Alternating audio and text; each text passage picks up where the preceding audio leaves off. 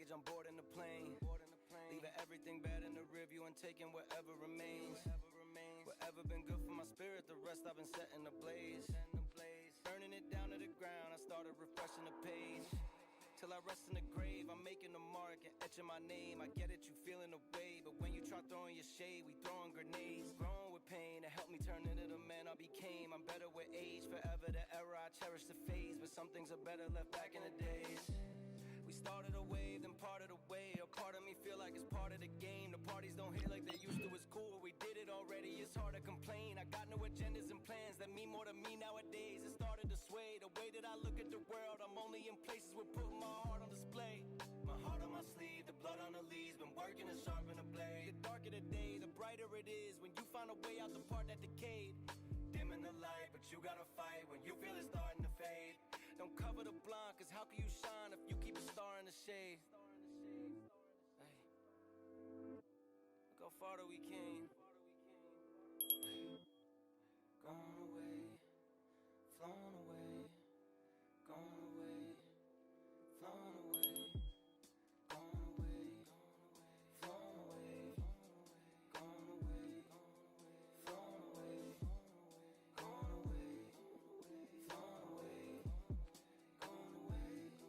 away, flown away. I see you back there. I see all you peoples. I see all you peoples.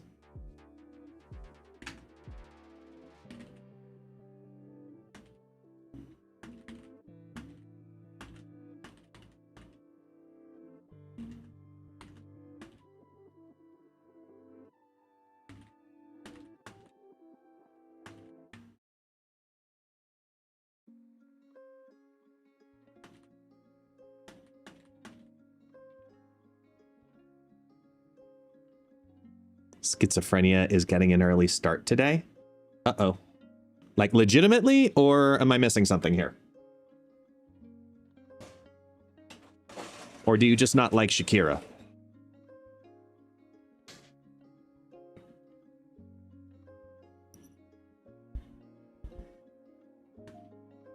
Hi, everybody.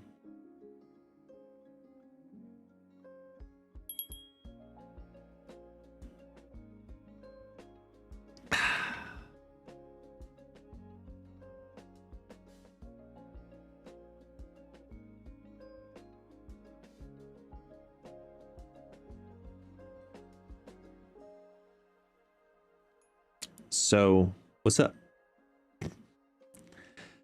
I'm trying to transfer into Marvel Snap Brain. I need y'all's help because I just spent the last 2 hours on the phone and working with flight stuff for my family's trip at the end of the year, and I am livid. No, that's the wrong word. I'm not livid. I am frustrated and scared simultaneously.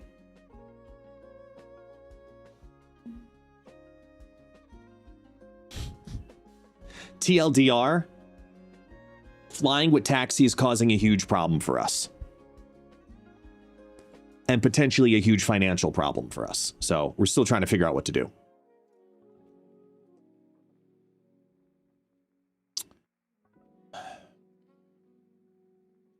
You don't need to send the dogs at the airlines. No. You just need to send the dogs to Delta specifically. So my brain is like, I'm trying to think Marvel Snap. I want to start deck building. I want to start looking at new stuff.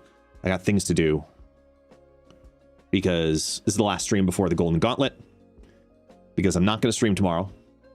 I am 100% focused on all the transfer over stuff. So setting up the system to stream for Marvel, all the permissions that have to go into that, the connections that I go into that, logging into a different Marvel Snap account, which shows the test stuff, like all this kind of shit. When we travel in December, we're traveling from Brazil to the States. But Delta specifically doesn't permit dogs to fly from Brazil, Colombia, and one other country. of course, our flight is booked through LATAM Airlines, but operated by Delta. And they're trying to charge me almost $2,000 to transfer our tickets over to a LATAM flight that is operated by LATAM, which is insane. And I'm trying to not freak out, because if it's going to cost me $2,000 plus what we're already spending to have to fly him and get the right paperwork and his shots and all these other things that he needs extraneously to fly, which is already costing a couple grand, to also look at another $2,000, I might as well take all that money and just pay for a doggy hotel for a month. And I don't want to leave taxi behind for a month. I really don't. I really don't. So I'm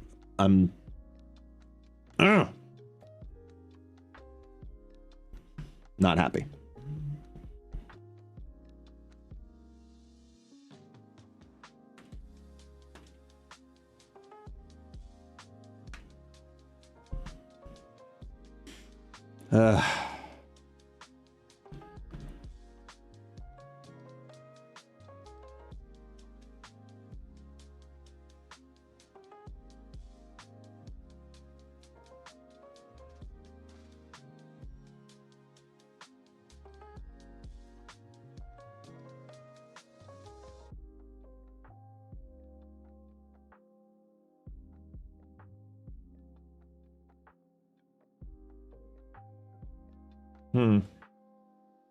Either way, I wish I lived in Sao Paulo so I could dog sit free for a month. Hey, I'd love that too.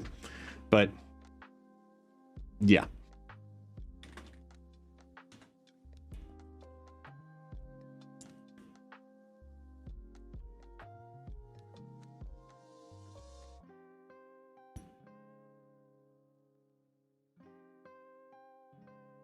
Ugh, just annoying.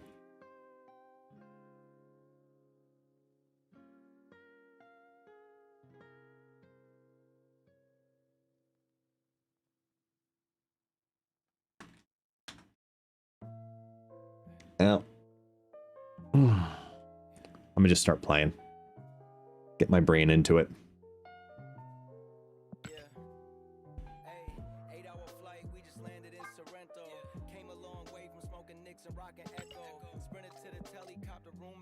What's the hot location right now? Olympia? It's fine. Olympia's not a detrimental hot location. It doesn't hurt to have that. Oh, we got borders. 2 blue neon borders. Nice. Thunderstruck. Also, my rewards from the Alliance rewards gave me the Cyberpunk Viv Vision. I didn't buy it. I was like, ooh, yay. So I got a Viv Vision variant already. Woohoo. Should actually apply it, I think. See?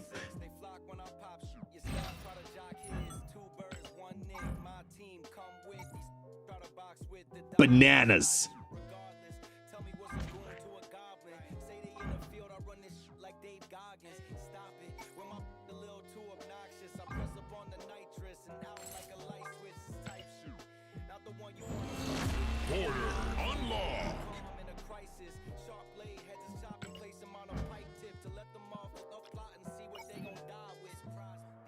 Free credits. Okay, I wanted to revisit this.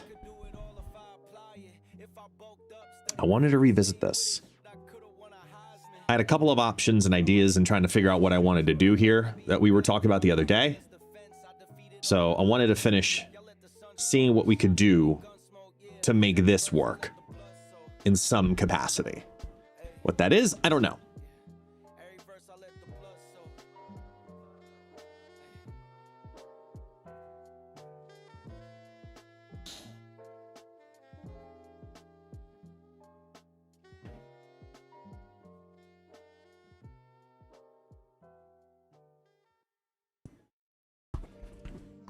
It's like I don't know. It needs something else. also. It needs...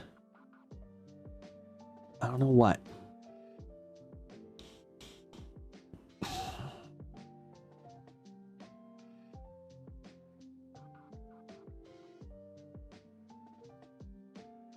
It's weird to say. What I honestly think it needs is something like Lizard.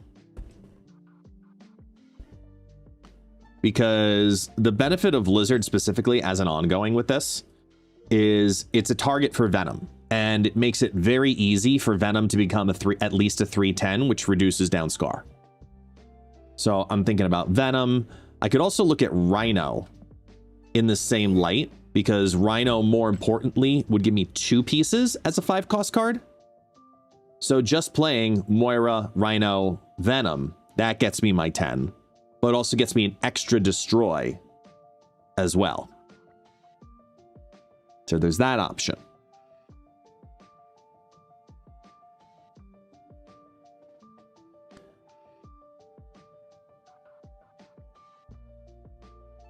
Because I like the Moira line in this, but I know it's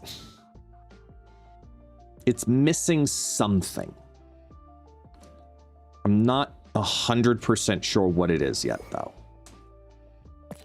What about, like, if we went down the path of Nova, which I need a better Nova split, or just a better, just not that background.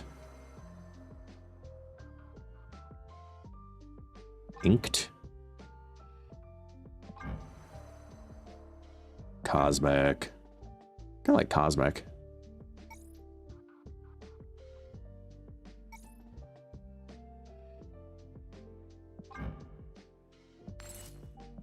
Boa tarde. Stormakiss, what's going on? How you doing? Mate, welcome on in. Yeah, don't ever be afraid to tag me, because that's honestly how I'm going to be more active in the server on those kinds of calls. Like, hey, guest, what do you think about this? Don't be afraid to do that in the server, because otherwise I'm doing 17 different things at once all the time. Playing the new C3 shell with a Mega Sentinel. It's a good deck, man. It really is. Really is.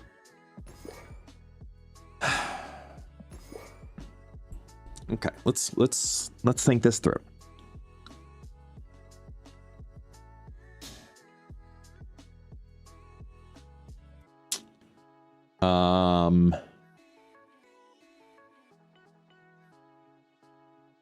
I think this is a Nico deck, definitely.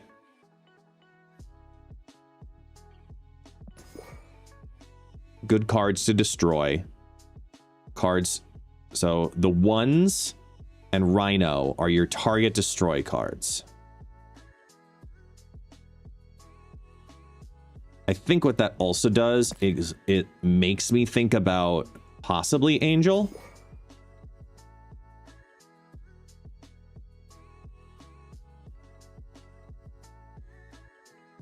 That is incredibly important to watch. All the puppies, they are incredibly important. And I appreciate you understanding that importance and keeping me up to date. Hey, Lori. So she is here with her doggo. Oh, what kind of doggo? You know me, Lori. I love a good doggo. Because I have a good doggo. A doggo that's going to cost me several thousand fucking dollars. You know? A Maltese named Bubba. That's awesome. It's a great name.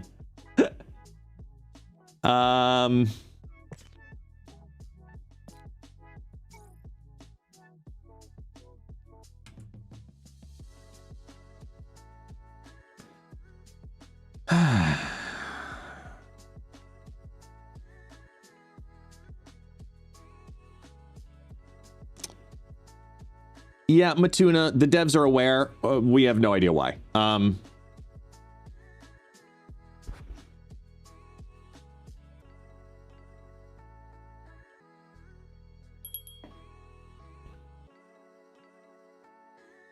Yeah, I don't know why the game is now just Snap.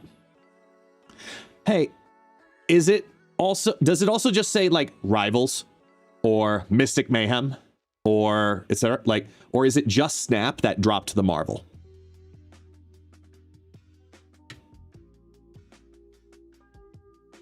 Legitimately curious.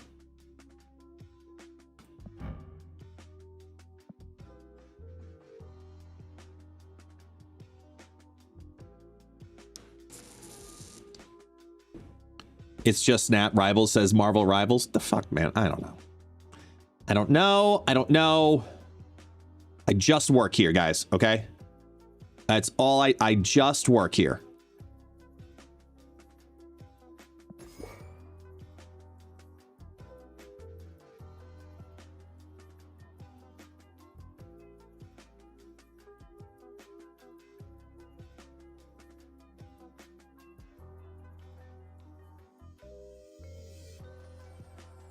I lost my notes. Damn.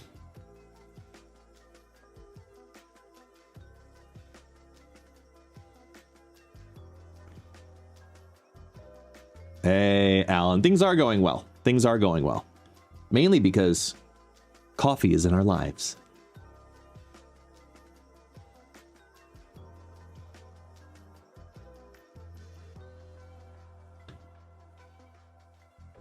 Screw the forget-me-nots. This is Men in Black.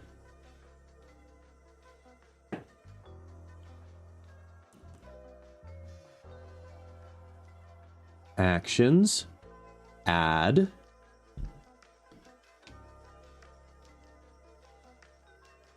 Chat commands.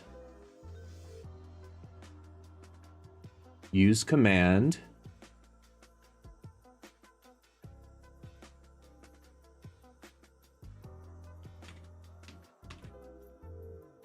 Exclamation point name change to say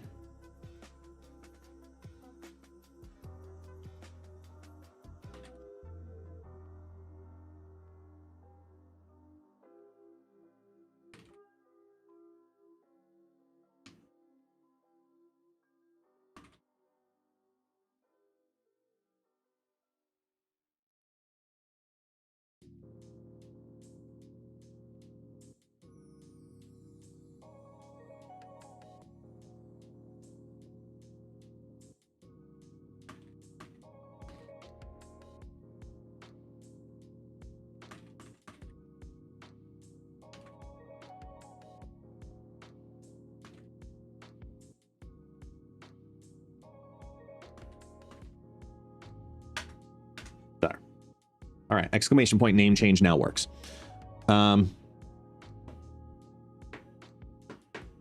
When you search the word Marvel in Twitch, does Snap come up in that search?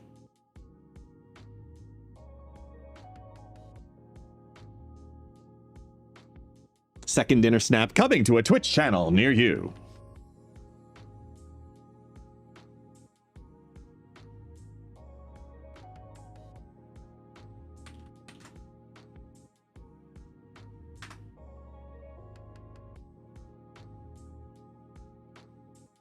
So weird.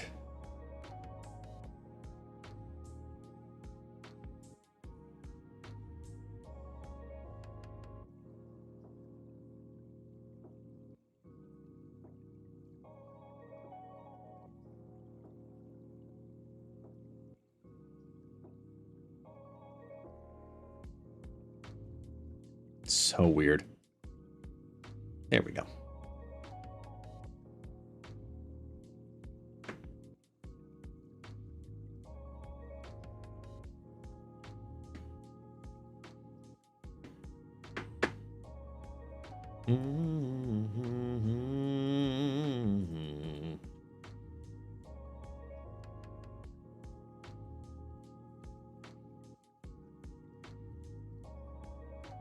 Let me just save this real quick. Sorry. That way I don't lose it.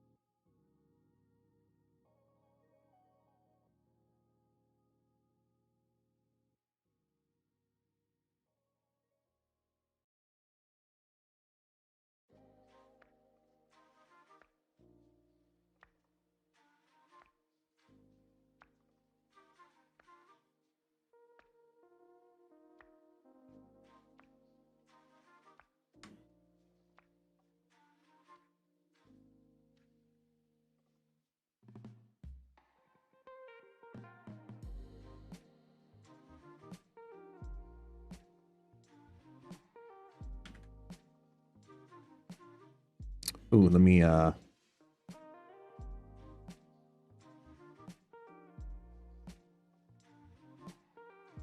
feel like it's an April Fool's joke. You know what I mean? But you know what that means. Internet. Bom dia.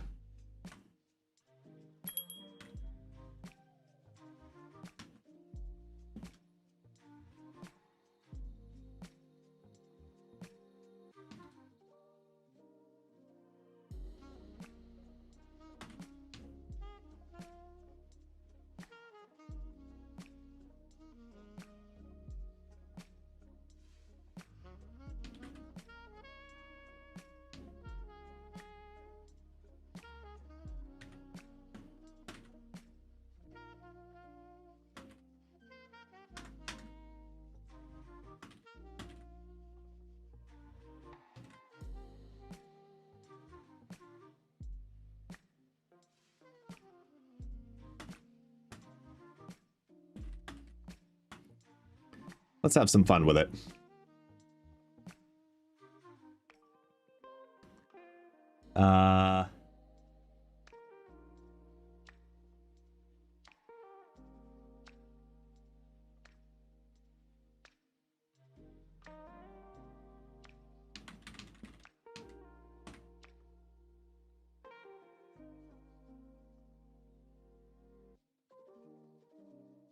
Post.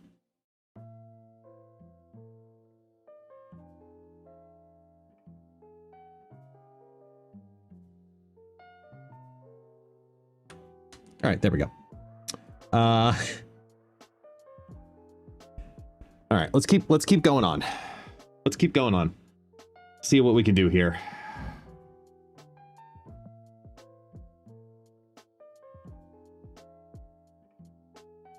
I haven't settled on the She-Hulk, but I took a sidebar.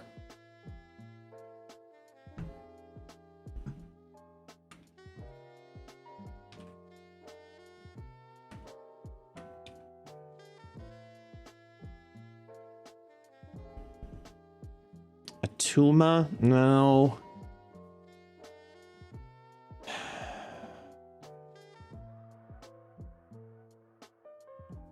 Well, I mean, okay, it's mainly about, think about the play lines. Hang on, let me get back to this. This is the core.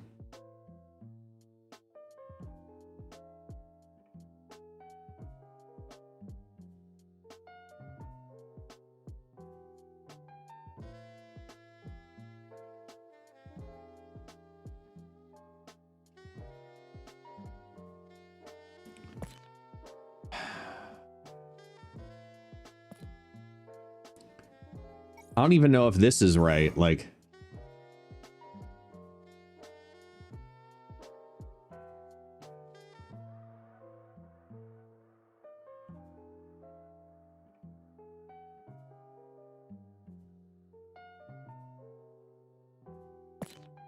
Like, because there might be something like in this type of a build because of these three.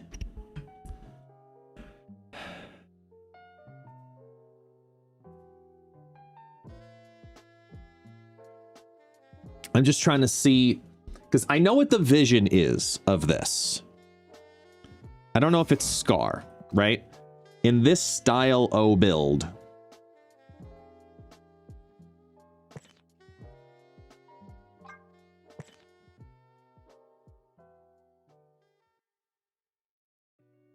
Yeah, that's part of what I'm thinking about right now. Is literally the destroy targets and trying to get a bunch of things to happen.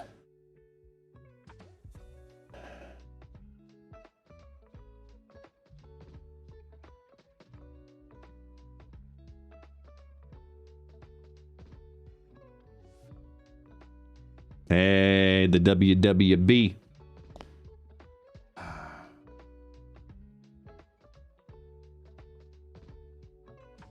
Like, is this a Morgan Airwalker deck?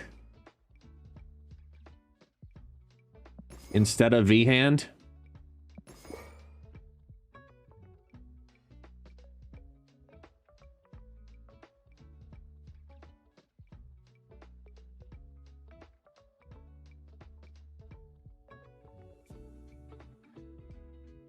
Because like I could justify this. Because then it's just a 4. You know, the only 4 in the deck.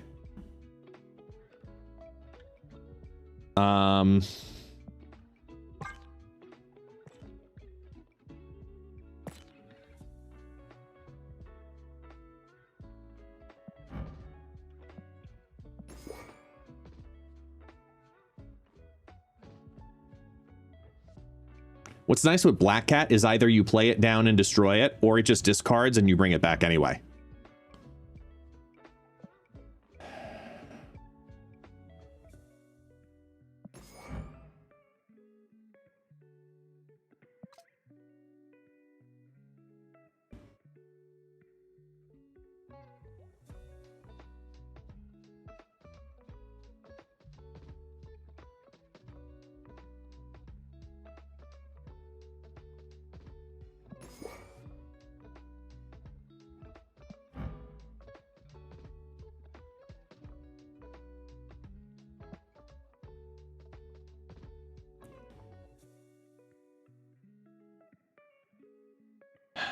Morgan Le Fay brings cards back to the hand. Moira X brings cards back to the hand. Doesn't Black Cat just discard itself again after Morgan brings it back? Does she? What's the order there? End of turn. Bring it back to... Yeah, you're right. You're right. Yeah, Black Cat. Yeah. Good call. Good call.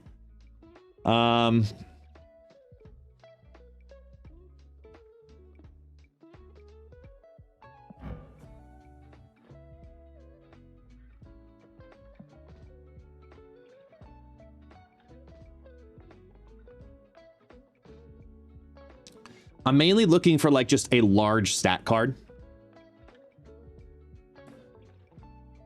Like it might end up being Agony. Because what's nice about Agony is if I need it to be an individual card, I can. Or if I need to save on cost later on, I can merge it first and then destroy it. You know?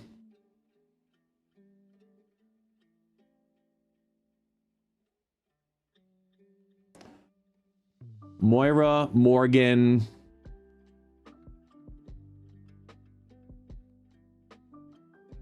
Like this could be Agony with Penny. Yeah, I worked too hard on that.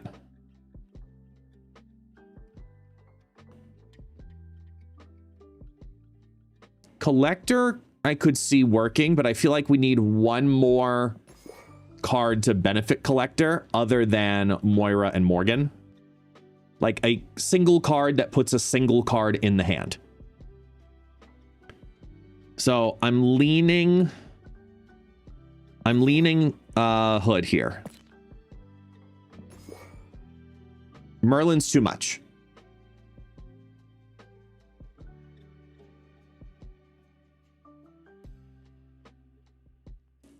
Nah, Agent 13's too random.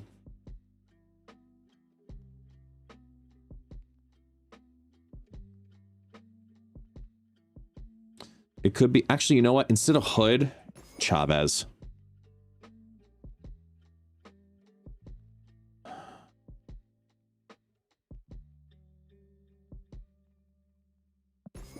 If we do... Wait, hang on. If we take out Nico for Mad Thinker, which is not a sentence I enjoy saying, but hear me out.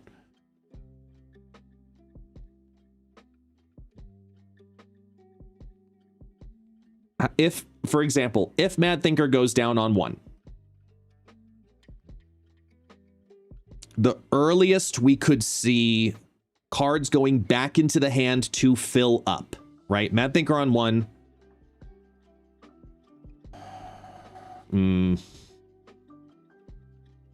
Moira 2, Carnage 3, right? Fill up the hand, turn 3. That gets +2. So that goes to 4.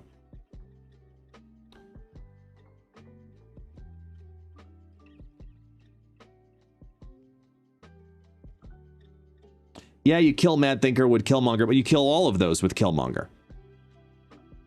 Deadpool doesn't work the same way. Wait, if Deadpool goes back into the hand, it technically registers Collector, right?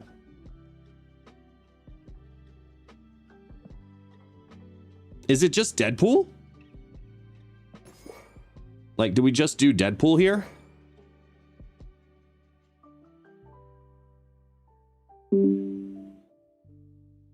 Jesus, notification sound.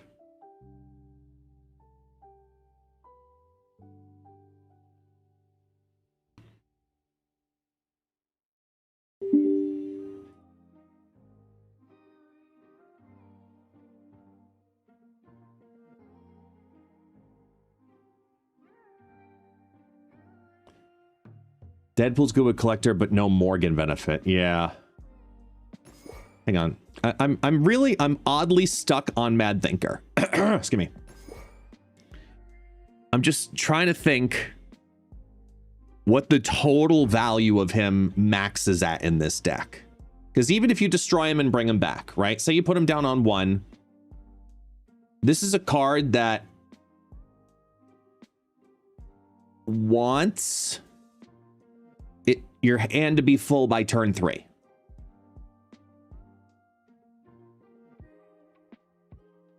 See, I'm not doing... The reason I'm not going to do Quinjet is because most of the cards I'm destroying are 1 cost.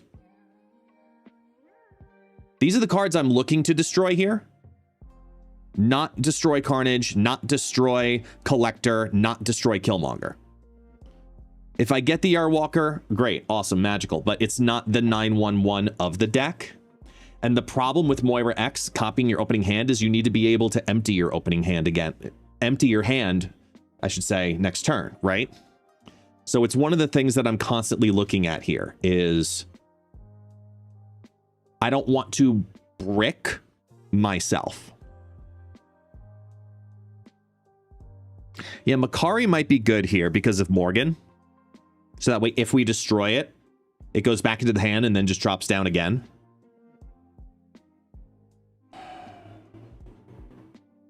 I think that's actually better than playing Mad Thinker. Because then it's a guaranteed 3-3. Right? It's a 3-3. Energy. Where are you? Hello? Am I just blind? Makari? There you are. I don't have a Makari variant. I mean, I'm not surprised, but...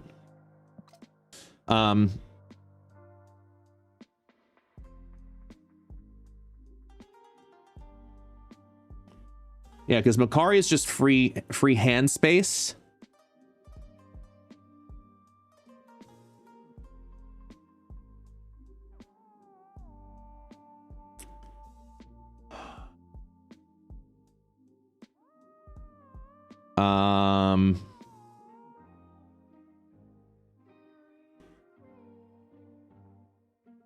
It's one less target for Killmonger, though.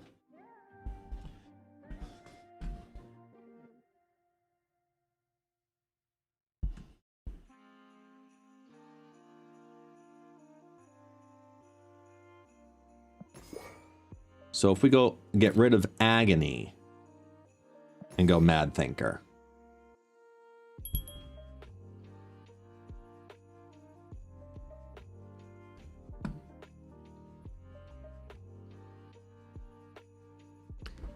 Why is Turbo on 6 minutes of ads?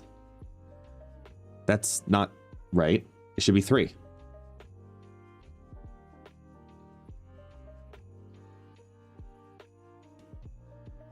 Somebody comment to Turbo and apologize. He must have gotten like intro ads followed by an actual ad break, like right back to back, because that shouldn't happen.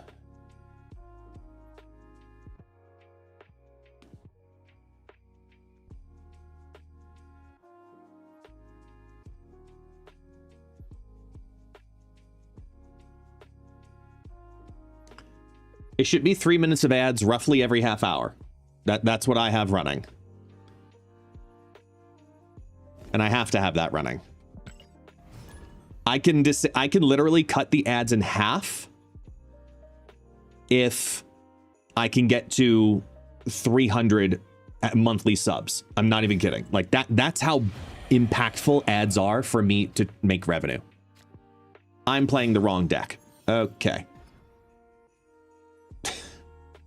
Well, I mean, we're still playing Moira, so woohoo, but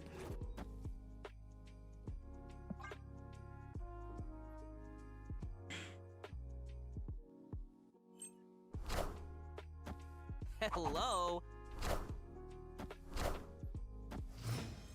All right, we'll do one game with this deck and then actually switch to the correct deck.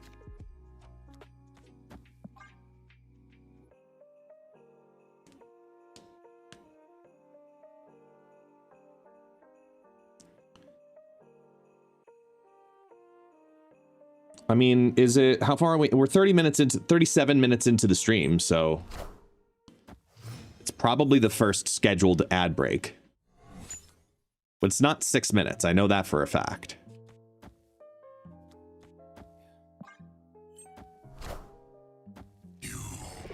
Oh, hi, Taxi. What's up? Impressive. Oh, Taxi. Would you like a cookie? It has a cookie here. Do you want a cookie?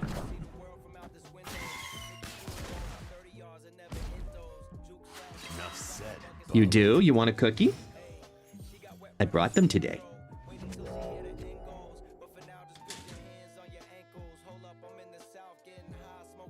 Mm-hmm.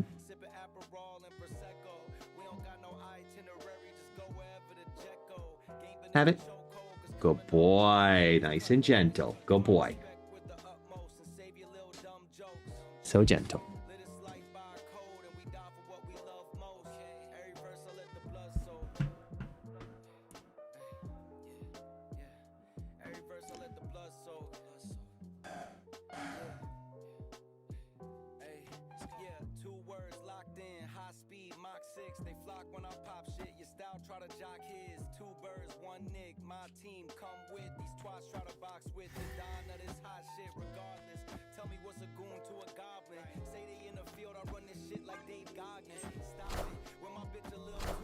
Yeah, that was weird, Turbo, that you were in such a weird name change. Like, delay. Can't call that a name change delay, just, you know, it's the title of the stream, but I don't know. Weird things are happening on Twitch, man.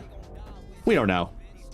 Hey, now you don't have to worry about it anymore because Lori gifted you a sub. Look at that. Thank you so much, Lori. Fixed it for Turbo.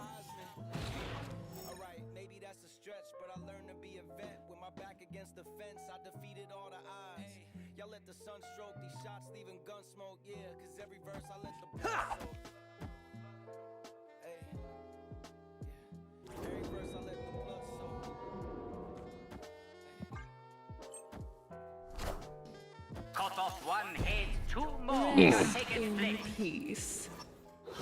What the hell, Lori? Thank you. You're a goddess amongst us all.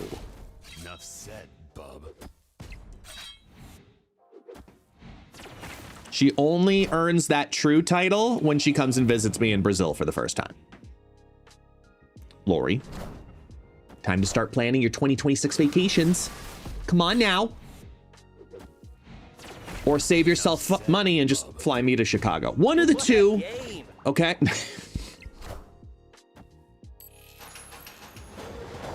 Whew. Thank you for hitting Deadpool. Okay. Oh, wowie. I'm going to be in Brazil in February. Oh, very cool. Hey. And Turbo gifting out the sub to the community. Sending it over to Dr. Ucifer. Or Drucifer, I should say. Paying it forward. Look at the pay forward right here. We're starting to train. I don't know, maybe. One can hope. Here we go. First, you. Then. Oh, wait. Oh, I'm gonna do some cheeky shit here. Wait. We're gonna do death summoning ritual. Wait, no. It has to be. Oh, I don't have another destroy card besides that. That doesn't work. Oh, wait, no, it does. Yes, we do death. No, it doesn't matter though if I do it. No, it doesn't matter if I do it. We do that.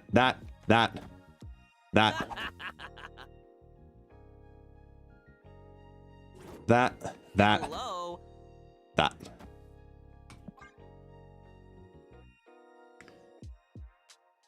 Yeah, getting a hype train does mean a party. That is correct. Do I have my stuff ready for the day? I do? Good. Okay. Just in case. Whenever it becomes time for the first one of the day, I gotta be ready.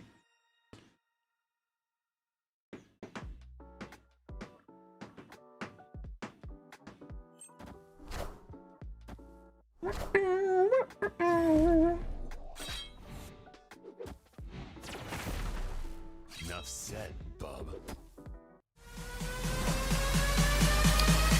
I mean, that works too. You could just trigger it. Everybody get your fucking hands up.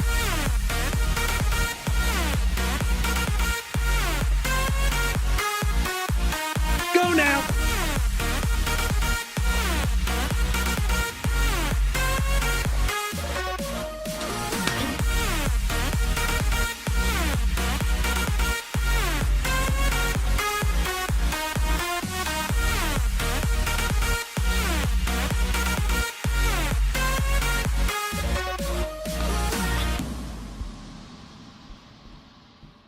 Yeah.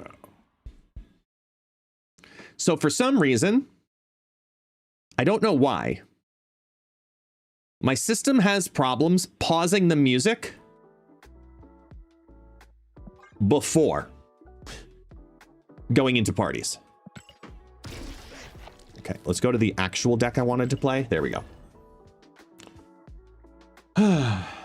Death X. Let's see what we got here.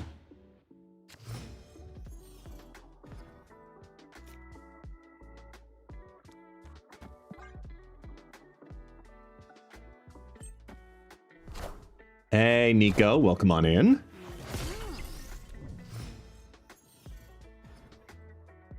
Doo-doo. Oh, nice. Baby.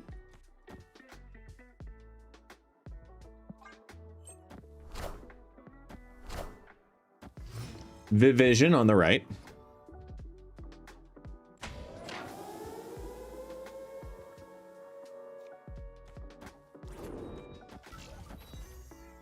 And then we Killmonger. Did the Dormammu die from his own ritual? Honestly, I was dancing during the party. I have no fucking clue. So I'm just going to say it didn't work.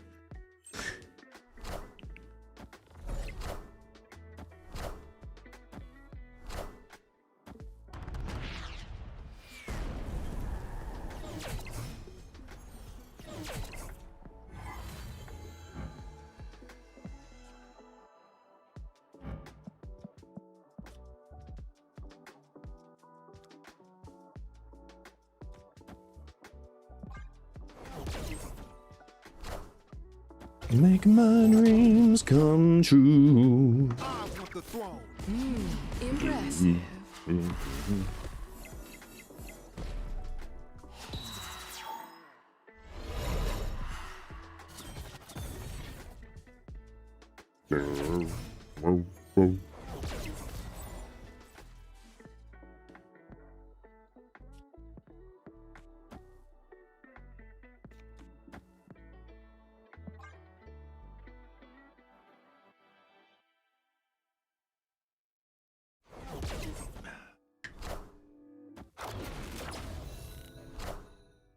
Rest in peace. Well, there goes the death.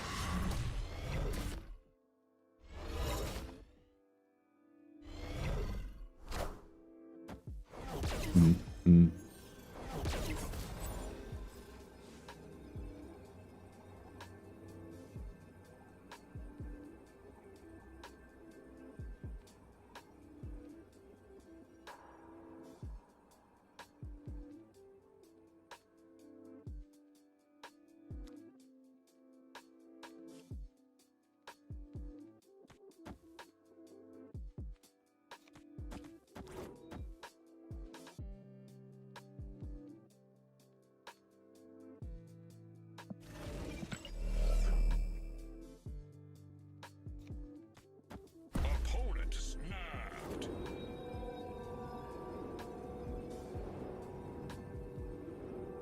Let's add 7 to that lane.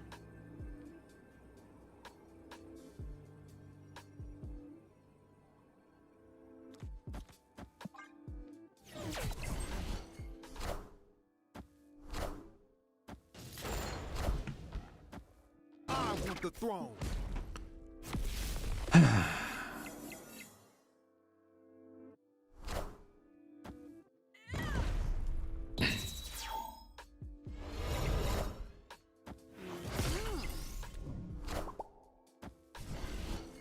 GG's.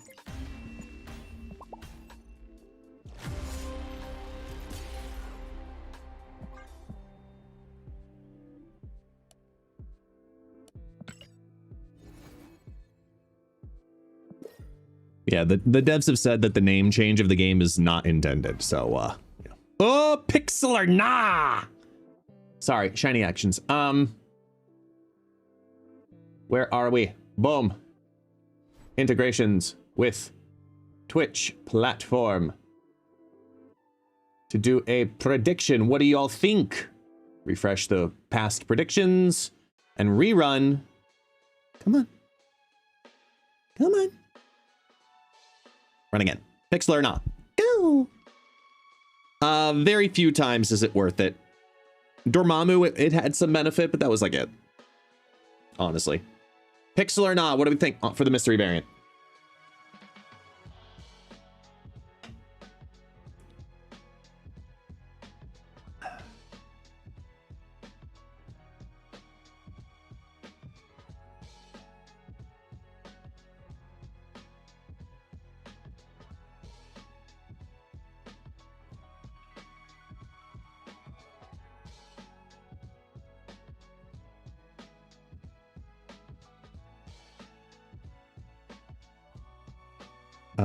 As well, but the devs are against murder.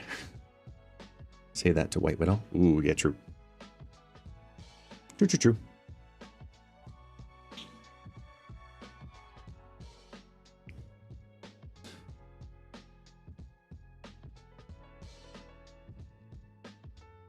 Chimmel. Wow, most of you say not today. Very little optimism for 100K. All right.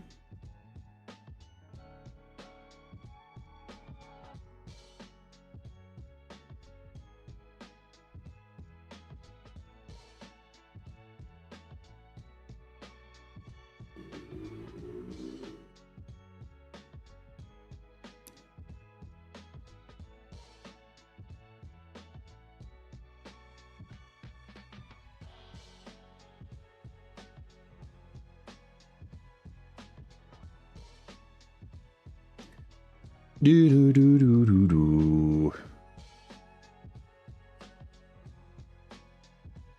Send in the moonlight.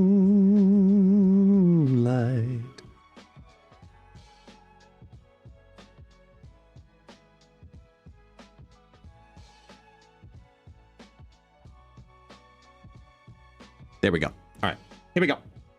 Outcome: 71% says nah, 29% says pixel. Who's right?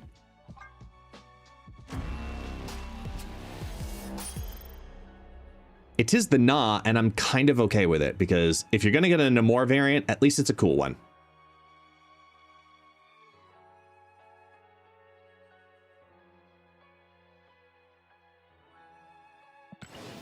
It's definitely Pixel Namor. No, I have Pixel Namor already.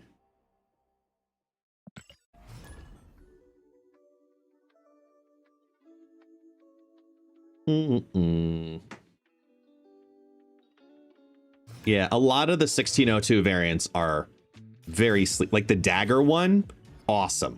Love the dagger 1602.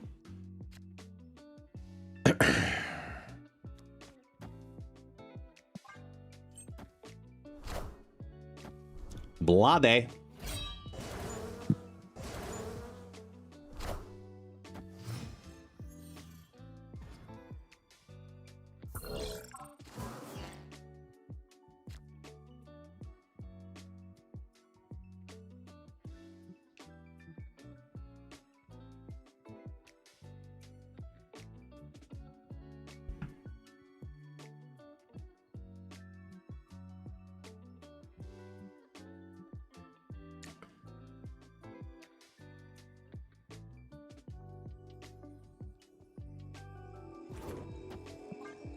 Here we go.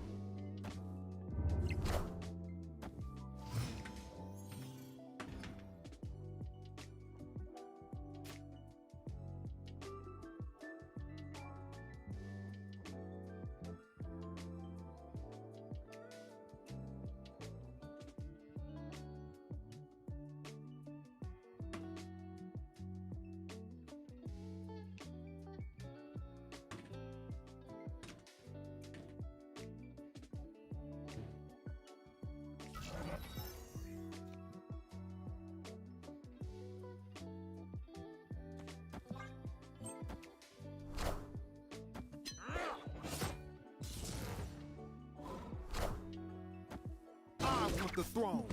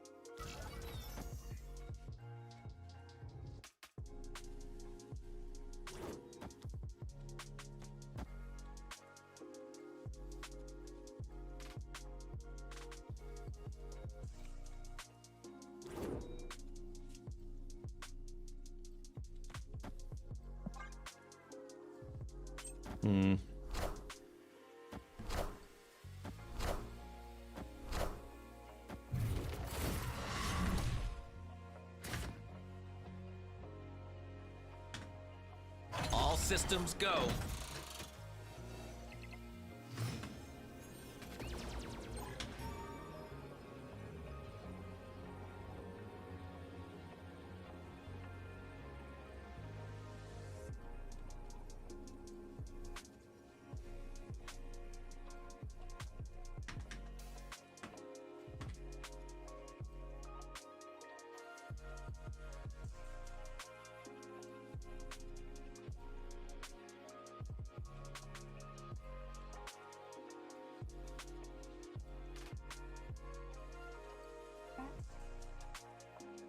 Just trying to figure out what's going to be most successful here. Is it destroying my own mad thinker? For 6?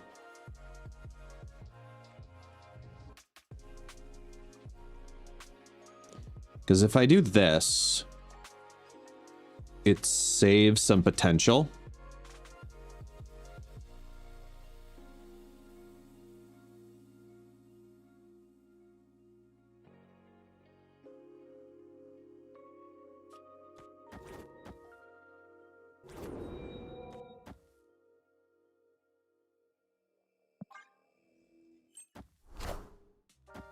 I want the throne.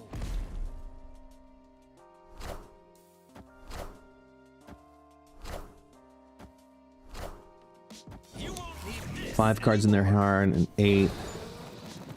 So that's 13. I think that wins it for them. Because 7 plus 10 is 17. If I played the fucking Moira there.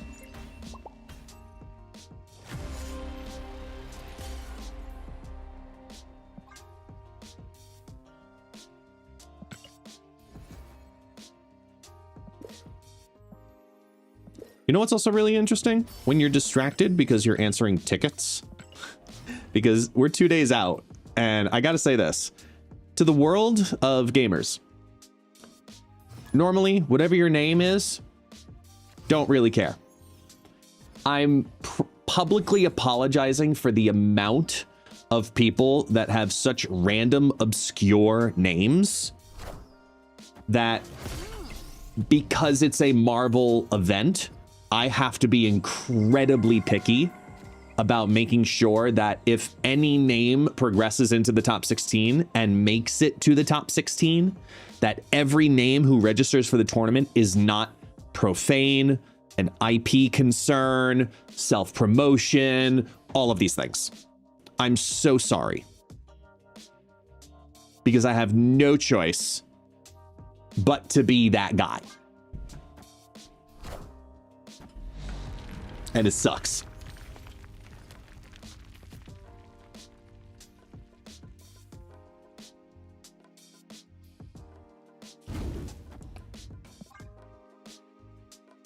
Yes, even people, if they have TTV in their name, because the broadcast is promoted on 2 different platforms, both Twitch and YouTube, I can't even have that.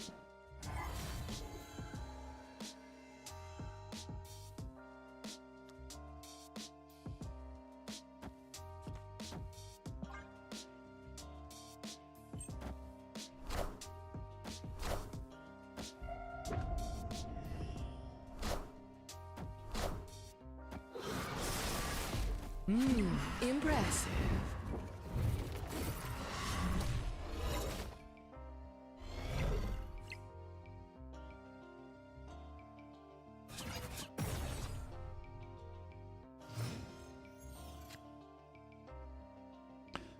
Not that I'm entering, but I'm assuming my name would likely be flagged over being a 20-plus-year-old Treehouse of Horrors sketch.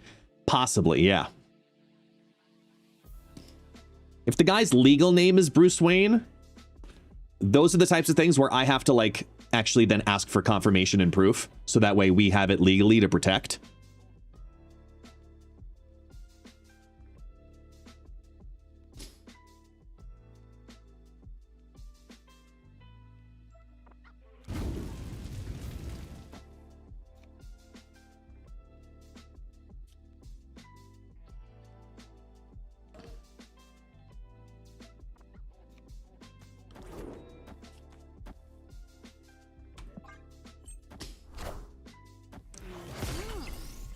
Would Kid Omega work in this deck? Potentially. I don't know if this deck works as is. I don't fucking know.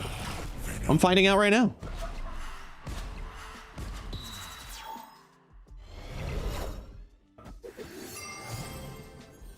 Opponent snapped.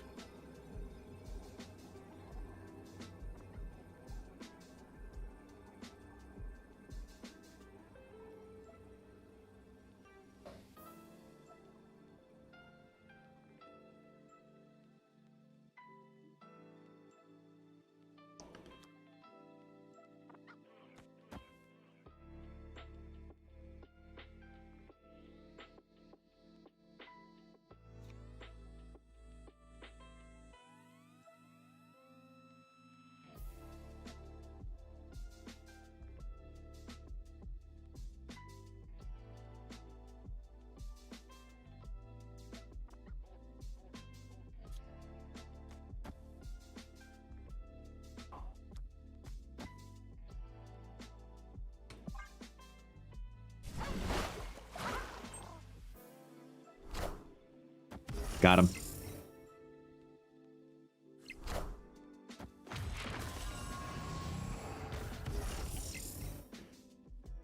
To watch. Why is Chavez at 1-2? Shouldn't she get power from Morgan Le Fay? Well, I mean, she would have.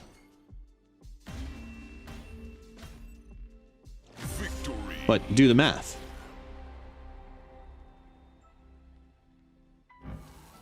She did. He did.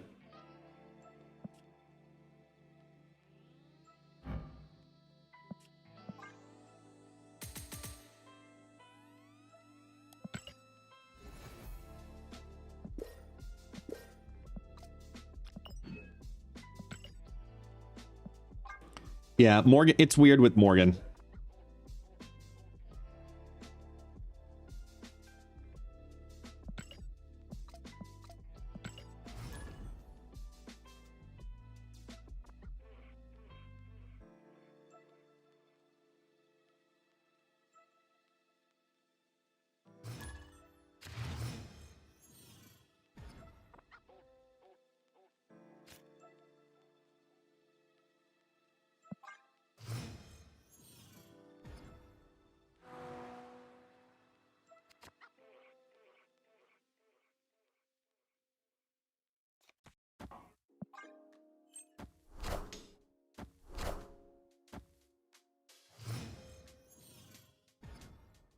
Taxi.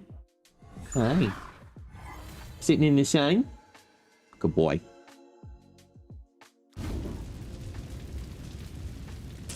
Ugh.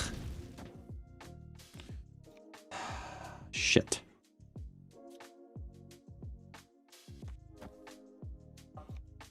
Actually, I'm gonna... no, I can't. I have to do... It's gonna ruin the flow. I have to play this here. Yeah.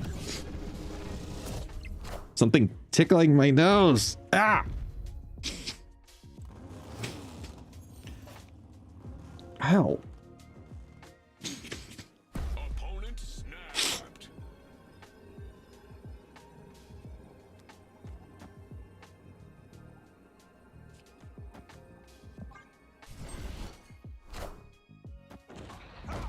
Oh.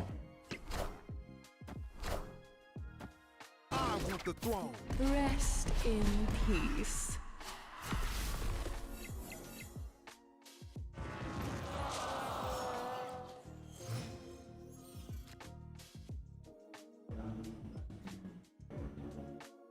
About you now. Kneel before Galactus. Enough said, bub.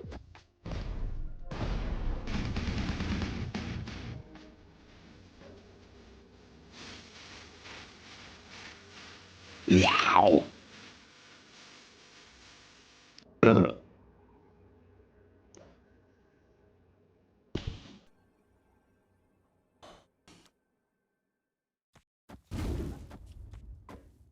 That doesn't look good. Escaped. Oh, I'm well aware. Yeah, no. I'm well aware. Taxi, what's up? Do you hear the guy selling Bolo Gimilio? Yes, I know.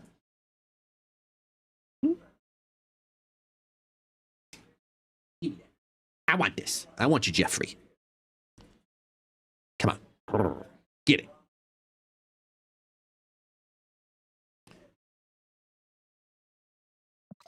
Try again. Does Taxi understand Portuguese? No.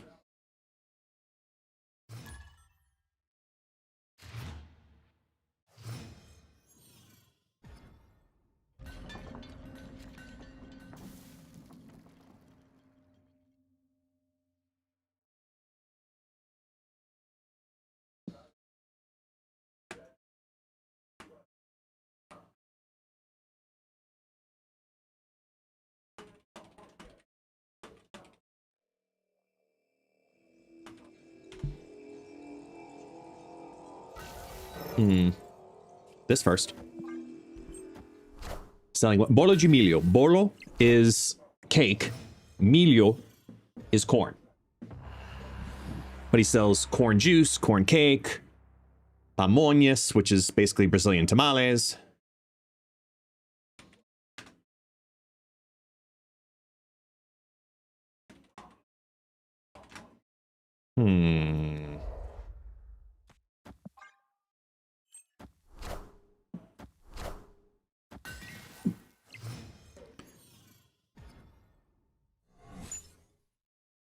When am I buying Taxi? A Jeff chew toy?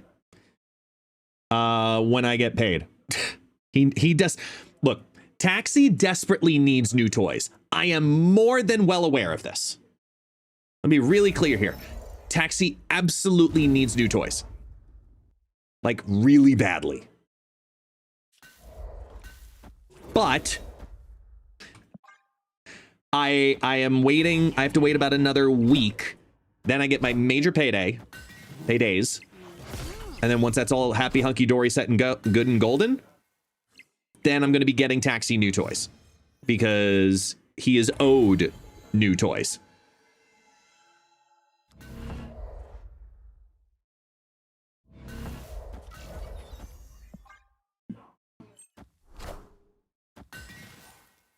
I want the throne. Get Taxi a new door to chew on? Oh, fuck you, man. Fuck you. Mods, time him out! No. Ow!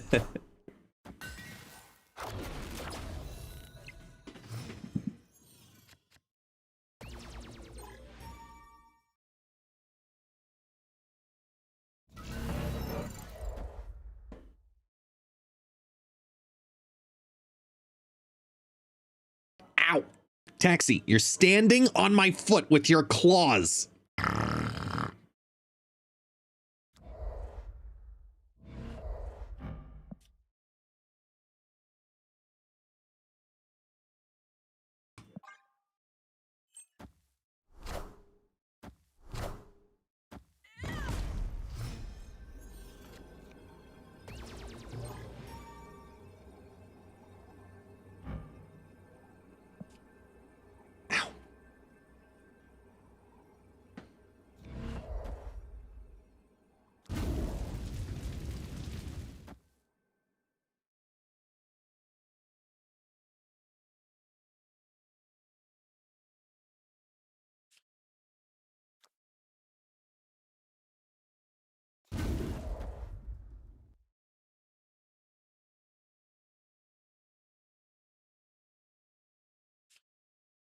It has to be this.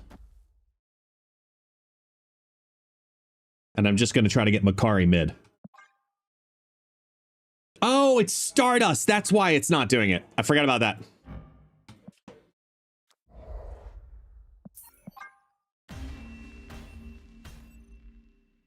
Escaped.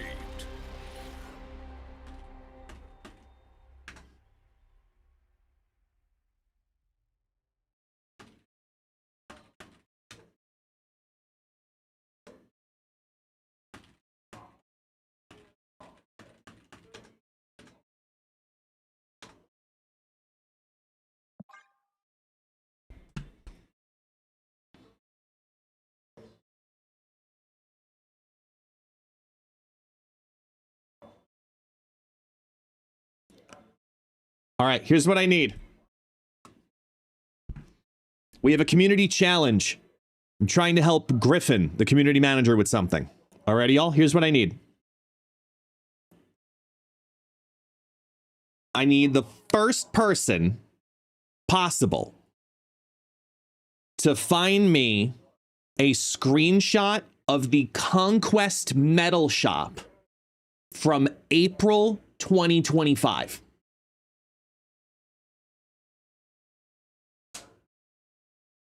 Good luck. I swear to God, not even joking. So here's what you need to know. Number one, streams only archive on Twitch for 2 months if they're a partner, 2 weeks if they are an affiliate. Okay? I need to know April 2025 specifically. So you're not going to find it on Twitch. Good luck. So it could be videos, it could be posts, it could be articles, it could be whatever. I will issue some kind of prize to whoever finds it first in this live stream. Go. I haven't been able to figure out what that prize is yet, but I'll figure it out.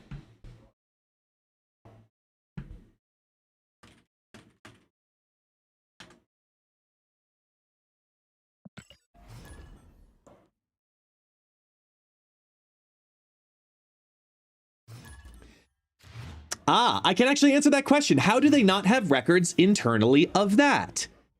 Good question. You want to know how? I don't know this to be true, but I can tell you, I almost guarantee I know why. Because what happened in May?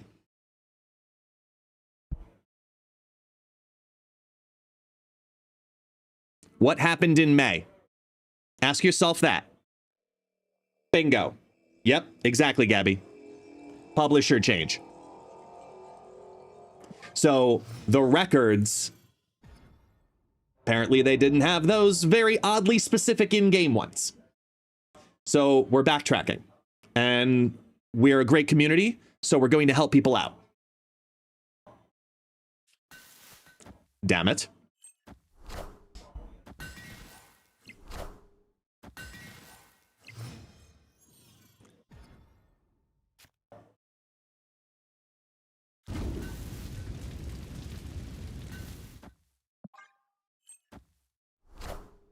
You tried Google Gemini.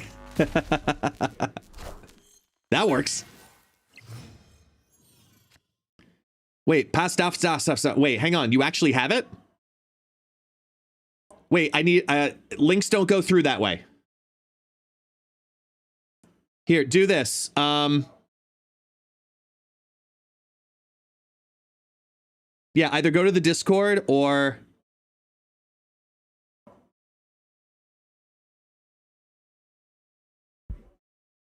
yeah, go to the Discord, tag me in the Discord. Or DM me, one of the two.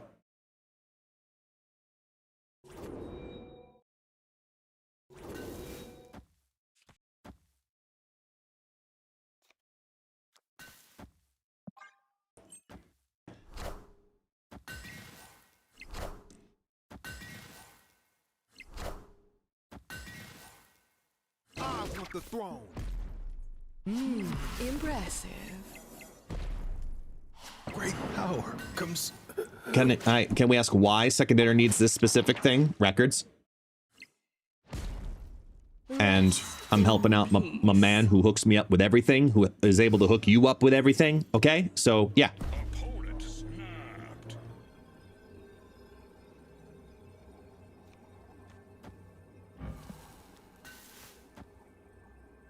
Ooh, wait, do they have prio? They do. Good.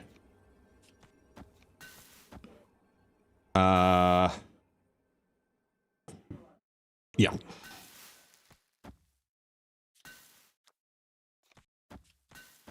Do it. Galactus. Yep.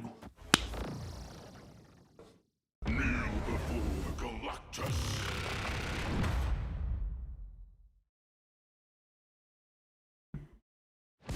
Ooh, we got a tag. Thank you. Main chat. Impressive.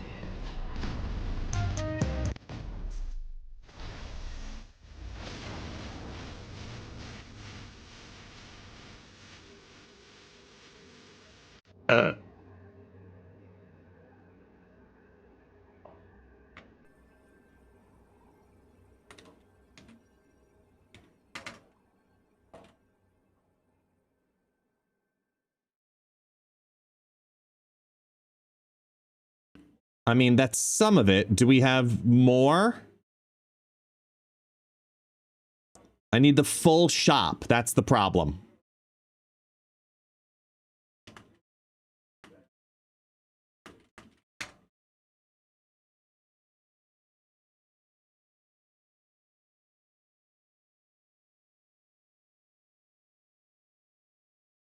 April 2025. This past April.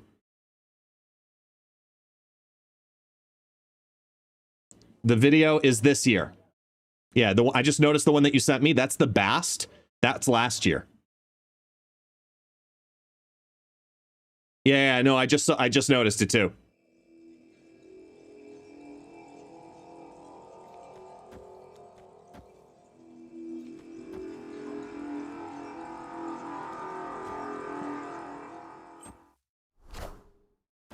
That's fine, Goliath. Here we go.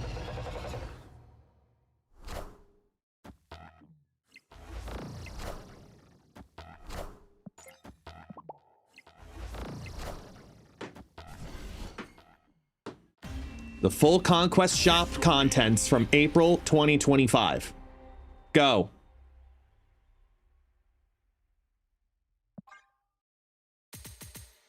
Yeah, that win felt good, not gonna lie. I know. I agree. 100%.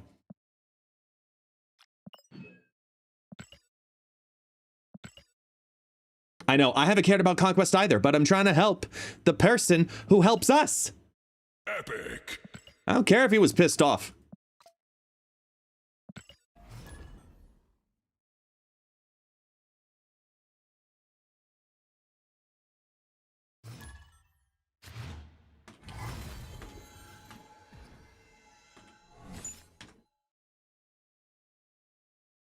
Chat GPT couldn't find anything? Oh. Maybe you're just not asking Chat GPT the right way. Watch this. Hang on. Okay, hear me out.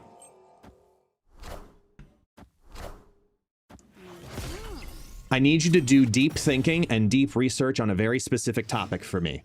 In the game Marvel Snap, they have a game mode called Conquest. And each Conquest every month has a very unique shop full of rewards that you can obtain with medals. I want you to do a deep dive research using ultra thinking to discover what the contents were for a very specific month. I want you to look for April 2025. Utilize YouTube content, article content, community resources, Reddit, and more to discover either images or statistics looking at the economy breakdown of the resources that were allocated in April 2025 Conquest Shop. Take your time, do not rush this in any capacity. I am looking for a full description of the shop.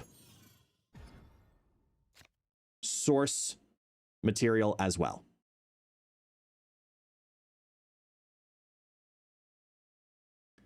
That's how you ask it. Then what you do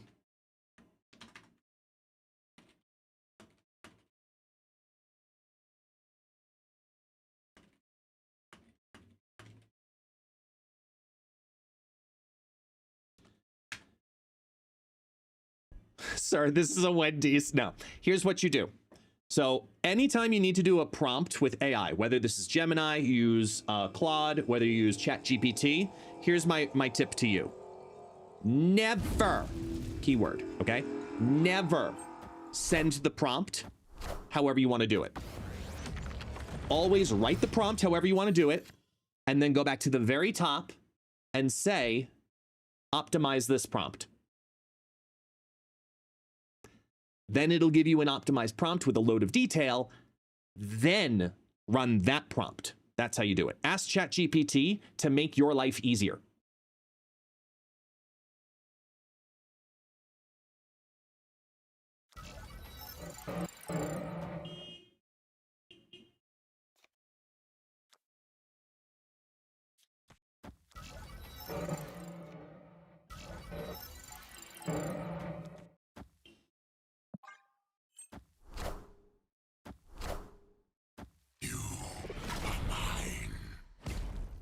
If I do this faster than you while live, while talking to several different devs, while talking in the Conquest channels, sorry, not the Conquest channels, while talking to the Golden Gauntlet channels, making decisions, and if I win this game, and if I find it faster than you all better fucking subscribe.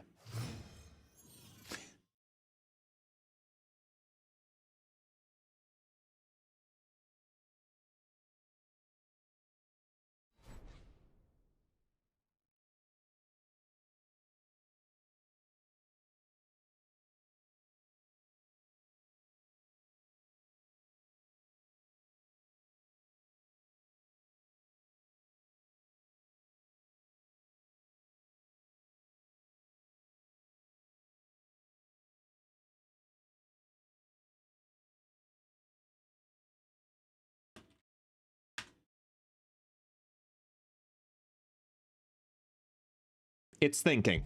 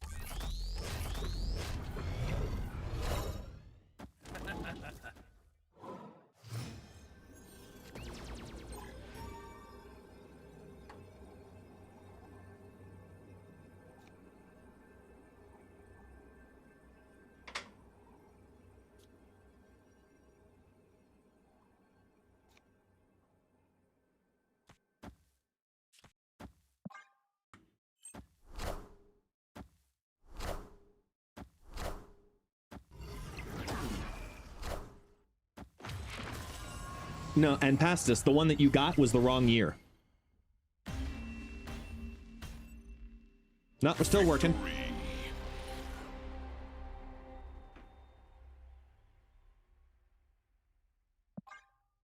Whole community's working on it. Let's go. Come on, guys. The goal is to beat ChatGPT. Come on now. Come on now.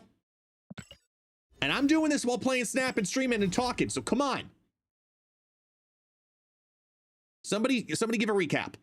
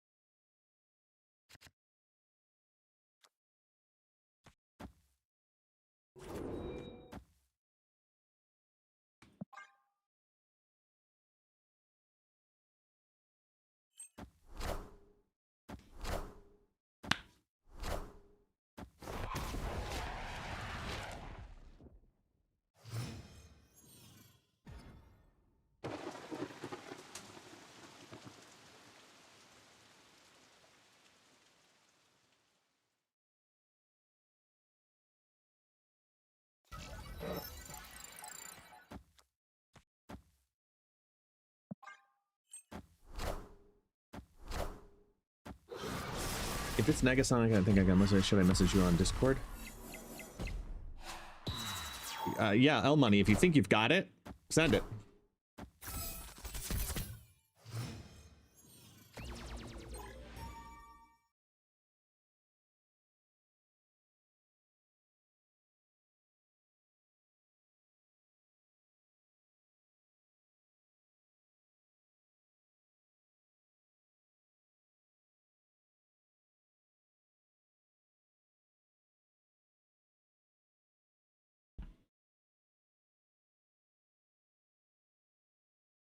Is that everything in there? There's...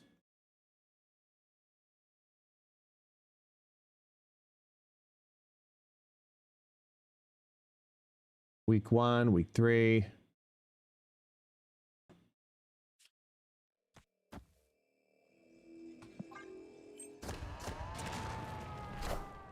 All right, it looks like Nima might have it here. Or L Money, I should say.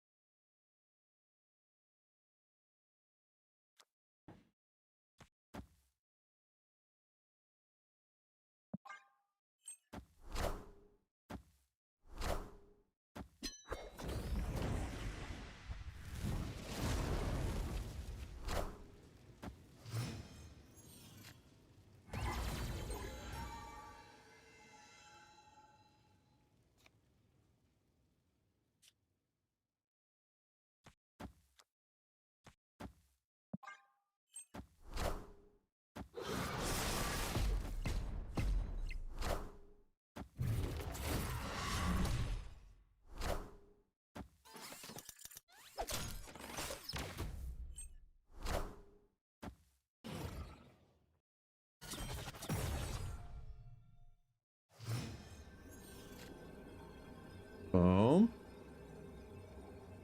That's image 1. Image 2. Image 3.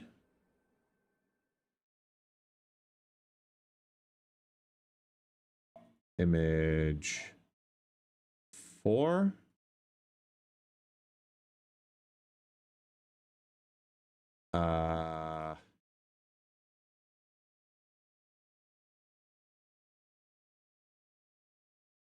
Five.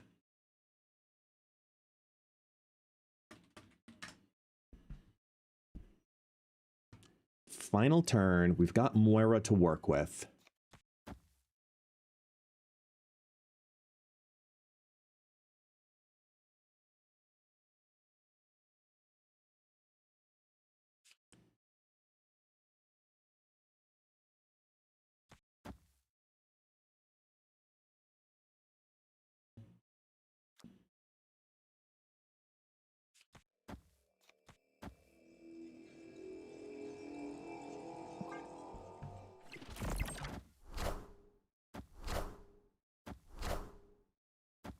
I want the throne.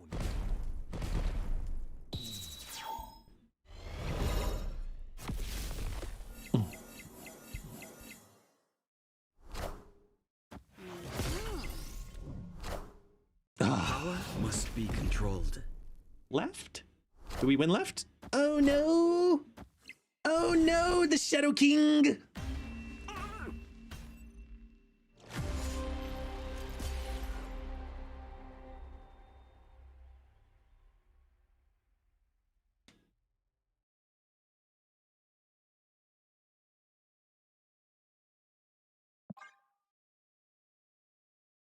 I mean, this is...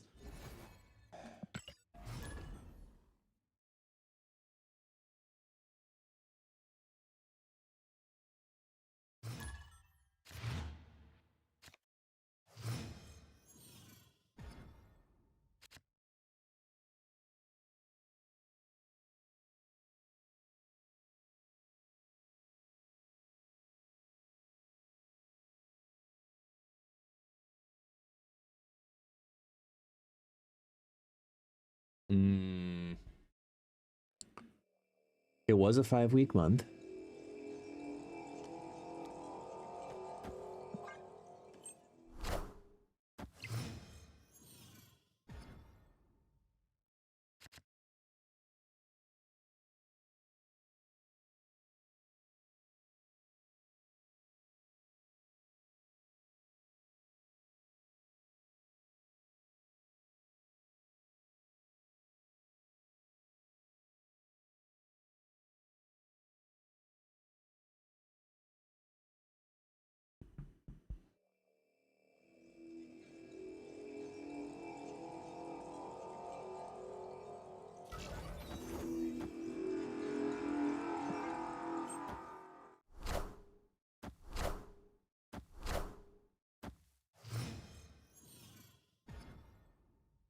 Oh, April's when they introduced mystery borders.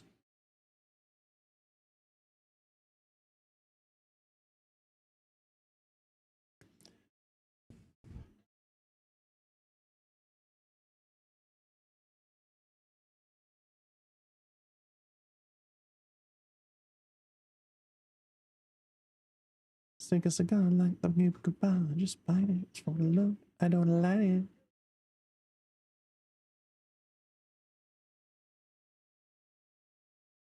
Haha.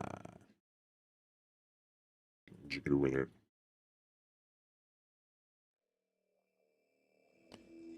Can I get away with this? Yeah, I can.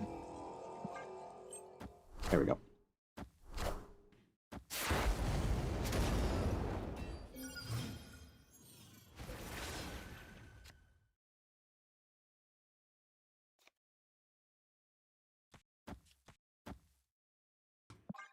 So ChatGPT actually couldn't find it, but it gave me a load of information about it with the sources. So I'm checking the sources right now to see if it found anything, if it could find anything from there.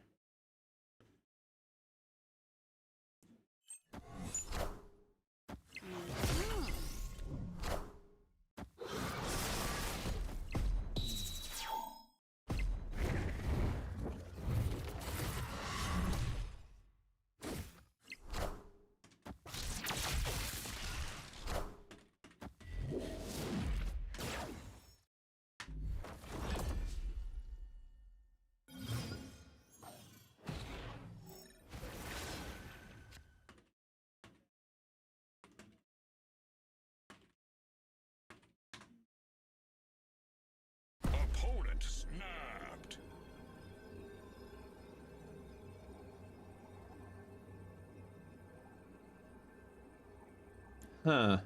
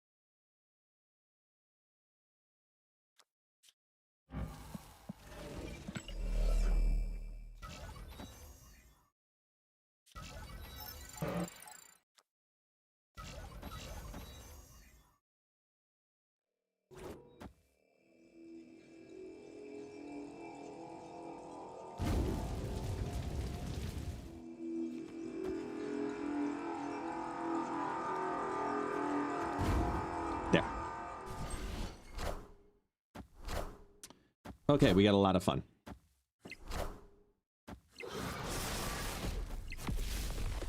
All right, it looks like they are happy with the results.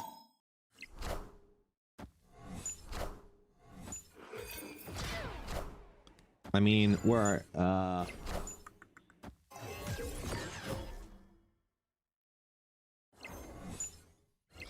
message.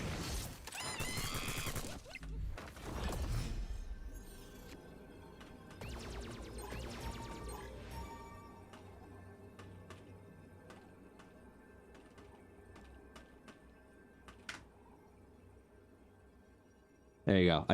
L Money, I sent you a DM on Discord too.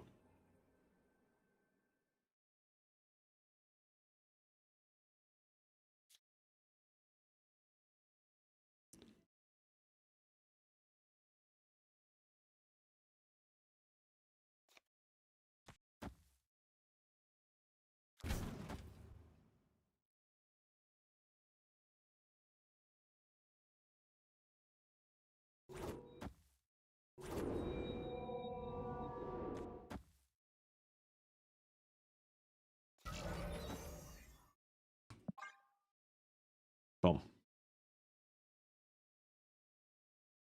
I don't know if this is going to work, but I'm going to try.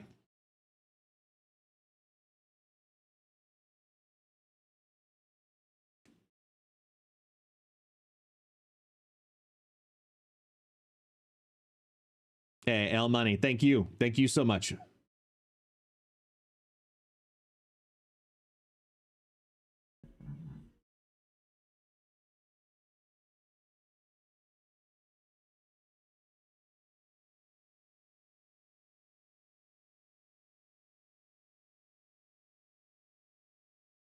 You want to see the final result of what it did? Okay, so once that goes off.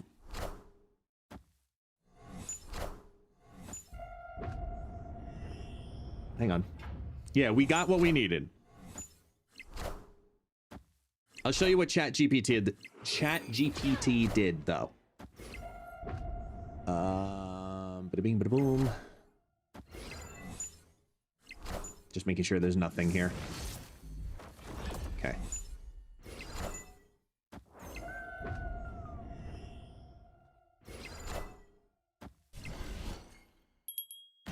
Holy shit.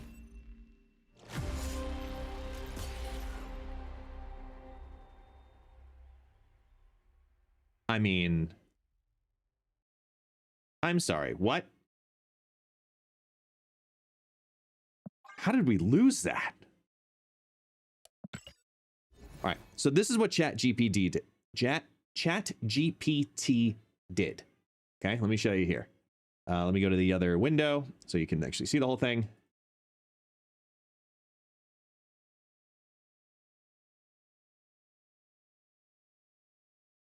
Okay. So to give you reference, right? This is what I said out loud to put into the prompt. It then thought all the different things that it wants to do. And this is what it turned that paragraph into.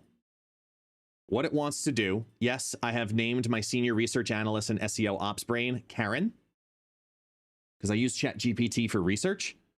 So whenever it comes to SEO optimizations and stuff like that, I just tell it to run the Karen and it knows exactly how I want it. And then it started to look through everything. What to find, boom, sources, look at these, boom, how to evaluate it. Then look at the deliverables. Here's what I want you to do. Find these, categorize it, then put it in there, put the image set, put the quality bar, to understand it. And then all afterwards, I say, run that prompt. Yes, I've trained my ChatGPT agent to understand what I mean whenever I say apply Karen. It's just boom. Now, after all of that, because of all the training I've also added to it, this is what it actually spit out. Here's the TLDR of the most solid facts. The things that we do know. New that month were the mystery borders. The premium mystery borders were also introduced as well in the Conquest shop for the very first time. So borders are something that happened during that month. It was the Negasonic Teenage Warhead Fireball Studio variant. Information about unlocking it, all of the other conquests. And this is the big asterisk. Couldn't find a public static archive that lists every single weekly item. Sadly. That was the thing it could not find, which is the only thing we needed it to do. April was a 5-week month as well. So that's what they were looking at, I would assume, comparatively. Is it, wait, 30 days has September, April, June, and November. No, but June was the last 5-week month. ChatGPT can't watch YouTube videos. However, ChatGPT can analyze YouTube transcripts, which are stupid easy to extract. Oh yeah, no, sorry, I said it backwards. 30 days has September, April, June, and November. All the rest of 31, so that would be July, which was a 5-week month. Because more often than not, 31 days ends up being a 5-week month. Not always, but sometimes.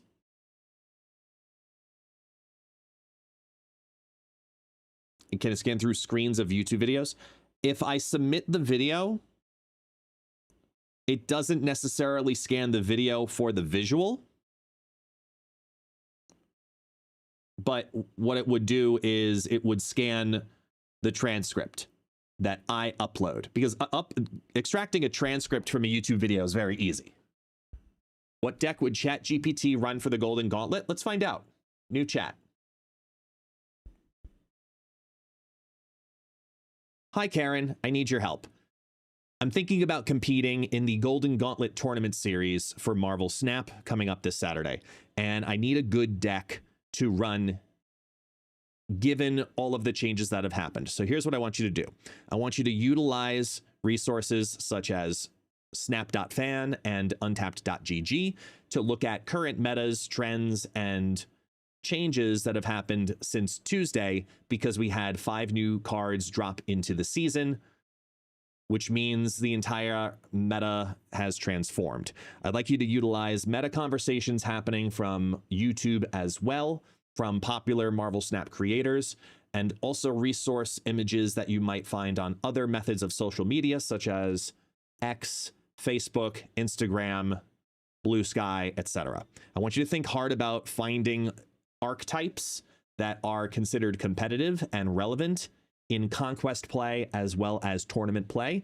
Then I'd like you to present to me detailed descriptions of 10, 12 card decks that would be relevant based on a full collection as of today, therefore including all card releases since global launch.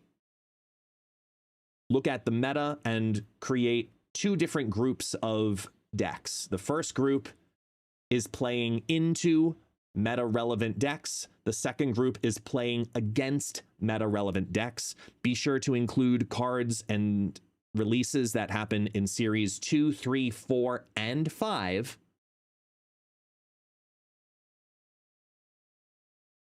So that way nothing gets missed for all releases prior to September 4th, 2025. The next step is I want you to optimize this prompt for clarity for you while you ultra think about it. No, this is not how I create my decks. But because you're all here, Might as well do it. So it just does speech to text. My chat GPT would be like, fuck you. Okay, so now it's gonna go think. Once it has results, we'll do it. We'll see what it does. We'll see what it does. This is not how I create decks for like every week. God, I wish I did it like that, but that would be disintegritous. But for entertainment purposes, this is a curious thing. I am interested in finding out what actually happens. I don't, because it has tried to suggest decks before to me, and it is just bad. So I'm curious to see what happens here.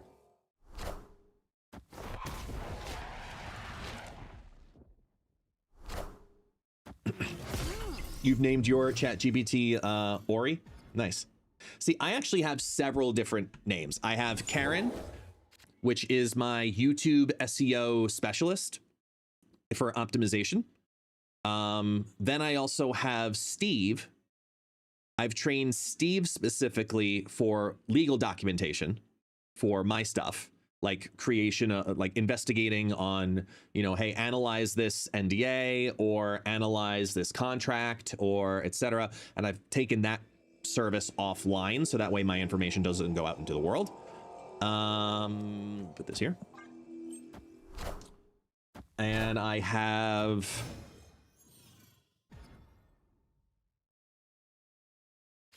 Lyra, who is the trainer for my prompts. So there's a hierarchy. Lyra's most important because she'll rewrite all of the prompts for Steve or Karen. And that's how I use ChatGPT, to be honest. Like, I don't make fake content. I use it for research, consolidations, ideas. You know, I take a lot of the creators that have, you know, inspired me or have great approaches on content that I want to emulate or have, what's the word I'm looking for? Like perspectives on content creation that I agree with, and then implement their trainings into there. Oh, the game changed to Marvel Snap again? Yay!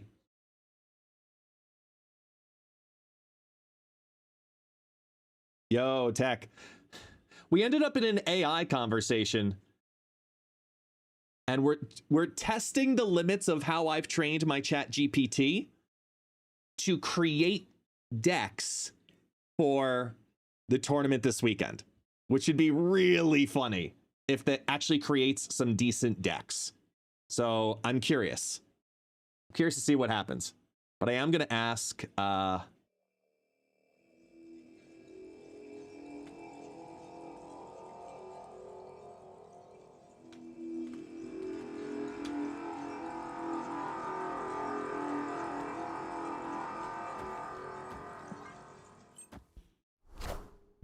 Power must be controlled.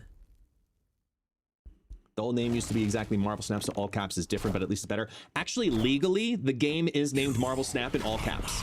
If you look at every registered trademark for the game Marvel Snap, it is in all caps, which is also why I try in all of my advertisements to do Marvel Snap is in all capitals, : Golden Gauntlet World Championship Series in what we'll call standard capitalization. Yeah. Take a look on the website. Everything is actually labeled as such.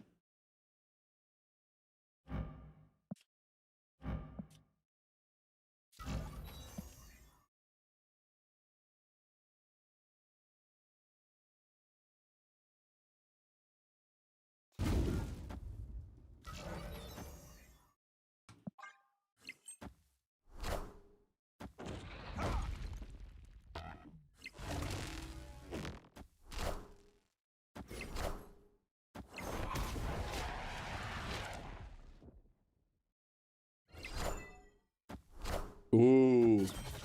Ooh. Okay. So first, oh, wait, what?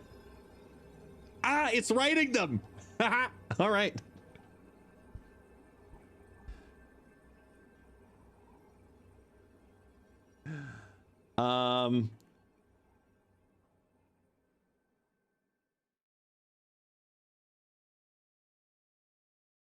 Yo.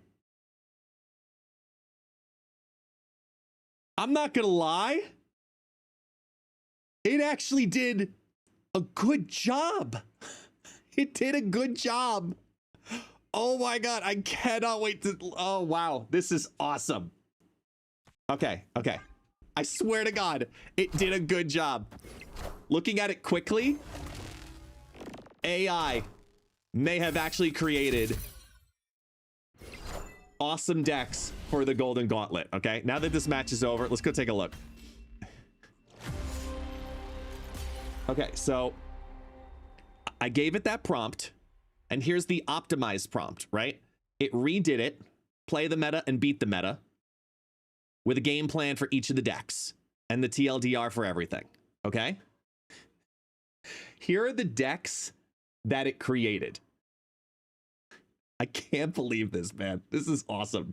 Okay, first up, for Beat the Meta, it made 6 decks. First up is a Viv Vision hand buff Dino deck. Viv Vision, Devil Dino, Mystique, Moon Girl, White Queen, Agent Coulson, Maria Hill, Sentinel, Jeff, Cosmo, Shang-Chi, Fury.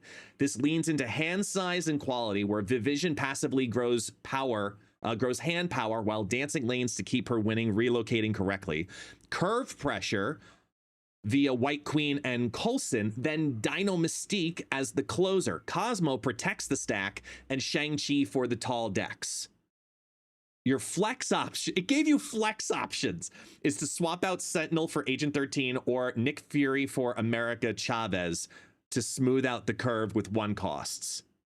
Why now? Vivizy's steady hand buff synergizes perfectly with Dino Mystique Shell. So it's a straight, this is a much earlier deck, I will say. This is like a Series 3 focus deck, and it's interesting. Sparky move that it's created, okay? Sparky move, good boy tempo. Human Torch, Iron Fist, Dagger, Kraven, Multiple Man Vulture, Ghost Spider Cloak, Doctor Strange, Miles Morales, Sparky Heimdall. You can flex out Cloak for Arrow or Multiple Man for Angela if you want a flexible deck, a flexible line. Classic move with adding Sparky in there to the last moved unit and snapping it back. Repeatable, obviously, for all the move things too. It actually named it Good Boy Tempo. Yeah, All right, next up. Moira X Destroy double dip openers. Moira X Deadpool, X-23 Wolverine, Bucky, Carnage, Killmonger, Venom, Death Null, Nico, and Sabretooth. Use Moira X to bank your opening hand and then destroy her to copy it, right? Faster fueling Death Null and the extra X-23 Deadpool line.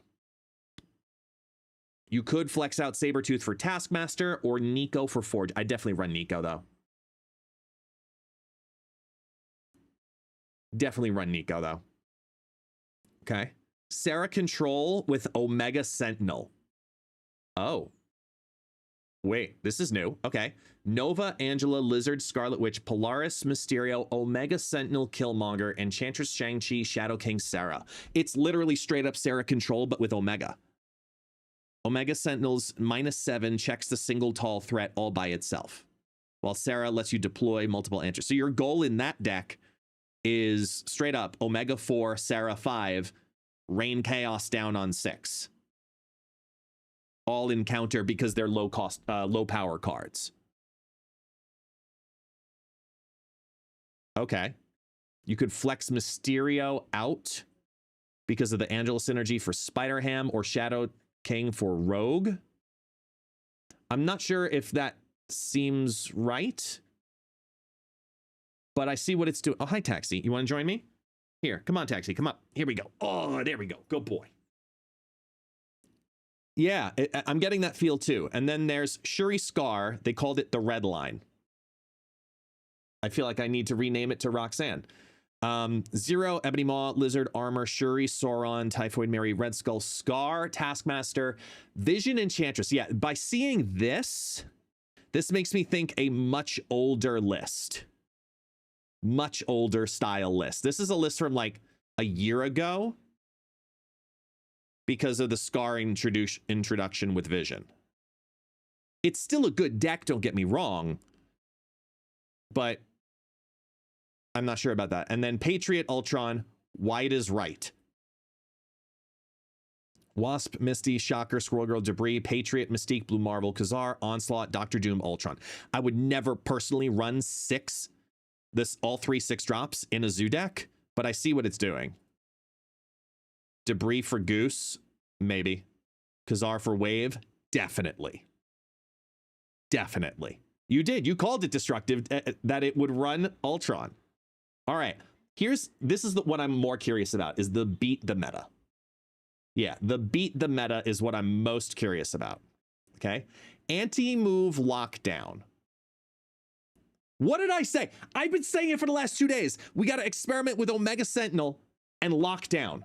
Just like Sparky with lockdown. Look at that. Look at that. Goose, Storm, Juggernaut, Polaris, Jeff, Daredevil, Professor X, Omega Sentinel, Shang-Chi, Enchantress, Doctor Doom.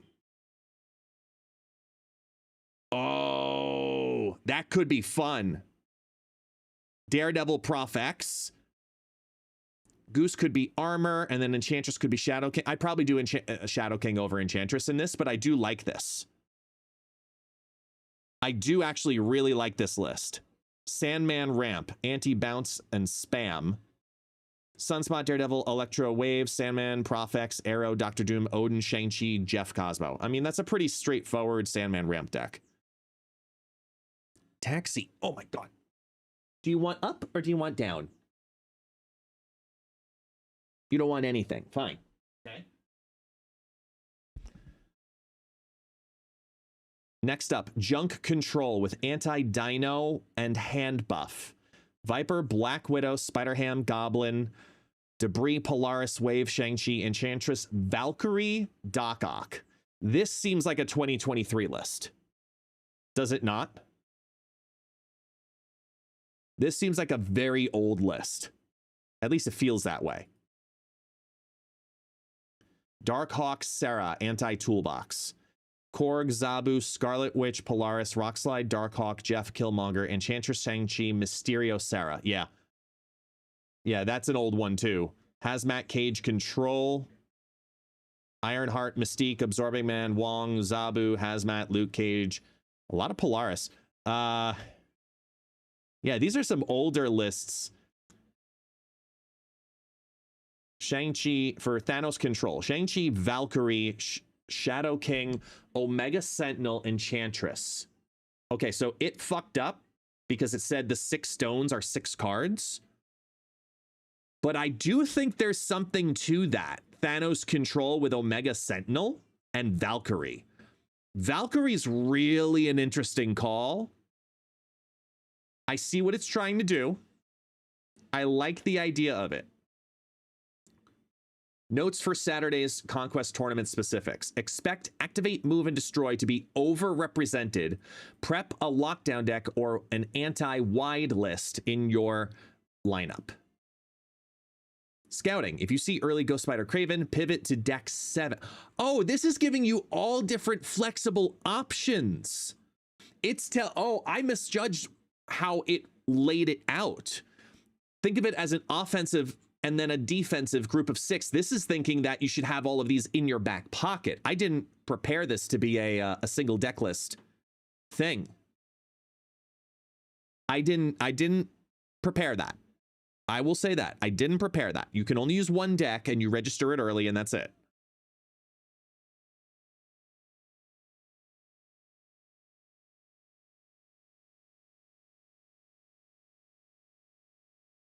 Huh.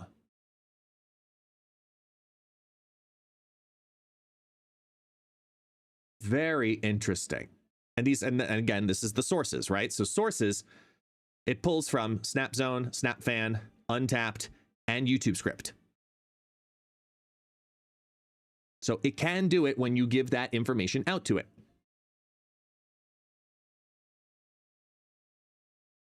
Okay, so I'm gonna take it one step further.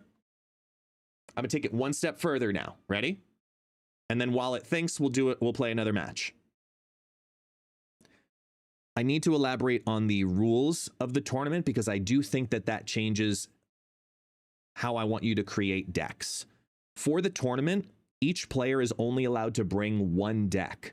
So it has to be something that automatically has both some offense to it that constantly is pushing and putting pressure on my opponent while having 2, maybe 3 counters for decks that are relevant today. So here's what I want you to do. I want you to rethink the idea of how the decks are built, because it should be 75% offense and 25% defense. You can flex those percentages 10% in either direction when creating a deck. I'd like you to look at specifically meta relevance that have happened in September 2025 as well as August 2025 and focus your meta relevance to that. In the prior lists, I felt like many of the decks were old and expired because they were pulling from lists that were relevant either 2 years ago or last year. I want you to focus on decks that are current only within the last 60 days, ideally mostly August and the first 4 days of September. Please reanalyze the meta, leaning preference towards untapped.gg and the archetypes that are of highest relevance in popularity, as well as average cubes in both conquest and ranked ladder.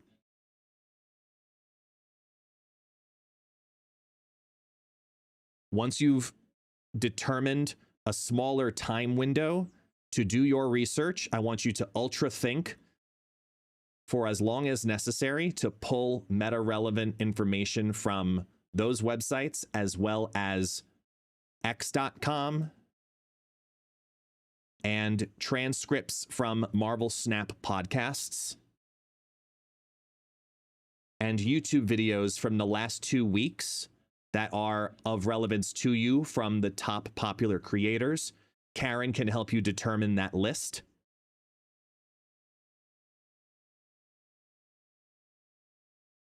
Let me know what other information you need to be effective.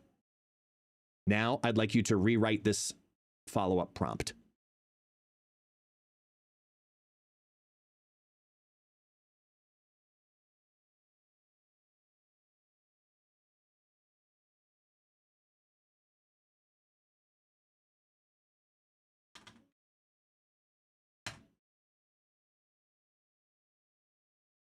Boom. This is one of the things you should do. Always ask it to rewrite it.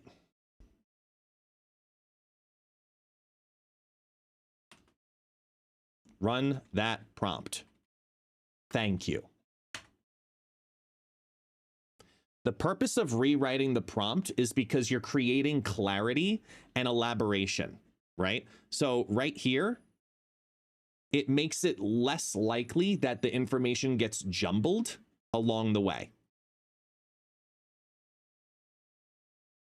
Because if I ran it with just this versus a list of information, as you see, it'll start looking through different things in a specific order rather than going back and forth and back and forth and back and forth.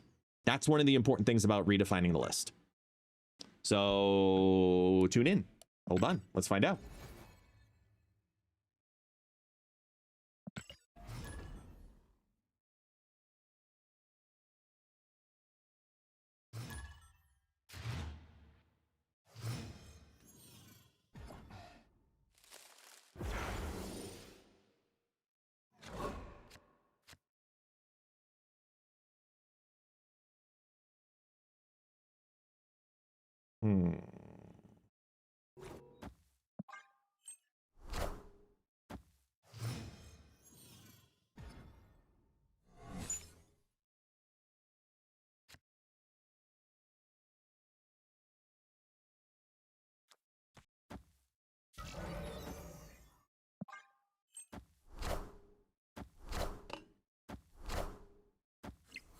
Do you think you'd be able to feature it as tournament content without the chat going nuts about AI? I mean, look, if it creates decent decks I'll turn it into a video for tonight and just post it as a video tonight, just for fun. But I don't expect people to use anything from this. I'm not KM Best. You know, I don't create meta-relevant decks and release them the day before the tournament and then watch them be successful because I'm good at deck building. I'm not that guy. He is.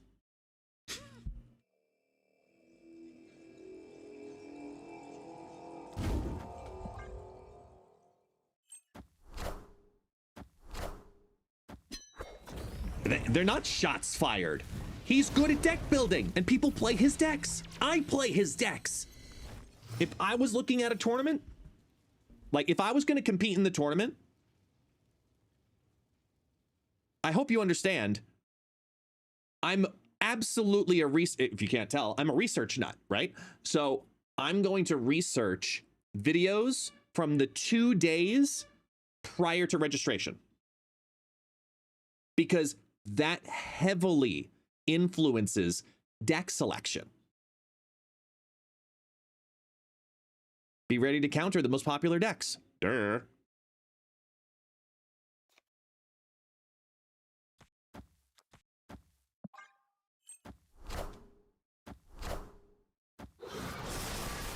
Rest in peace. Impressive.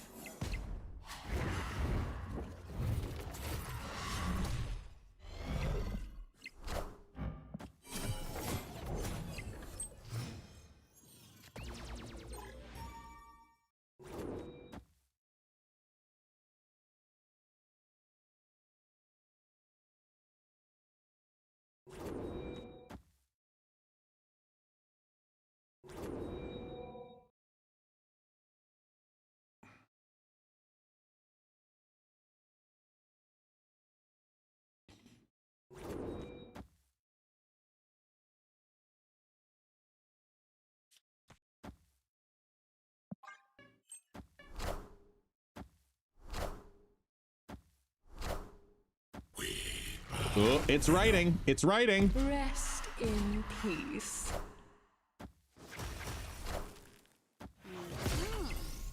It's thinking.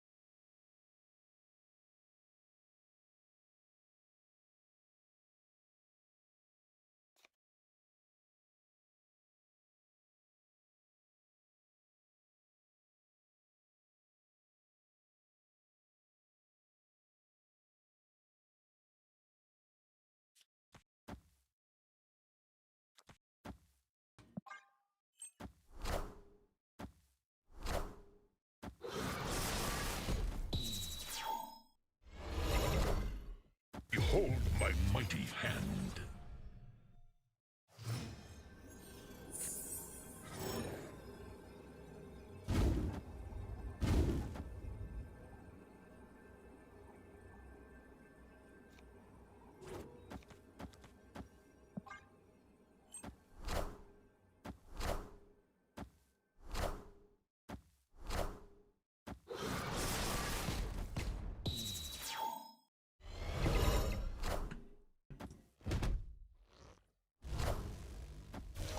Ooh. Behold my mighty hand. Wow.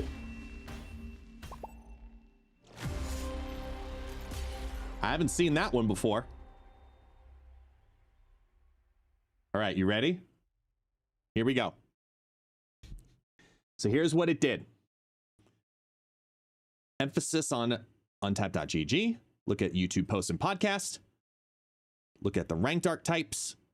Tier 1 archetypes are highlighted as Mr. Negative, Pure Move, and Sarah Control with Drac Discard. Move and Discard are proactive Pressure Kings right now. Control Shells exist, but need tuning post-OTA. Conquest Looking at Wiccan Control sitting atop, as well as Deadpool Destroy and Bullseye Dracula discard right behind it.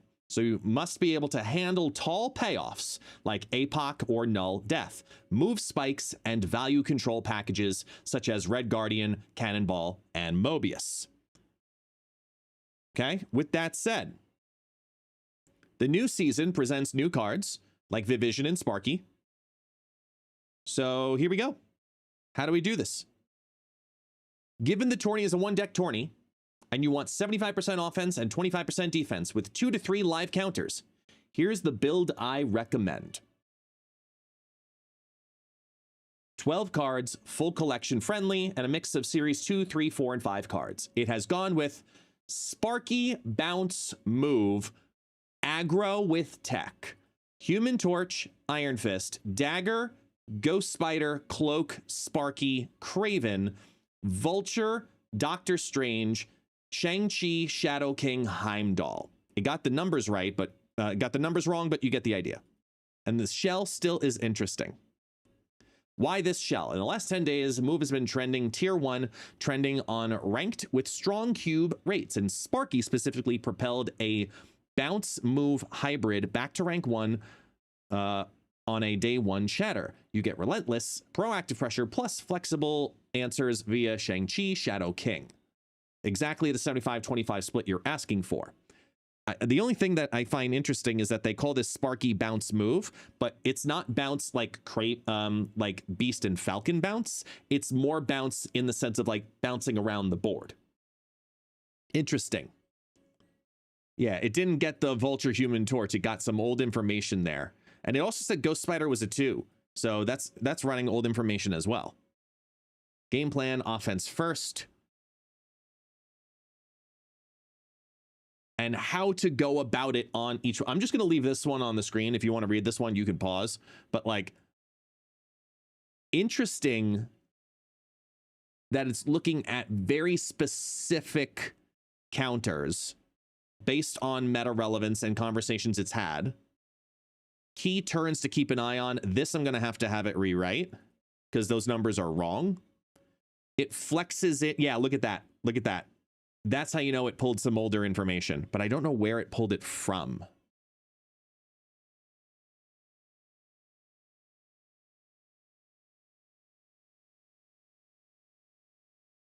I'm going to ask it to refine it. Unfortunately, the deck that you created, although very interesting, does have wrong information in it. It looks like the card statistics that you're pulling from are from release dates exclusively and not current balance changes and adjustments. So what I'd like you to do is utilize untapped.gg, marvelsnapzone.com, and or snap.fan and confirm all costs and powers of cards that have been released prior to September 4th, 2025. After you've confirmed the hundreds of cards, costs, and changes, also please confirm their effects are currently up to date.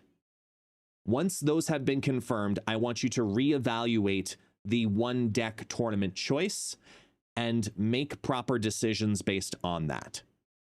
I like the direction that this is going. However, I do feel that with outdated costs and power, it does change the construction of the deck potentially, and I would like to confirm that. I would like you to ultra think about the card research first and organize it in a manner that is most effective to you. If you have any further questions, do not be afraid to ask before running the prompt. Otherwise, rewrite this prompt now for me.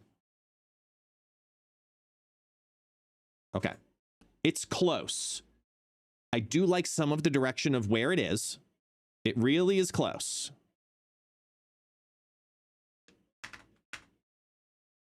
It is very close.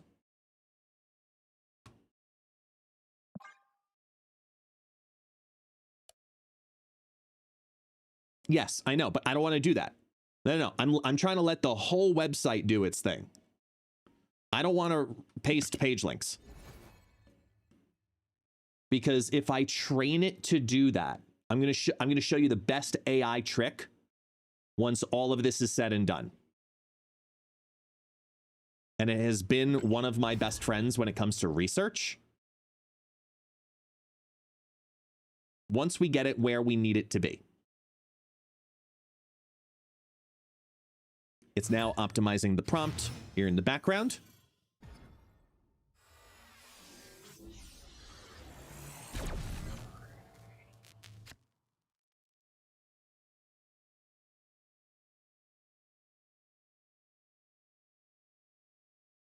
Okay, so in the prompt itself, it did optimize it.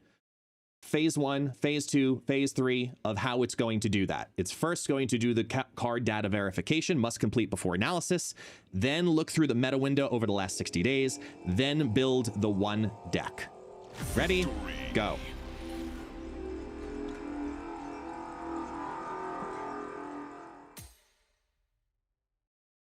Let it do its thing.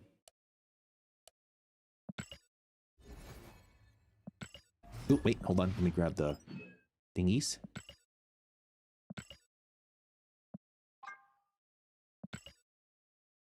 Epic.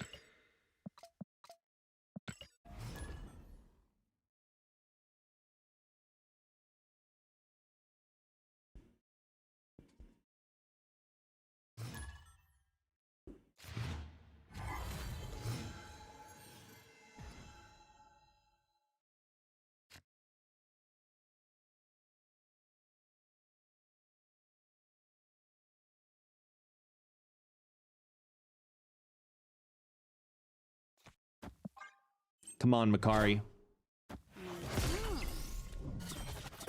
Damn it. We're going to try this again. We're going to have to destroy you and bring you back.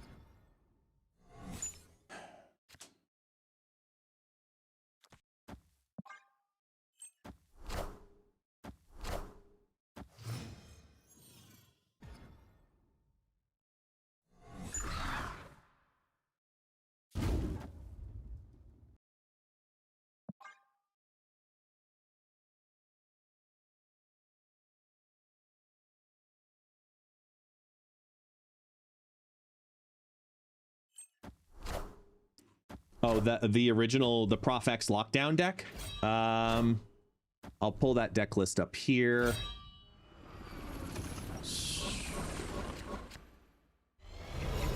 Where was it? Anti-move lockdown. Here is the, I'll put the list in the chat. There you go.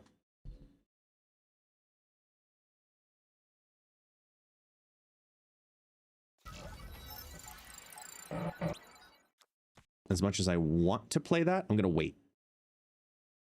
Oh, wait, no, I don't think I can wait. I have to destroy it to lower the death. You are mine. Impressive.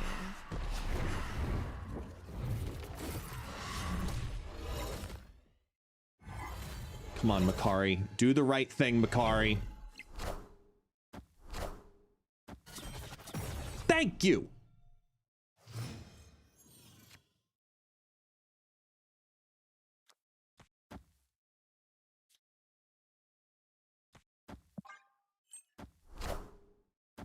Mission accomplished. Even though we probably still lose.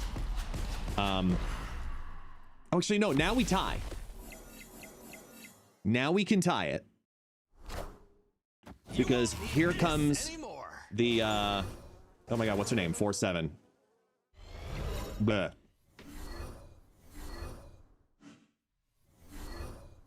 Wait, is this a Hella list?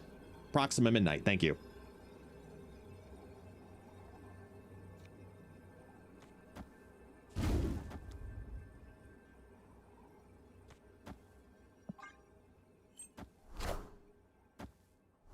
Oh my god, did they really just top deck a Hella?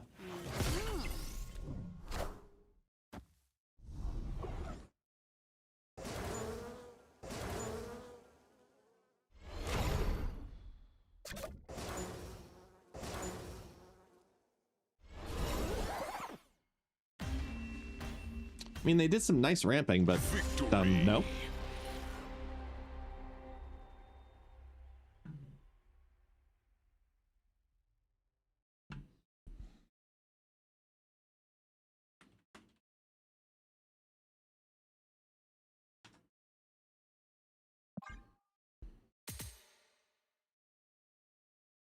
Okay, let me just go check. Let me see. Is it still thinking or did it figure it out? Oh, it's still thinking. Okay.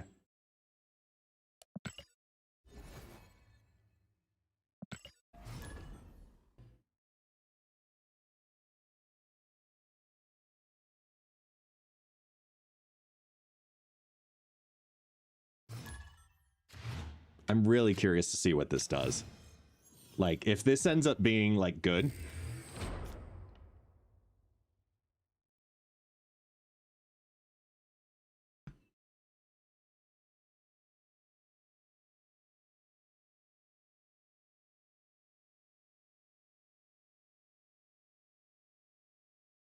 GPT better make an absolute banger deck if it's thinking this long. I don't know.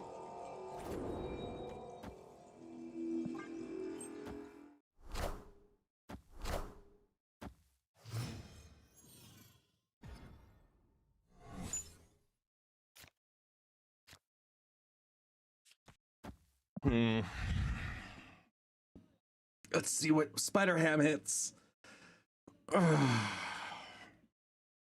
Oh, Brady, I know. Ooh, hitting the Carnage sucks.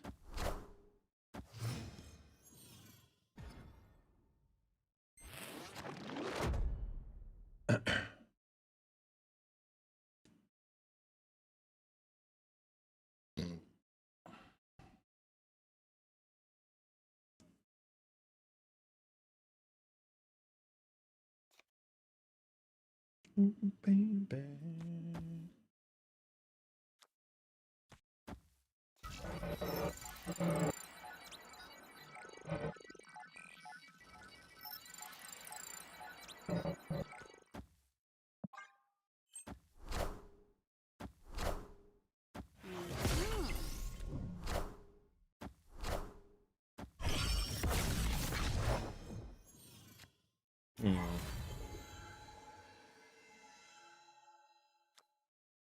Okay, let's do this.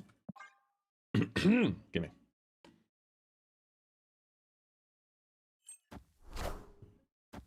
I want the throne.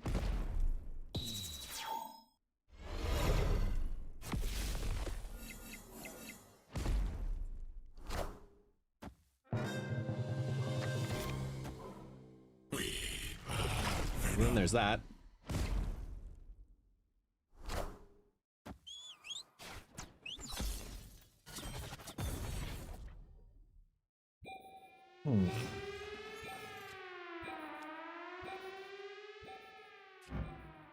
There's a pig card, so we'll throw that.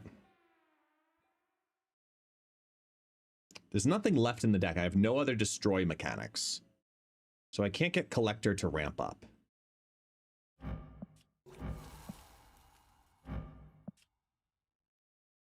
It banished my Morgan Le Fay.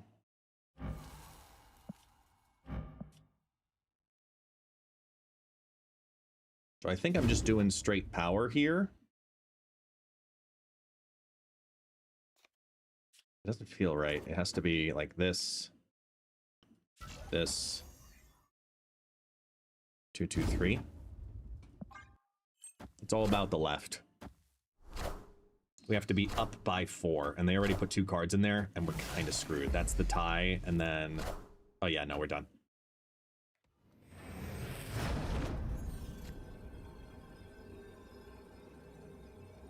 Because that ain't gonna do it.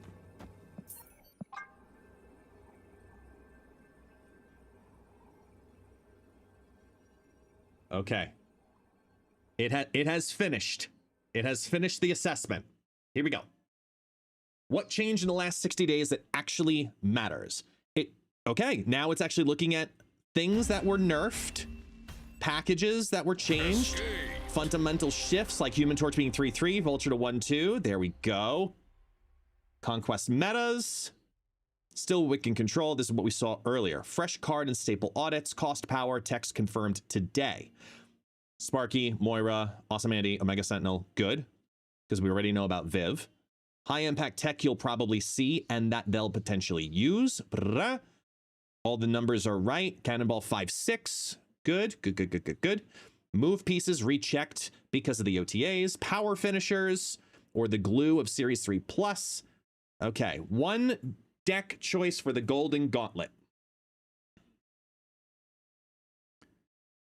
Archetype. Proactive Wiccan tempo control. They're calling the red line control deck from a little bit earlier. Built to pressure. Either 2/3 or 3/4 offense. While packing exactly three hard counters. Tuned to Wiccan control, Deadpool, destroy, and discard. The three most relevant in August, early September archetypes in Conquest and Ladder. 12 card list. Nico, Jeff, Polaris, Red Guardian, Cannonball, Wiccan, Iron Man, Doctor Doom, Shang-Chi, Shadow King, Enchantress, Killmonger. Oh, this is really interesting. Why this list right now? Offense. Nico, Jeff, Polaris, Red Guardian, Cannonball, pressure the lanes early on. Wiccan converts the perfect curve play into +2 energy. Or an early Doom Iron Man finisher. This lets you race, discard, destroy instead of playing pure reaction. On the defensive side, you have Shang-Chi, Shadow King, Enchantress versus the ongoing shells, Killmonger for the Moira loop bounces. And it keeps you at 75-25.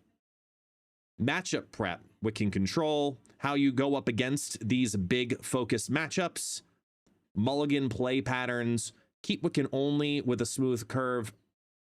With the smooth curve, early smooth curve, you'll need to all spend energy. Yep, otherwise you'll mulligan for Jeff, Polaris, Red Guardian, Nico. Snap Windows on turn 4 for Wiccan, or if you have Iron Man on turn 5. So why not move Sparky as the deck? Post OTA, it lost some of its burst. It's playable. Huh. Well, let's try it. Let's bring it into ladder. Mulligan more in the sense of alternate play. Okay, so let's build this.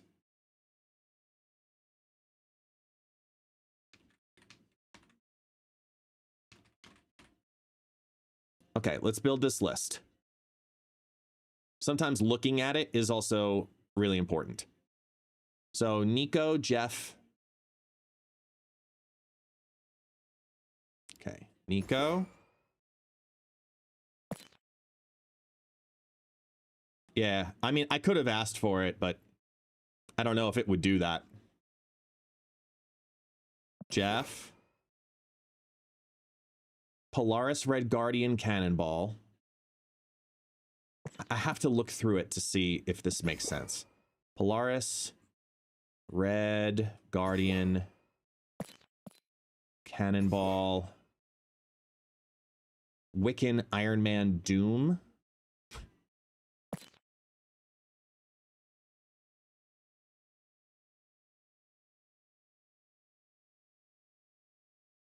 Oh no, wait. 4/6, right? Yeah. Wiccan, Iron Man, Doom, Shang-Chi, Shadow King,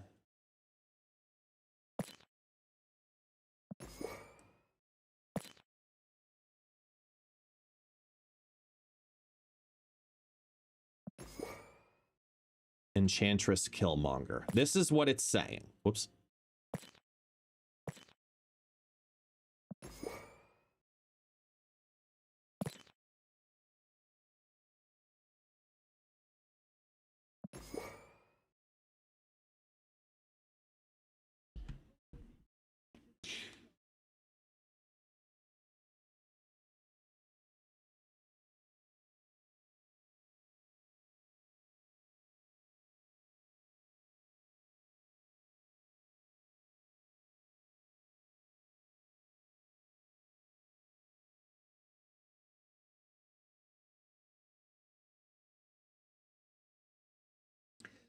I don't hate the list. I don't hate it. It's definitely not optimized, but I don't hate it. Biggest reason? Wiccan. This is leaning heavy. This is like a Ceratech that's not tech.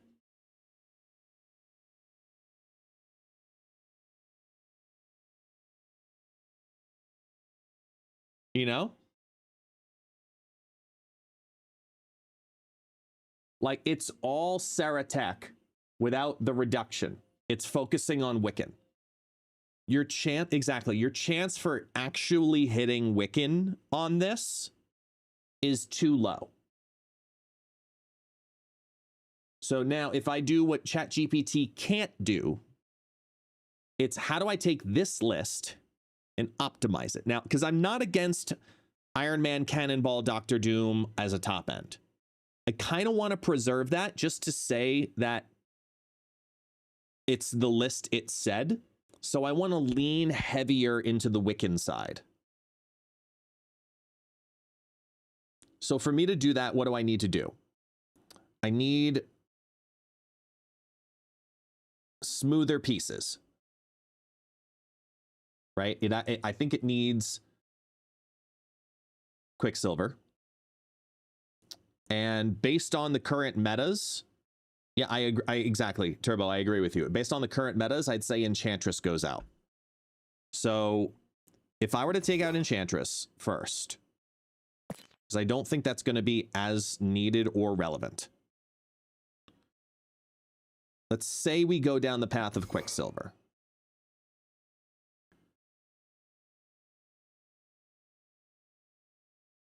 I think that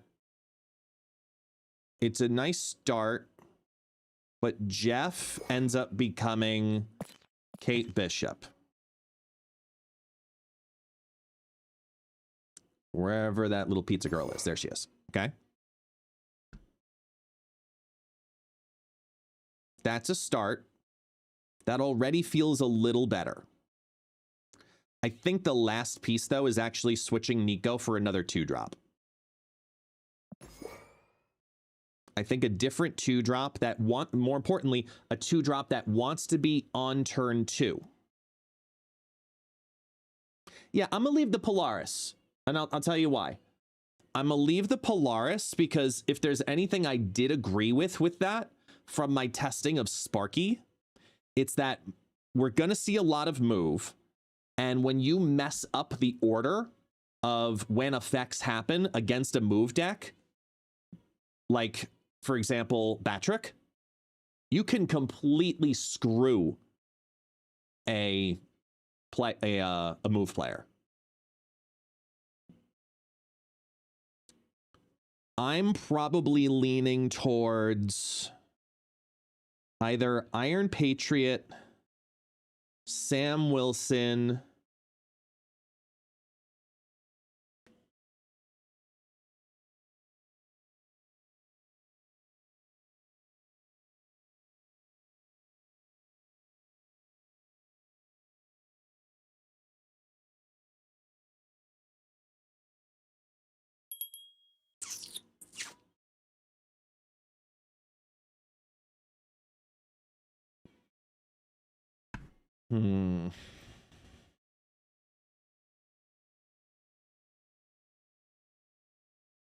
Oh, I gotta get rid of the name change thing.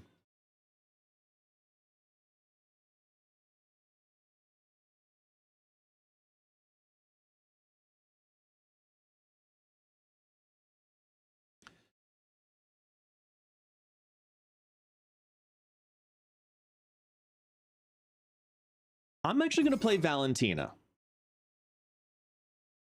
Here's why. This is something that is an old idea being revisited. It's really great to get Wiccan on turn 4, but if you draw Wiccan on turn 5 and you still don't have your curve, you want a different 4-drop, and I feel like a reduced down 6-drop that will be guaranteed into your hand, so therefore 4-drop, might actually have some value. I could play a tech card like US Agent, but I really don't want to if I'm running an Iron Man. I could run Merlin. for some consistency with the 1-drops in the hand. But I think it's more about if I run Valentina or Merlin, or even Herbie. Yo, could we make Herbie good?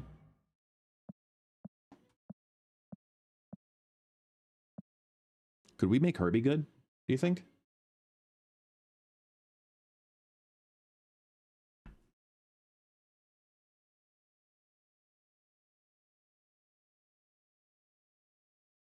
Surfer, yeah, I think a good amount of people will be playing Surfer too.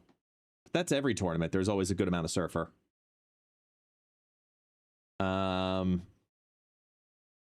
Because these help to keep the curve.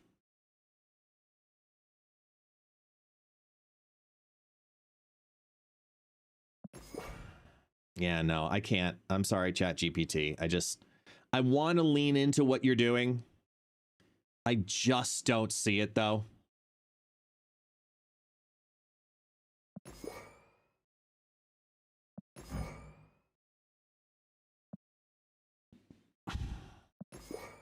I love this variant, by the way. Awesome Andy. Yeah, no.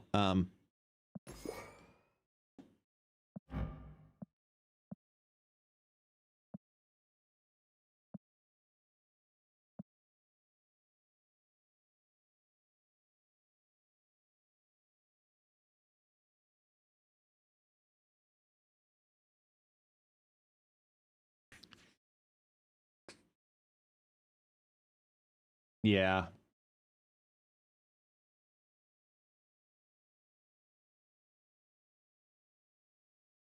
Yeah, because I just don't think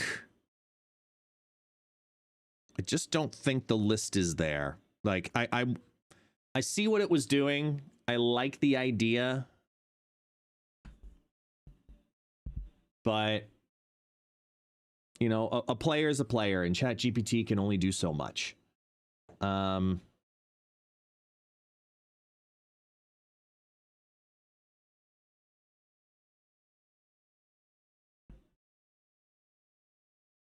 Because we have the Herbie energy, we have the Wiccan energy, and the Merlin energy. I think we can go heavier here in some way. Like, I love Dr. Doom in this, but if it's a tournament deck, I'm probably not doing Doom in a tournament deck. I'm gonna take the Hulkling approach.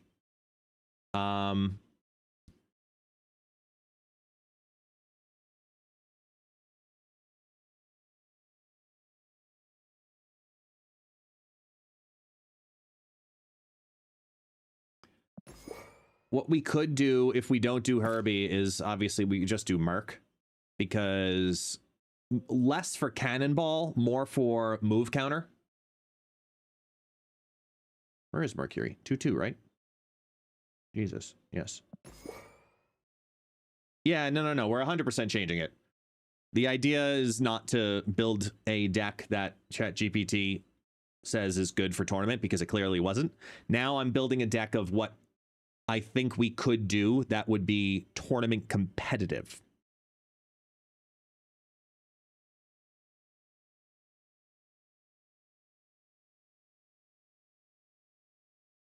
I don't think it's Iron Man. I like the Cannonball Merc in here with Hulk and all these other things, Hulkling and all these other things. I'm worried about Killmonger and Kate Bishop being a concern. I am worried about this part. I might need a different counter, like NTW. Because then I can also play it earlier, or Cosmo.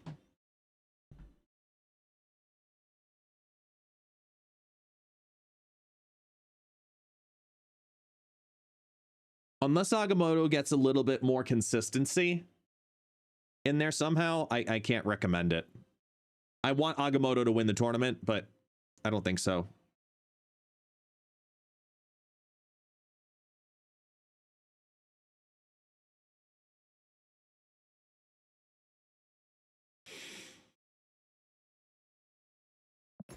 I think we just do Mr. Fantastic here. Decent body, good effect long term.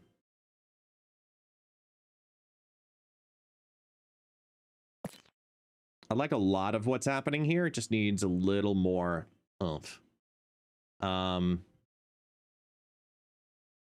You know, we just go into a straight on.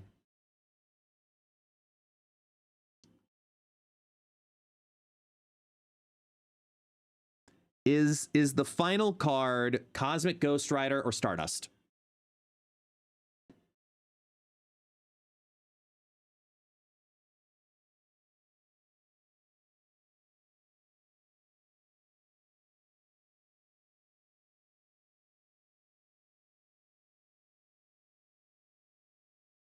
Or is it an Infinity Ultron?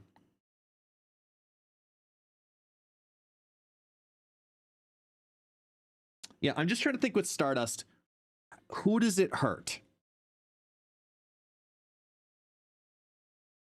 in the meta right now?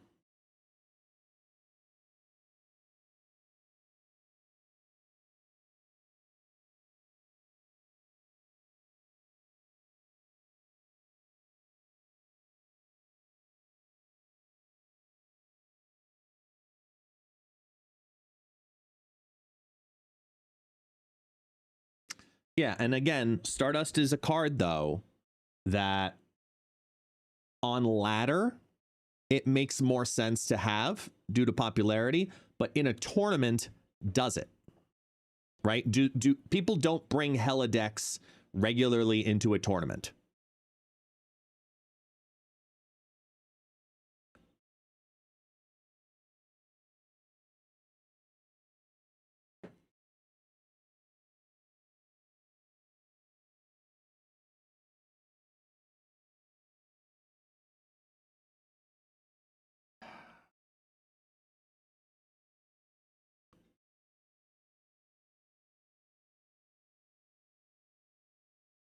I think I'm gonna do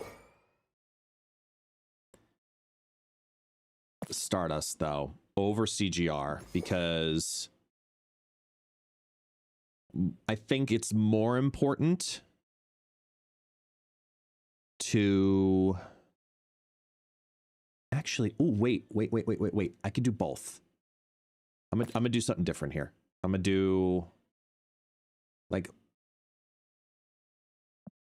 Wait.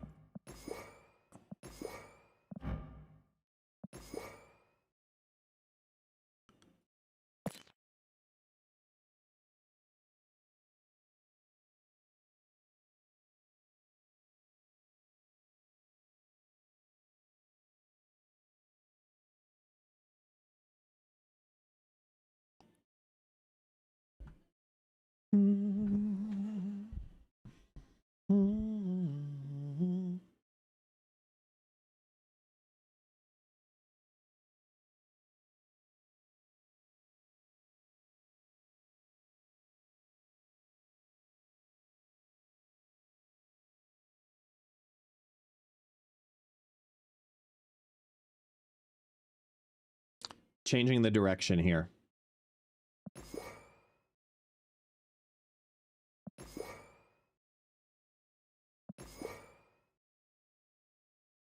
Changing the direction.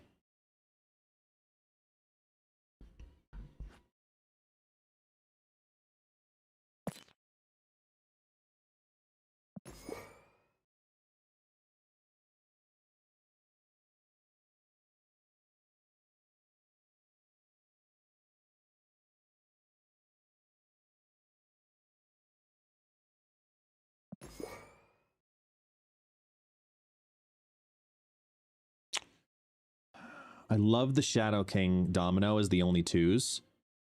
So it's got to be relevant threes.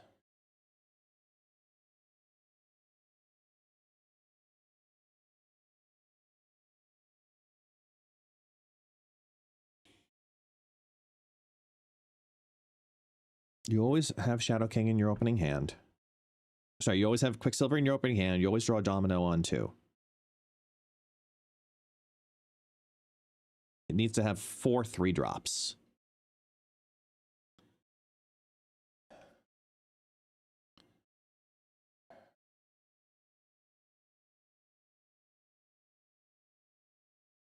Let's do Viv.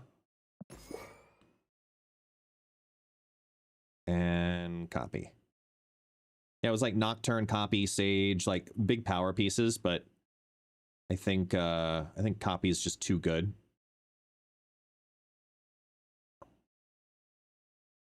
Wait, oh no, 3-5, right? Yeah.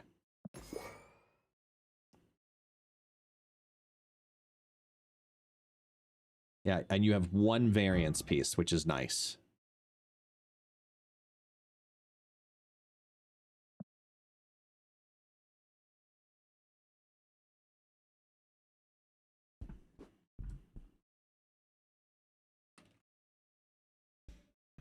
How do we like this? What do we think about this so far?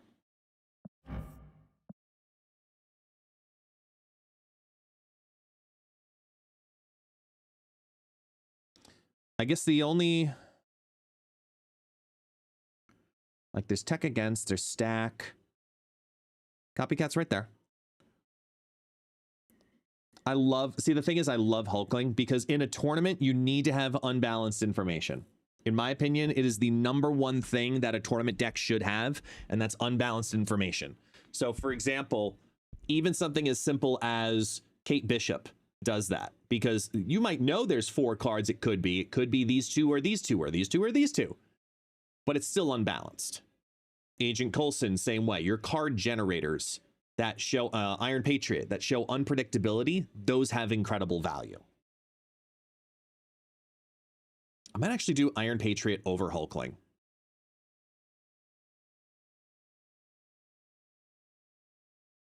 Hold on. As I'm thinking about it and saying it out loud,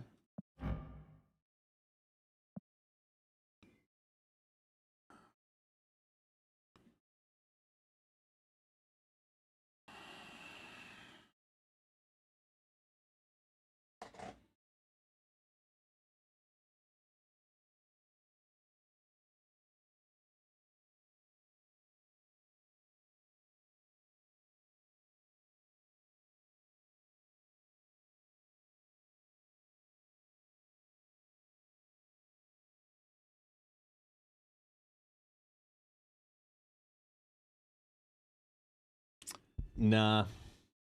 I'm gonna get rid of Stardust. I'm gonna get rid of Stardust and go IP. All right. That feels like a better curve as well. Take a look at that for a second. What do you guys think?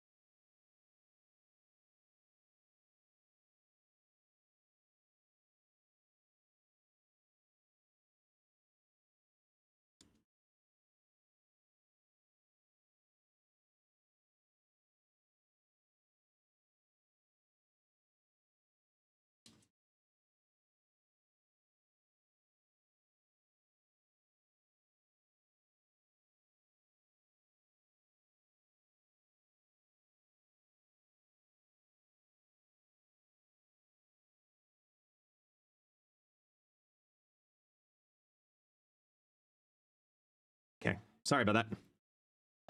We're good. All right, where are we? What did I miss? What did I miss? We replaced Stardust for Iron Patriot. Yes. It's a lot of 2s with Domino, though. Yes. 100% it is. It's intentional. It is 100% intentional. Because if you have, like, do the math, right? You have Quicksilver on 1, Domino on 2. By turn 3, that means you have 4 options over 10 cards, but 4 draws. Well, 4 cards out of 10. You have a 40% chance to hit a 3-cost card on turn 3. If you don't hit it, you need to be able to catch up. Iron Patriot does that better than any other card. Because then it's still, even if it's off curve, followed up with a Wiccan.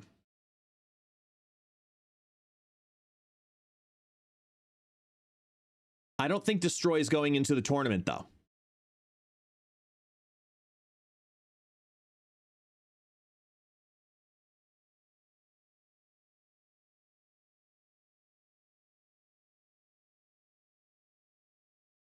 Merlin fixing energy, etc. is really good. Do you think Merlin over Iron Patriot then?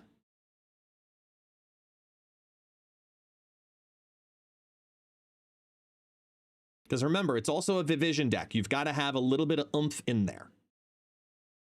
That's the reason for the Domino line. You do Quicksilver, Domino, Viv Vision.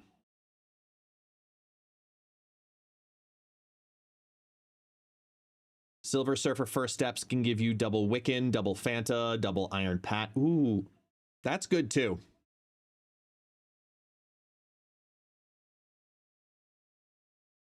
That is good too. So if we did that by doing this adjustment, where are you at? There you are. Silver Surfer First Steps into this, and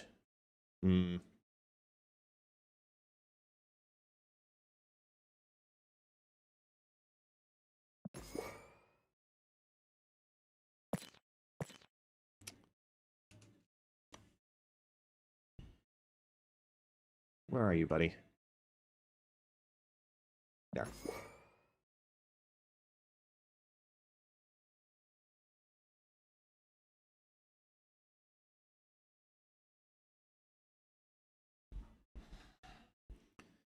Because now you've got the line.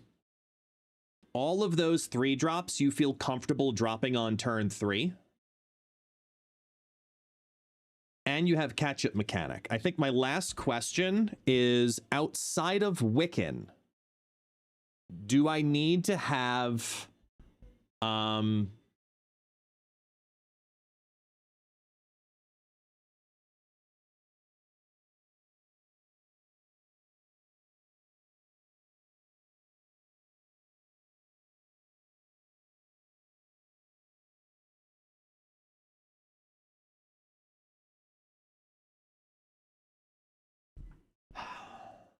do I need another energy?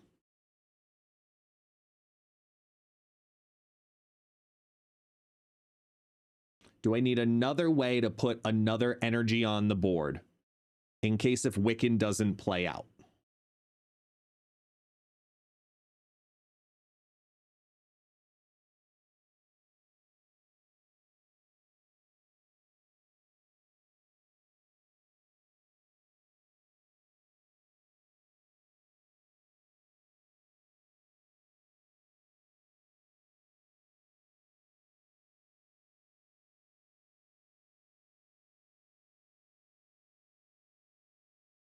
Psylocke gameplay. No, I'm thinking more in the sense of like Luna Snow.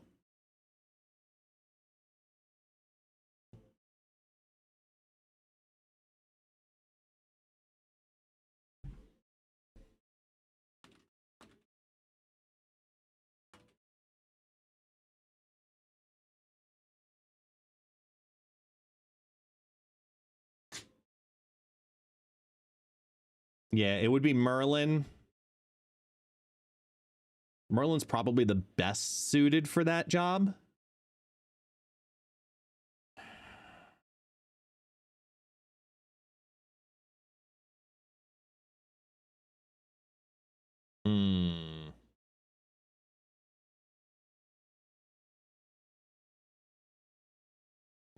I just feel like Shadow King is too important. Red Guardian's too important. And I really don't want to get rid of a 3-drop.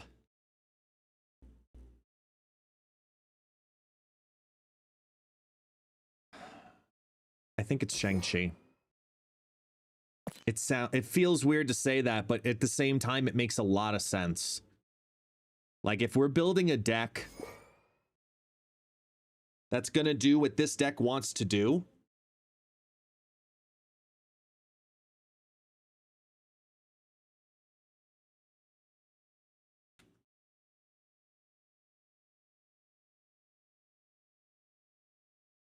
hang on, what's the math workout like in this sense? So wait, if it was a different 2-drop besides Domino, because the biggest reason for Domino is Viv Vision, right?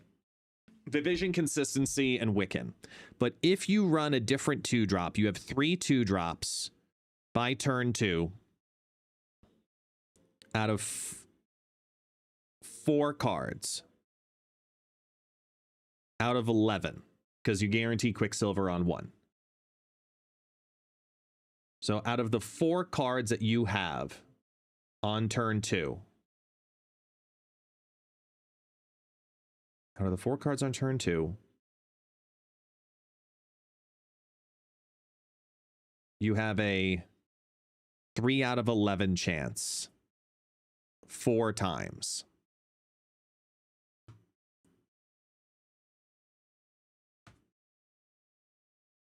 It's about a 75% Wiccan consistency, and it goes a little higher by like a percent or 2 if it goes Surge into Wiccan, right?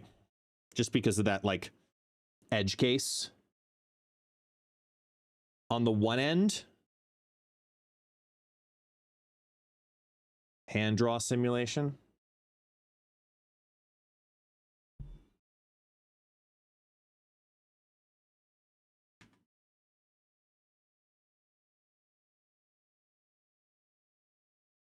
The recycling Red Guardian to me is pretty good since you don't care if it hits or misses.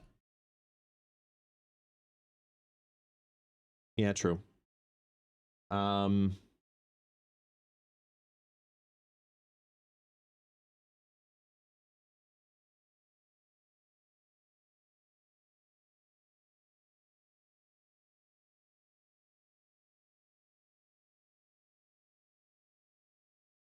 I've never used the hand draw simulator. Can someone help me out with that? Or is this something I just like run into ChatGPT? Like,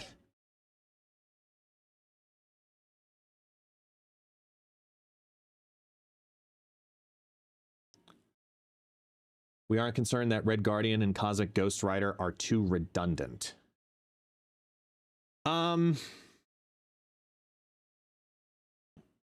They do serve very similar purposes.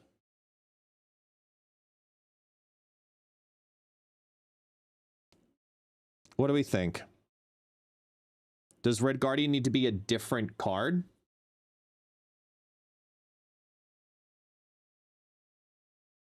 We have energy via Wiccan and Merlin.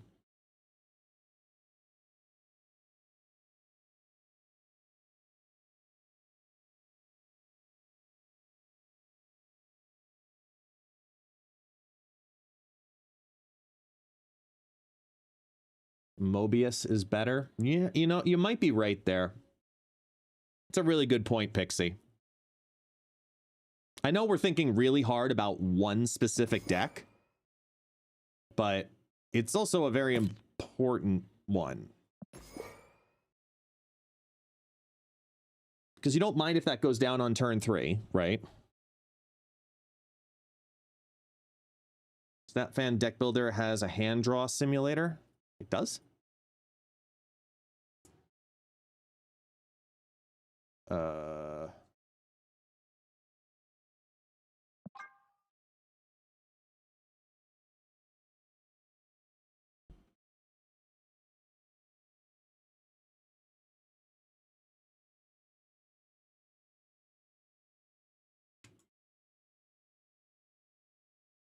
Simulate hands.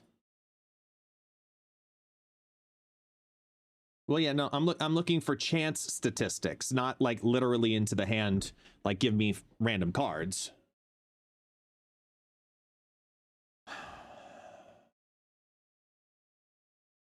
Like I could just keep pressing this forever.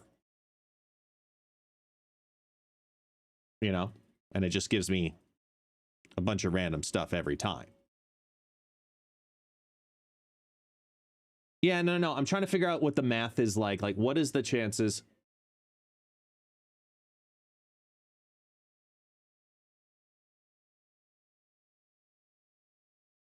Like, because think about it.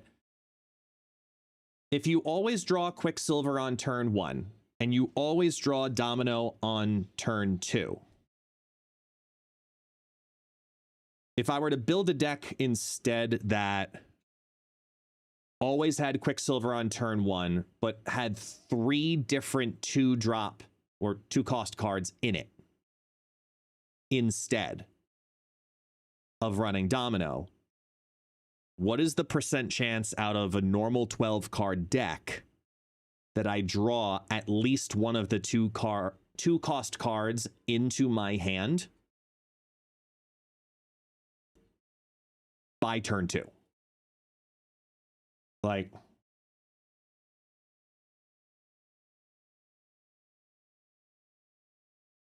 Campos is a similar deck in his Decks to Infinite video. He had Goliath and Galactus First Steps as his 6s. He had 2 6s in the deck. Wow.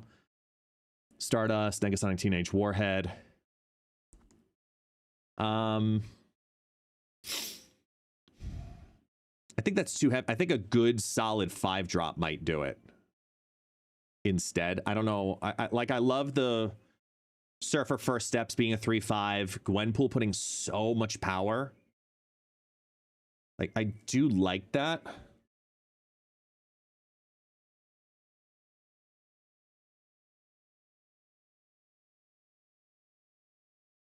Huh. Because as long as I have a 70, like the way I'm looking at it, right? Come on.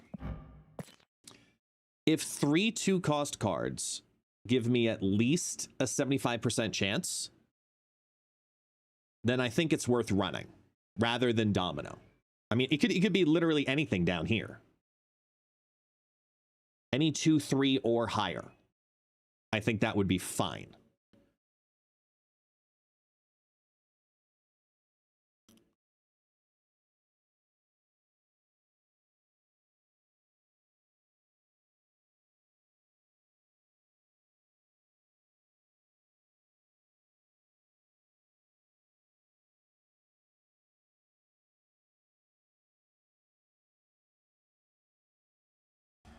And I think it is.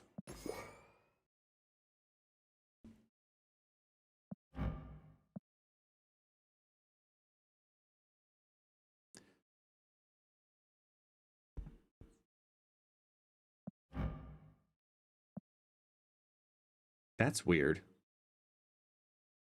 This is completely random, but the Colleen Wing preview was like in low quality. See, now it fixed itself. That was weird. Yeah, but you got to factor in Quicksilver though. You got to factor in Quicksilver because that actually increases it. I'm pretty sure it's higher than 75%. I'm gonna run with it. So then I'm gonna run. It's got to be a 2-drop you want to drop on turn 2, right? We have Viv Vision, we have Surfer, Copycat, Mobius. All 3s we want to drop on turn 3. Hey, Pixie! 10 months now. Thank you so much for the support, man. You're almost to the gold status. The 1-year gold status.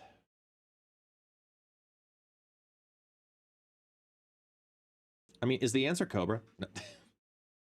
Could the answer be Cobra? Like, we had great value of them the other day. Could the answer be Cobra? Could it be? Could it be? Eh? How fucking sick would that be? How sick would that be?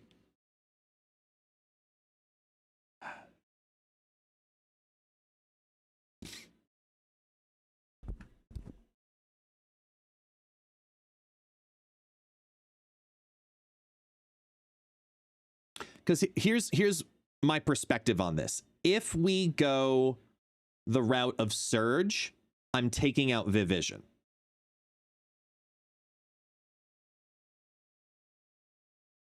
It's just not enough power.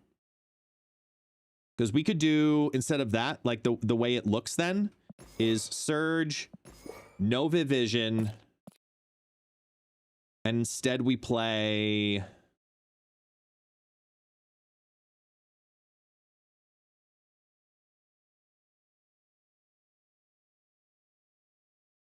Luna. Because Luna's good stats. Cosmic Ghost Rider likes seeing the disabling of the Ice Cube. It's a nice backup plan for Silver Surfer first steps for a reclogging. I just think it provides more relevance. Let's try it. No, 3/2 drops is a 78.79% chance to draw.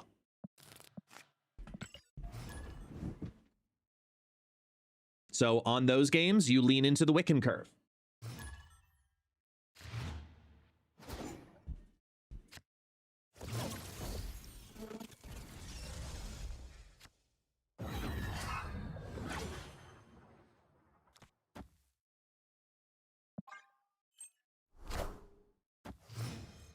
Oh, you know what? There is one concern with this, though.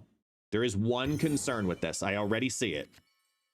And it's Shadow King. Yeah, see, fluctuative, you're right on it. That's exactly what I just noticed looking at the distance of this.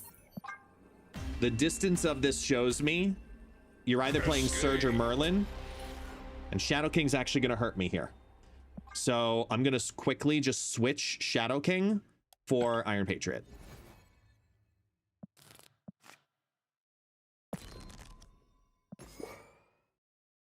Because you don't feel bad about that on tempo.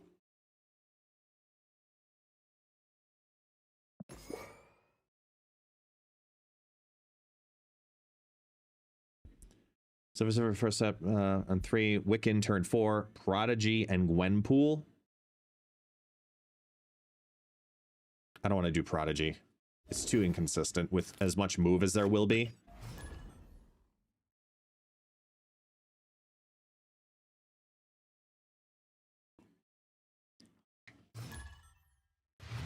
Yeah, it's a very specific condition. Because if there's anything I've noticed about Wiccan decks is if you don't pull the line, you just you hurt. You just straight up hurt.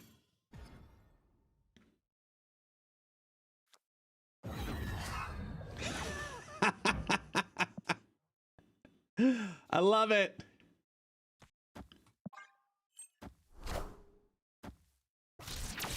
I love it. It's a Galactus deck. Got it.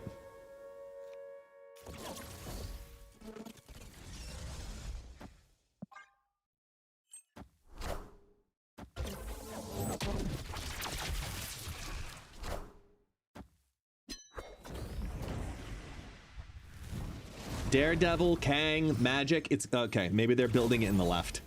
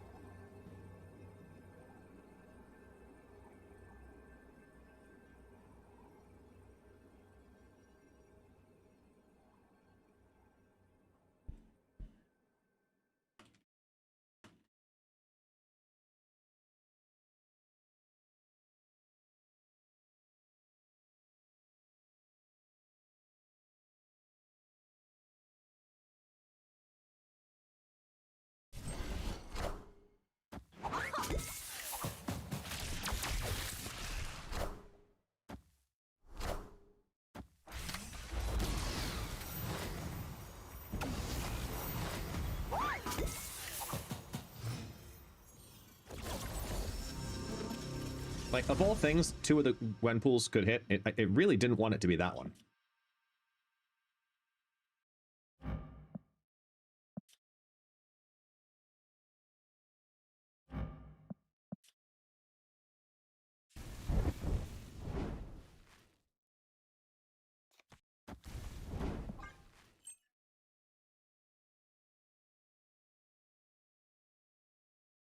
I think I just screwed myself. If they play a Hobgoblin left, it's over.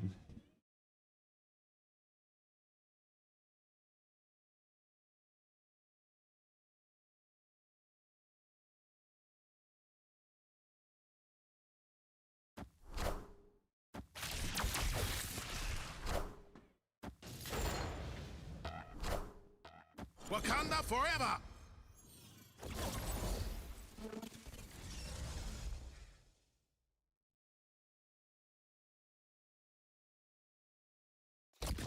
That goes to 23.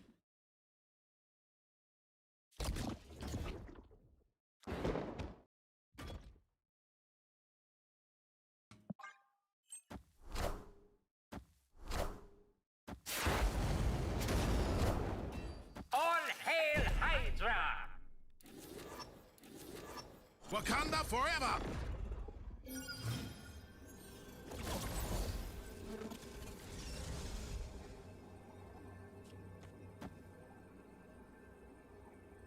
Opponent snapped.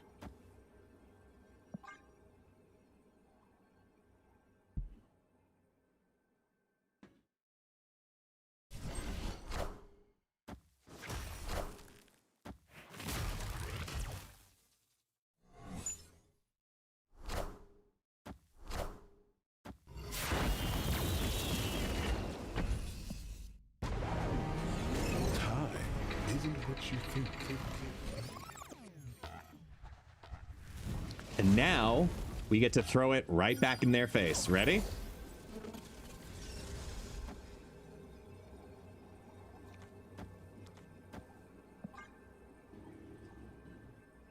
Let's see what they plan on doing. Snapped.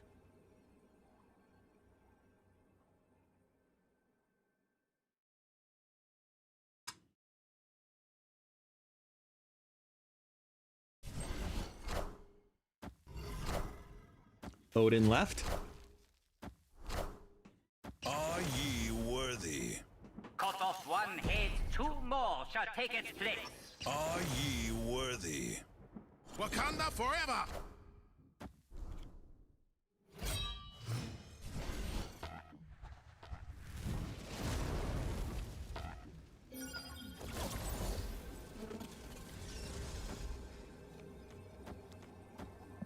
We're going to interfere with the 50-50 for 8 cubes.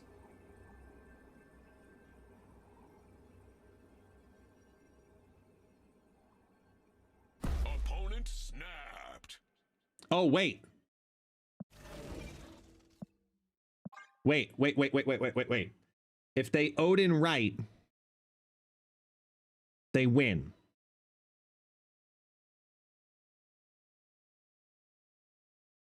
Wait. No, this is a run. Because they know the 3 cards I have left. I have no way of taking the mid. I get close, but I have no way of taking the mid.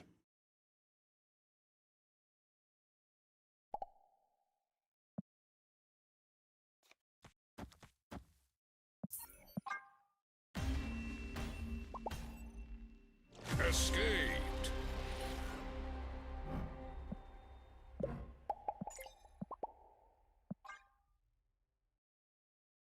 Yeah. So all the information was laid out there.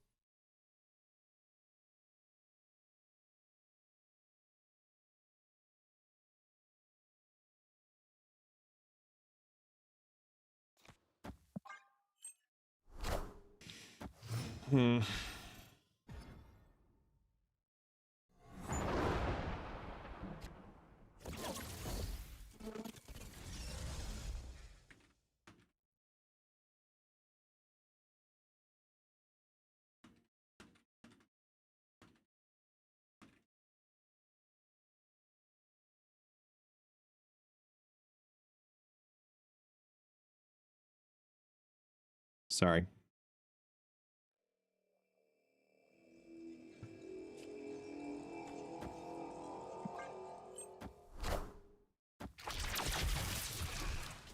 I mean, we had played Luna the turn before that, though. That was the problem.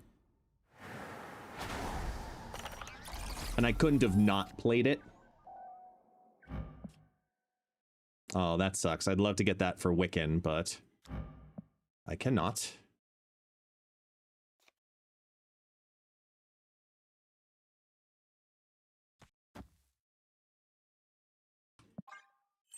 So we can do Wiccan on 4, followed by Silver Surfer first steps.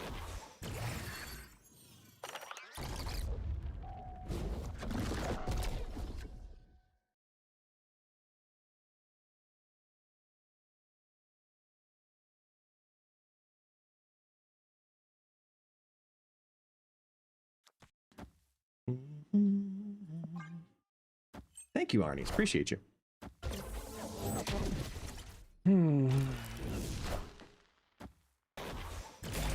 Oh.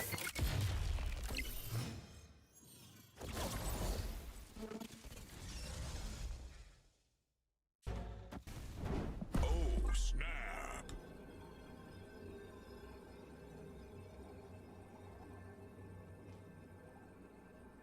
Hopefully this hits the Wiccan, but I know that Doom 2099, I love that variant. I wanted that variant. I thought about it, but just I couldn't.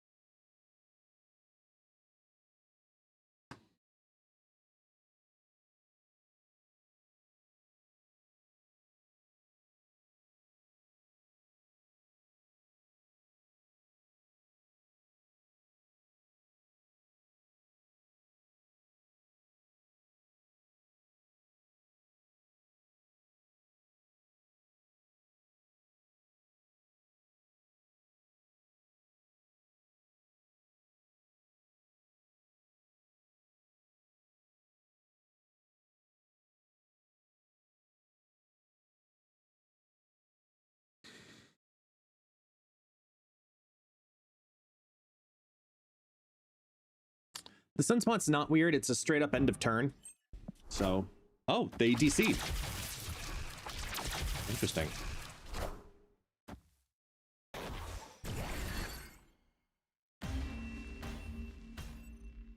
Victory.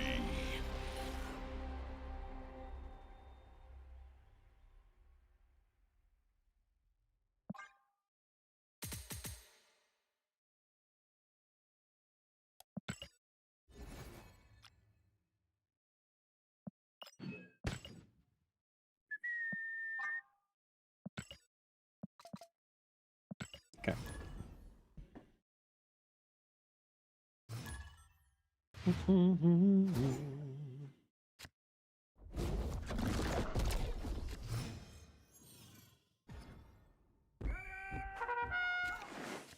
Okay.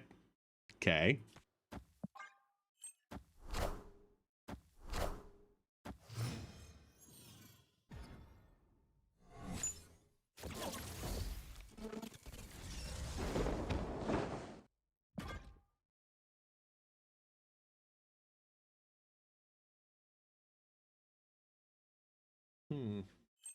Wait, is Shadow a bot?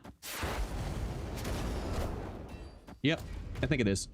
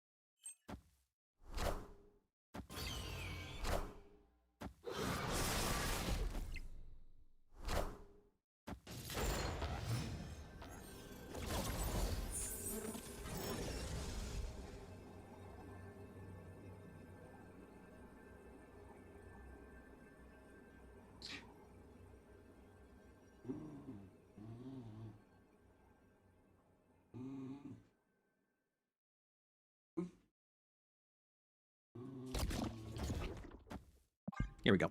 Got it. Come here. Excuse me. There's no strings on me. Hey, bud. Oh yeah, I gotta take off that command.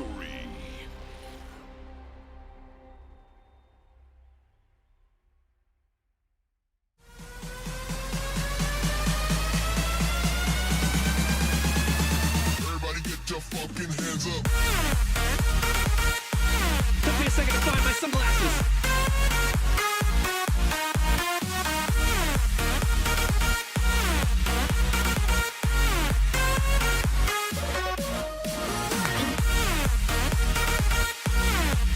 Here we go now.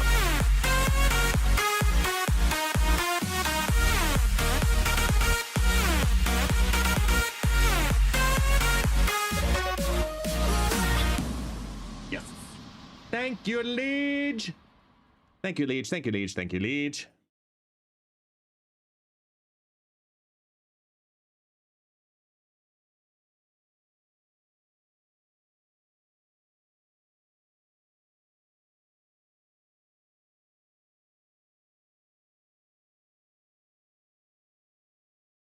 I think I'm about to get a phone call based on an email I just received. So I'm standing by.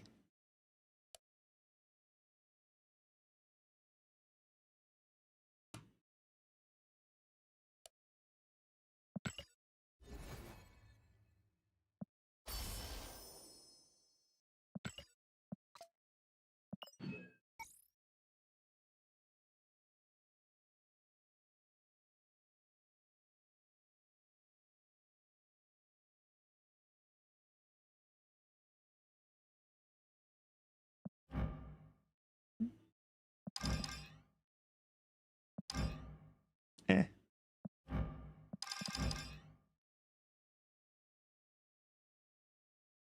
Also, eh.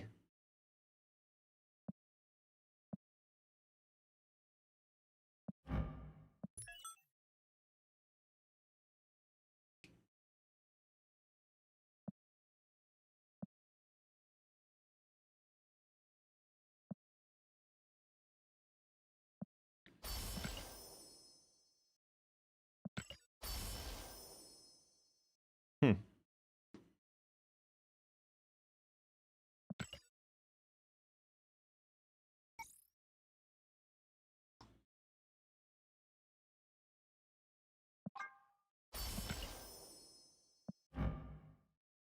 It's just such a good variant. It's just such a good variant.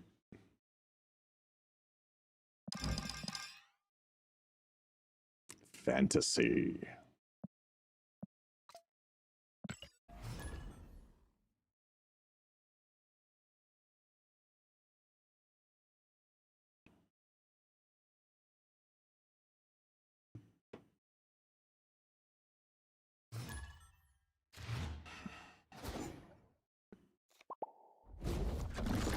The blue sky man himself, the smiling typist.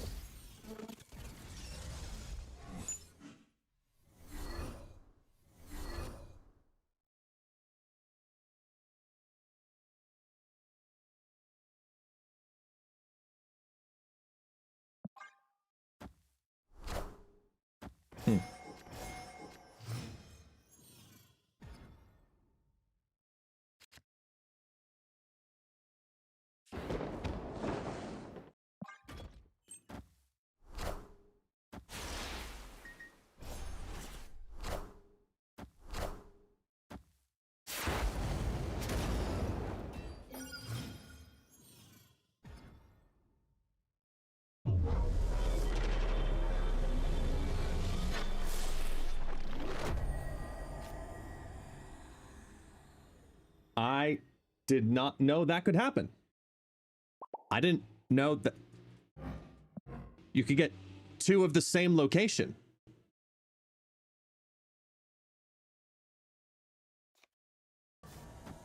Huh.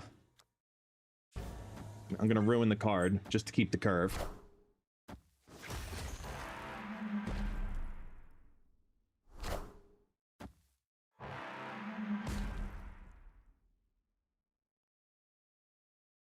I think they're doing the same. If they're playing Quicksilver and they just ruined a 3-6 and I also ruined a 3-5, I'm pretty sure they're about to do the same.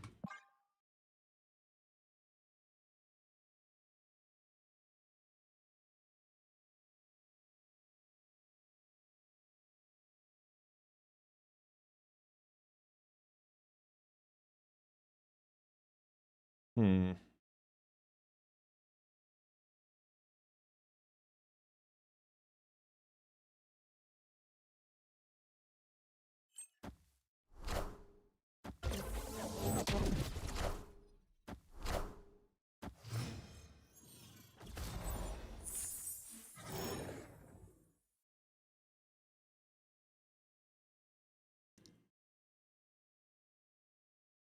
Oh, I did lose the curve turn 1?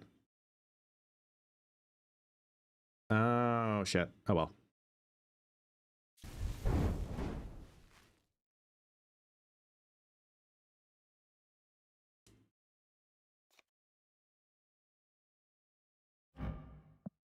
The Ultron's the final play, so we're just going to do this.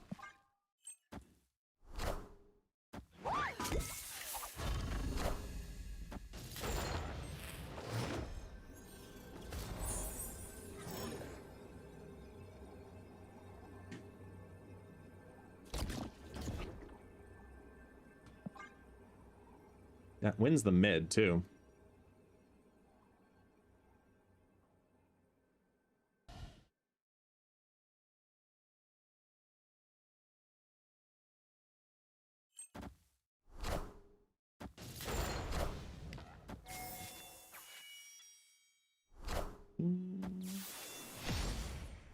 Uh-oh. There's no strings on me. Okay. Victory. GG's, man.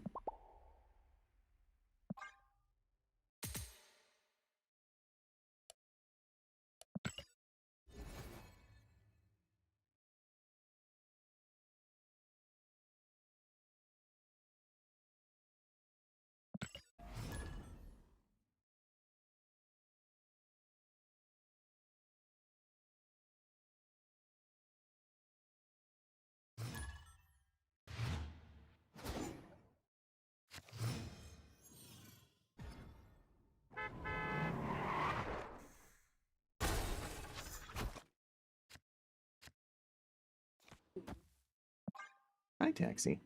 What's up? Me? Come up. You know? You're whining. Give me the toy. I'll play with the toy. Just give me the toy. Thank you.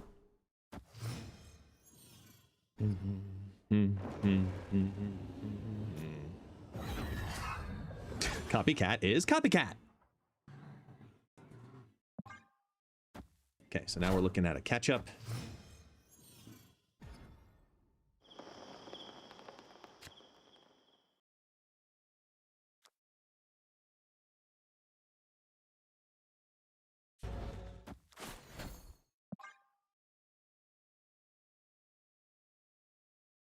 Yeah, exactly. Effect, exactly, man. Just like, oh yeah, that'll work. No, it won't.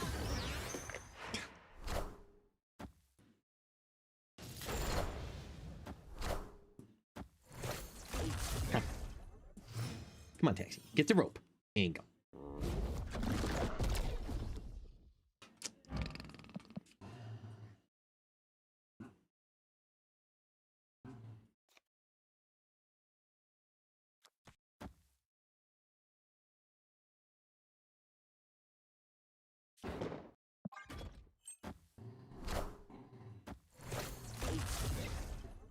Do, do, do, do, do, do, do. I knew it.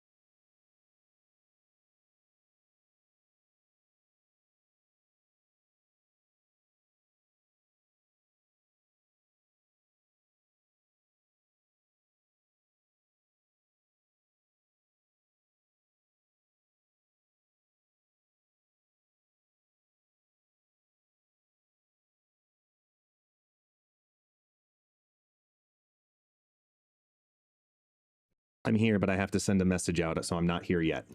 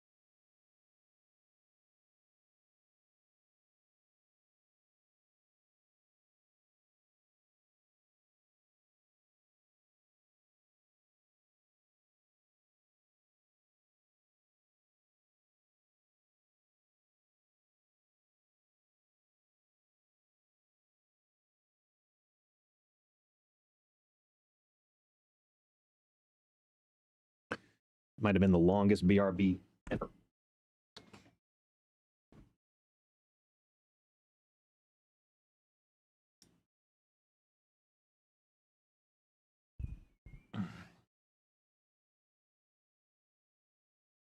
Come on, taxi. Ugh.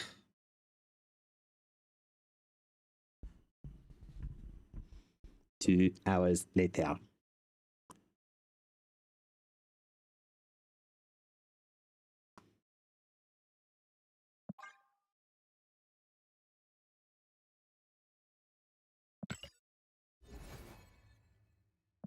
All right.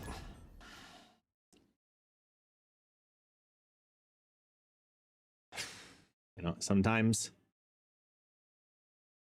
you just gotta deal with life, right? It was just the on-screen game for the BRB.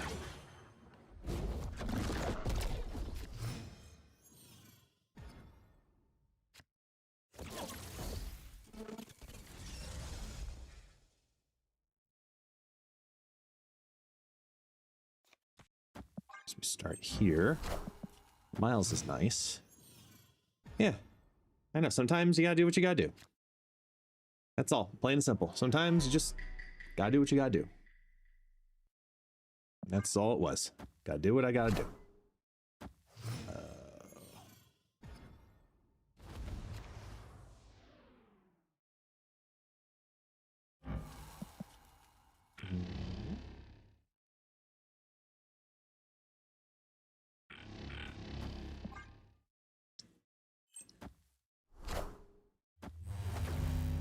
There was an idea to bring together a group of remarkable people. To see if we could become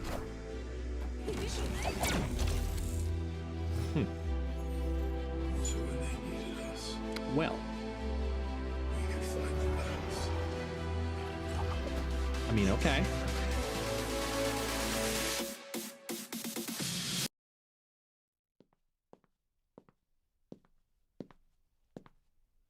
Hi.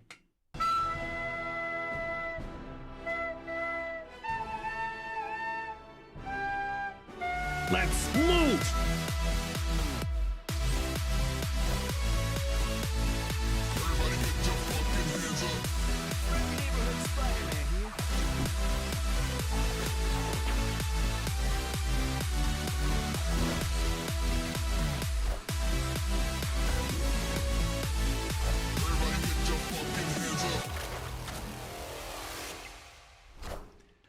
Yo, I don't know if anybody else caught it, but my opponent played their Spider-Man the moment Spider-Man was over my shoulder, and that was quite cool.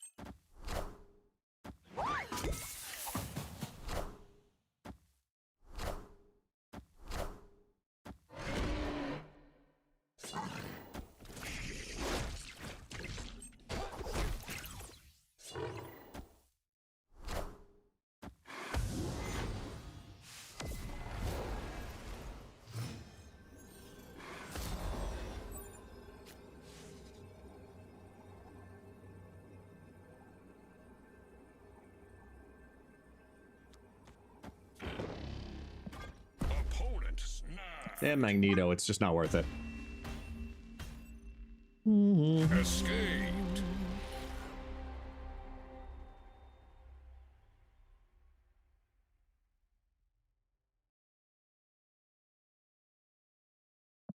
It's Thursday. I should know because of NFL. Bum, bum, bum, bum.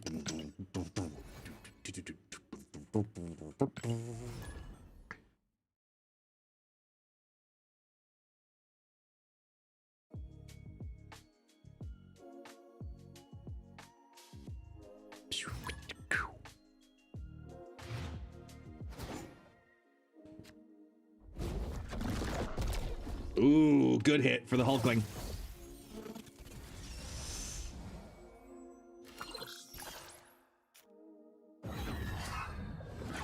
Ooh. Oh, snap. Opponent snapped.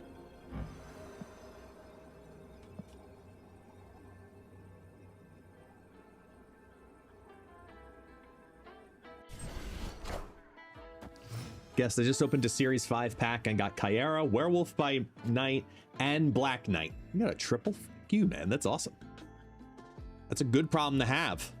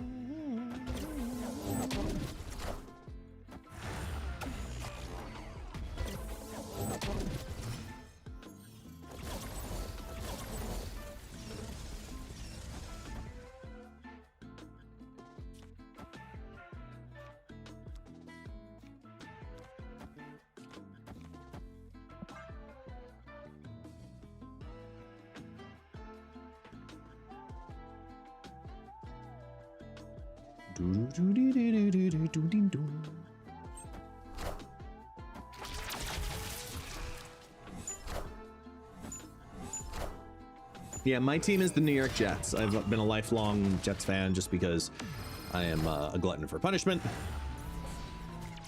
So even when I'm not watching, I'm supporting.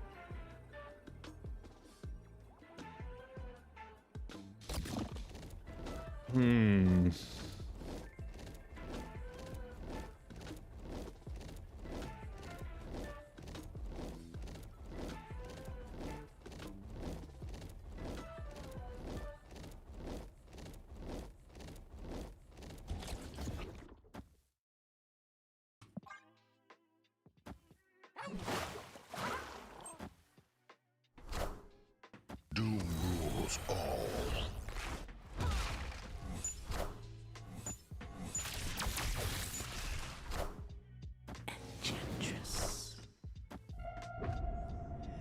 Yeah, I'll take an 8 cubit.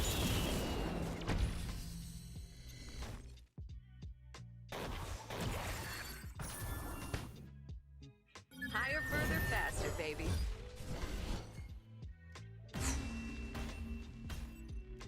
Victory.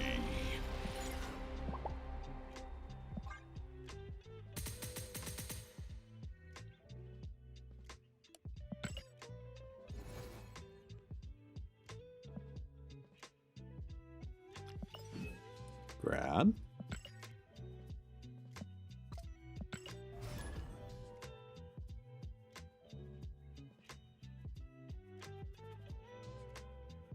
Arroz, feijão, farofa. Who needs a bacon, egg, and cheese?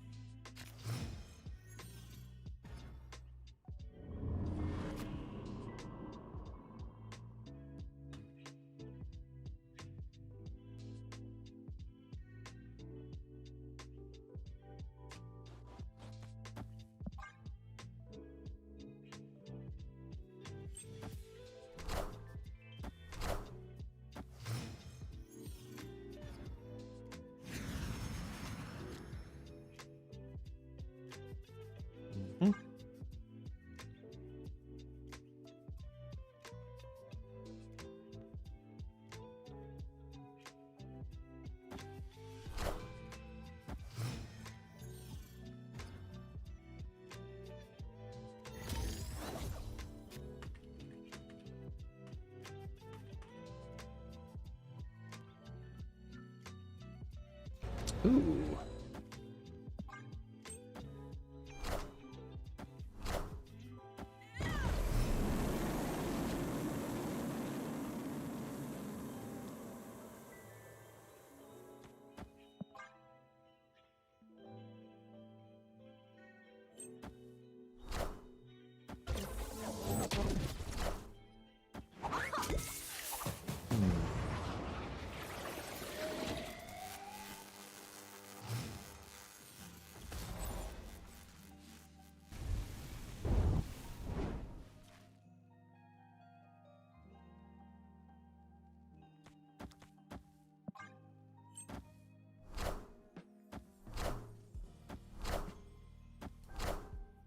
See, they got the same idea with the Viv Vision, what to do, what to call it.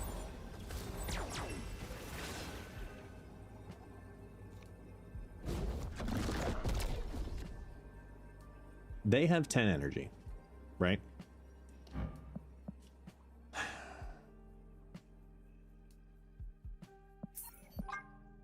Nothing I could do there. Escaped.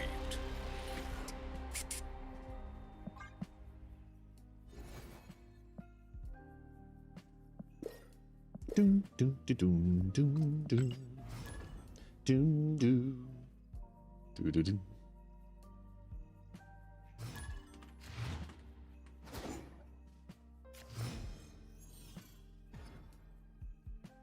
If I could type, geez, I cannot.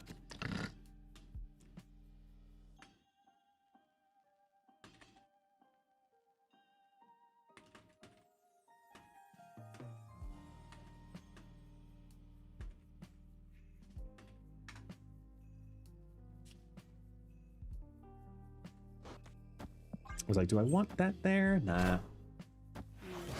Dead Julio. One rule for fantasy football is I never draft a player from the 49ers. I don't have time for a bias and maybe losing. That's fair.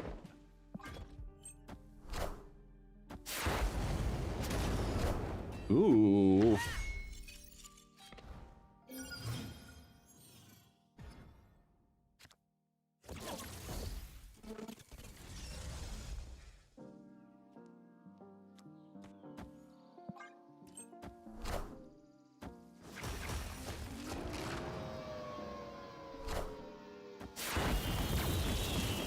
So I'm gonna want to put a 3-drop in the mid later.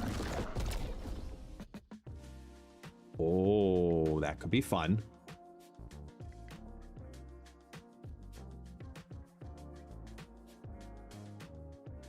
Actually, I don't think I'm gonna do that. I think I'm just gonna do this to ruin Shaw. Now they brood. No, they go for the pop.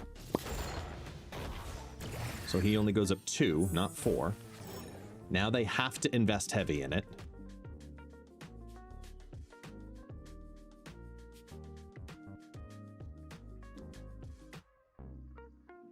But that 18 could be awesome.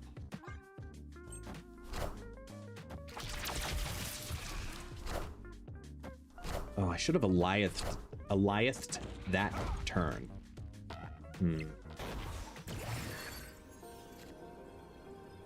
Okay, so we have a couple of things we can do here. First off, we do this first to get these 3?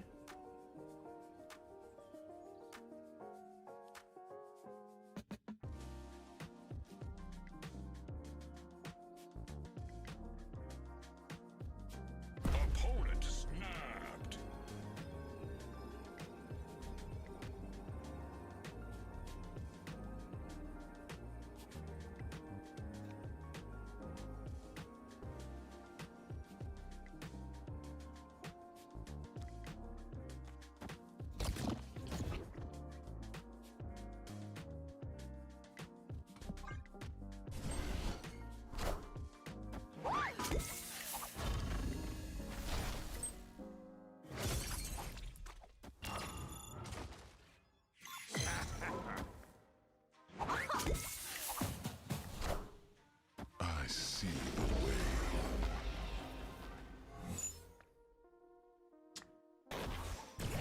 Whew.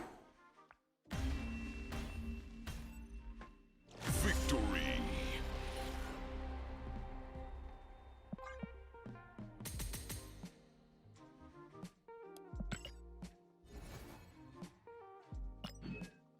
Oh, I'm not full. Legendary.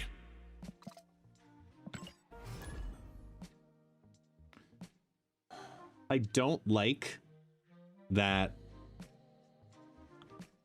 Quicksilver Domino's becoming so popular.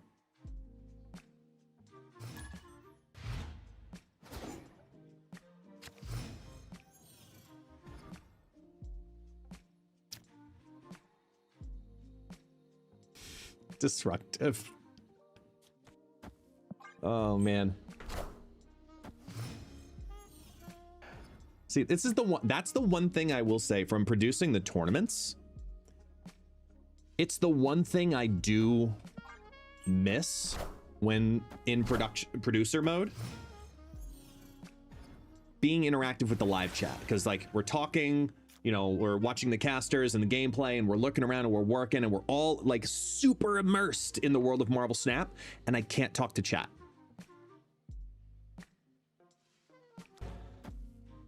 You know what I mean? Like that part I feel deep in my soul.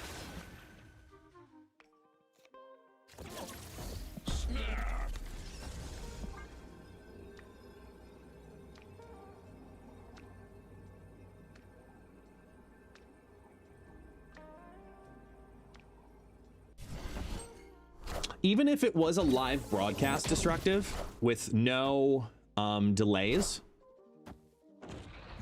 honestly, I wouldn't be looking at the chat while casting. That was the same case with any tournament broadcast. Hands down.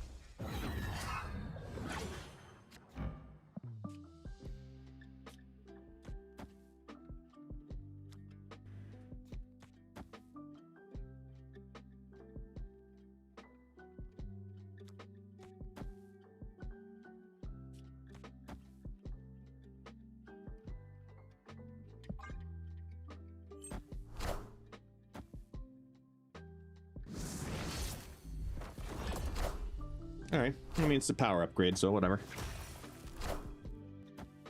Wind, aid my hand.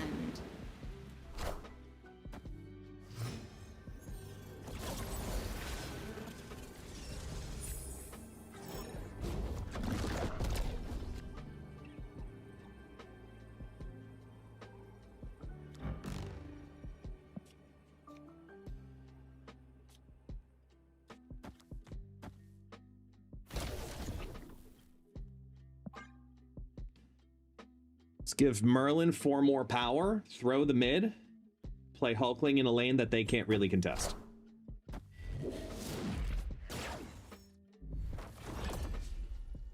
Oh shit, it's the other spell that does that. Whoops. That was stupid.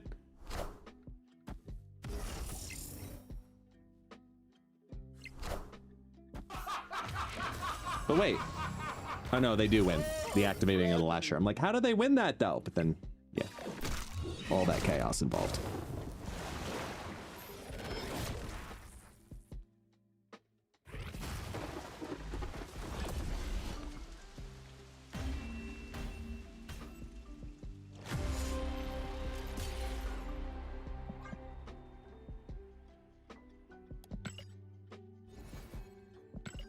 Oh well.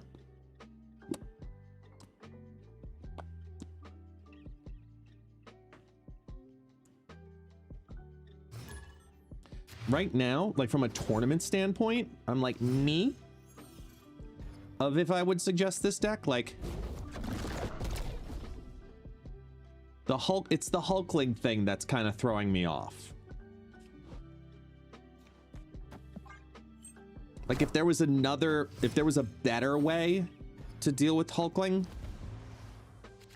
I'd say this is good, but I'm leaning away from it. I'm leaning away from it.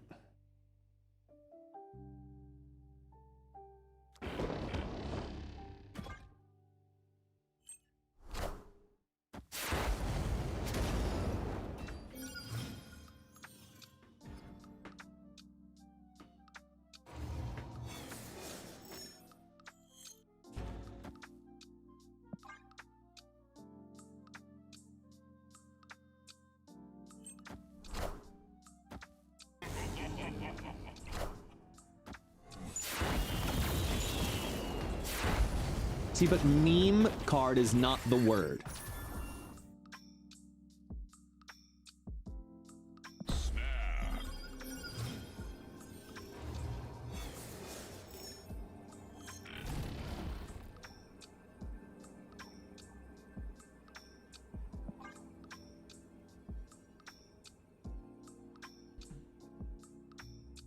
It's about information imbalance. Guess, is there any way that my boy Nicholas Scratch gets a rework or buff? Maybe put him to a 1-0 with +2 from spells? I think the fix to him is just make him ongoing. I think if he's a 1-1 with +1s as an ongoing, that's a good card. That's a card you want to play. Just not yet.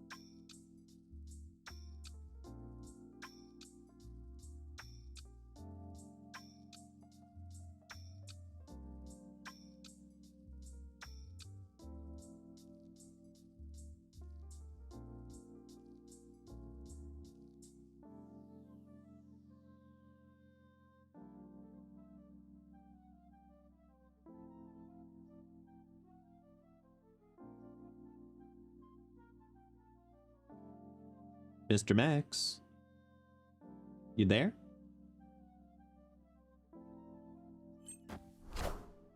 Hail Hydra!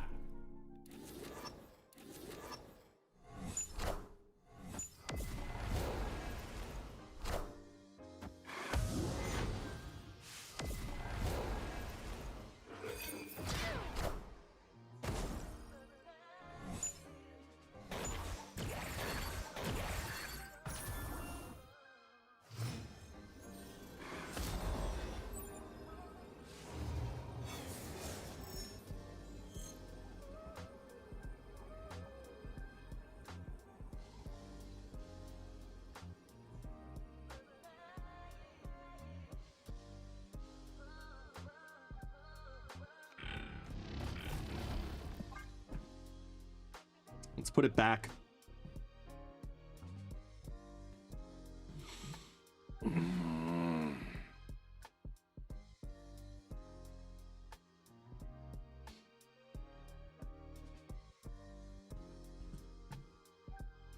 They don't Shang-Chi here.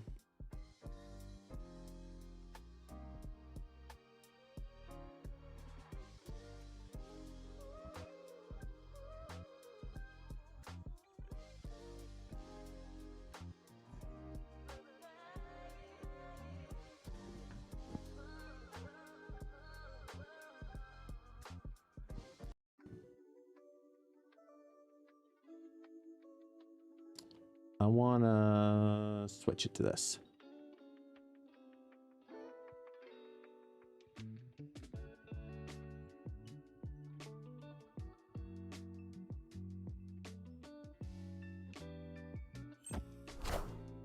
Cut off one head, 2 more shall take its place.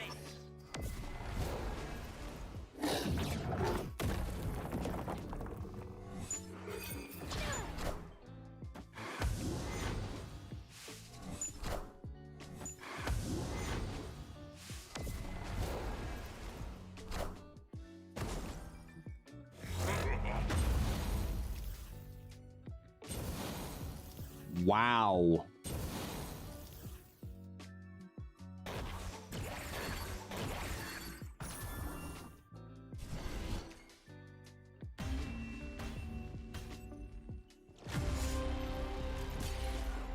I'm kind of floored.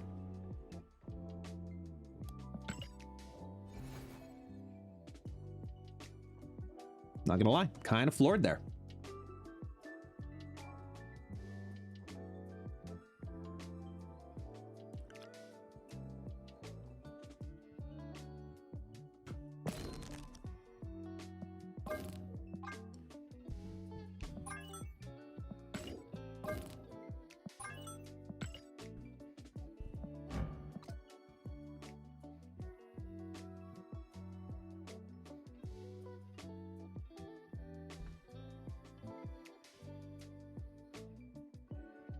I'm going to switch it back to Quicksilver Domino.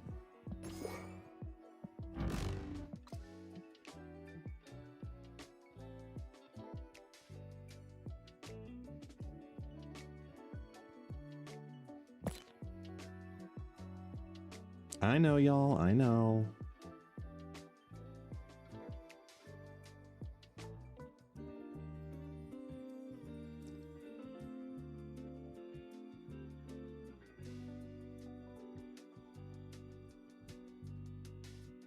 I have an idea.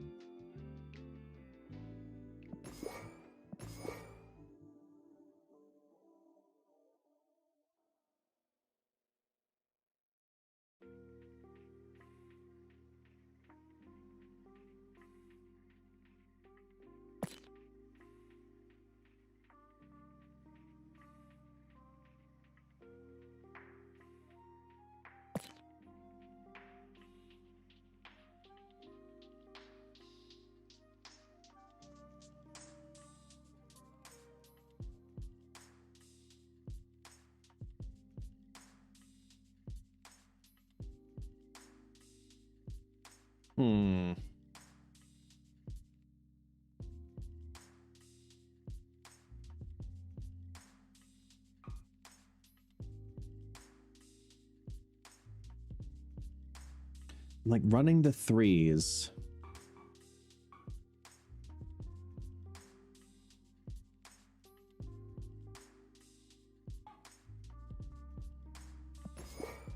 Okay, hear me out on that.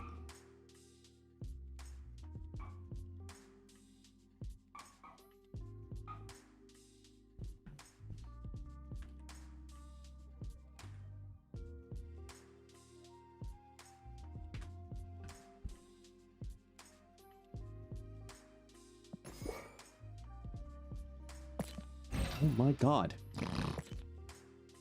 I can't not do IP. I've won too many games because of IP.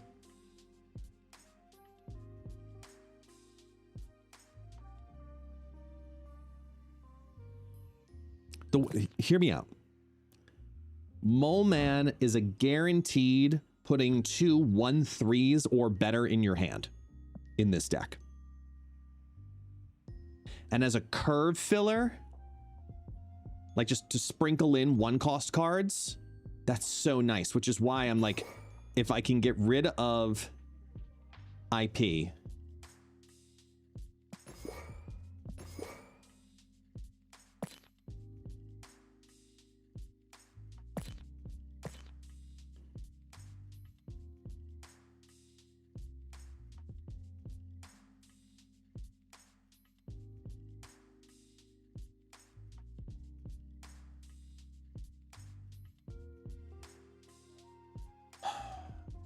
for the Galactus first, as big as Galactus First Steps can be, I actually don't like that it's information my opponent knows.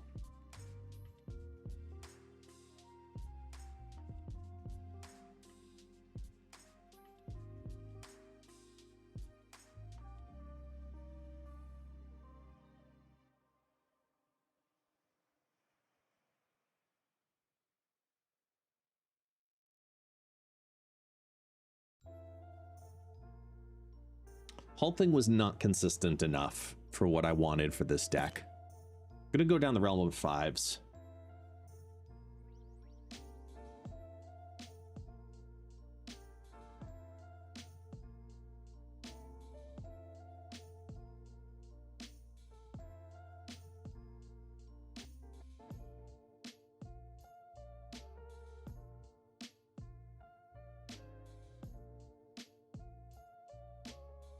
I'm gonna go straight up Legion.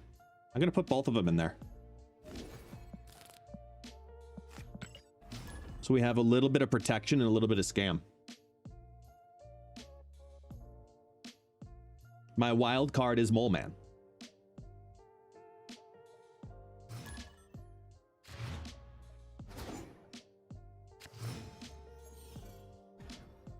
Now, I could go to Viv Vision in this, but I really want to see if this works.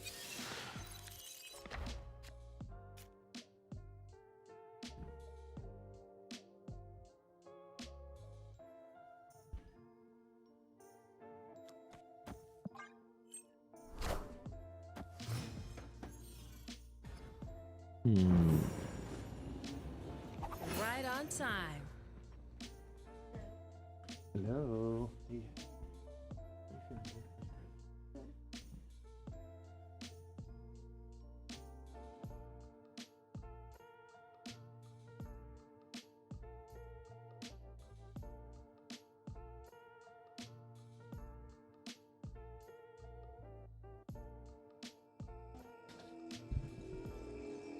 Sorry.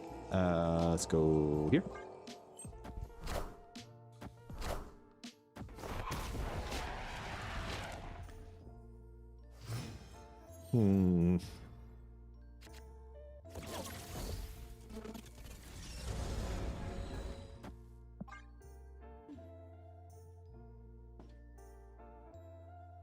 Talk about the ultimate backup plan of like Silver Surfer for first steps into Mole Man.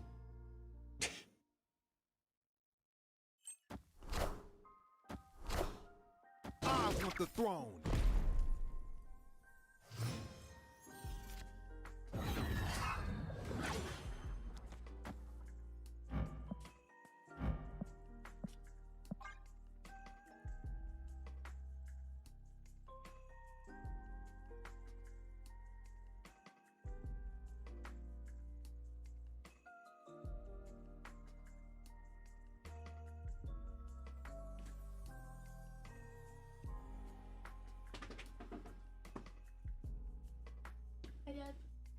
Way more. Do I get a hello?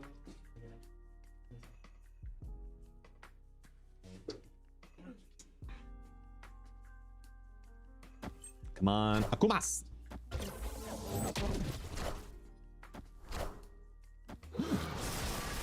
Cycle. Full hand.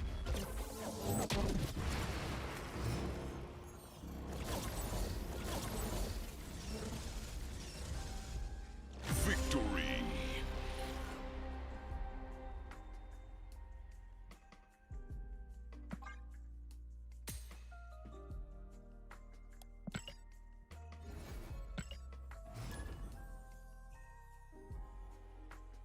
Ooh, you know what I should do? I should, like Rickster, to your comment of don't stare at the fireworks is so fun. Like, something I haven't done ever is follow up on decks that I've put out into the world via whether it's YouTube, whether it was just posting them on X, etc. I should follow up to see how they performed outside of my hands. Like a 1 week later. Or a couple of days later type thing. That'd be very interesting to track.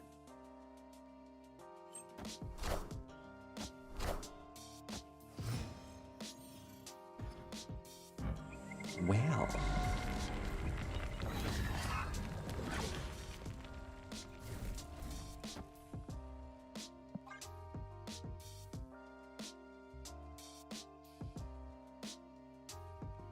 Ow. Oh.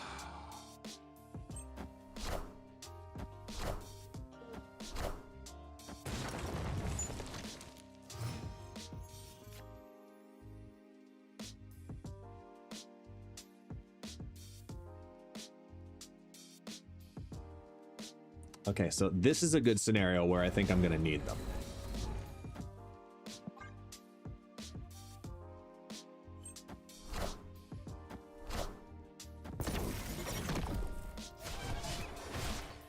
I'm sorry, a Red Wing deck? What? Ah, haven't seen that in a hot minute.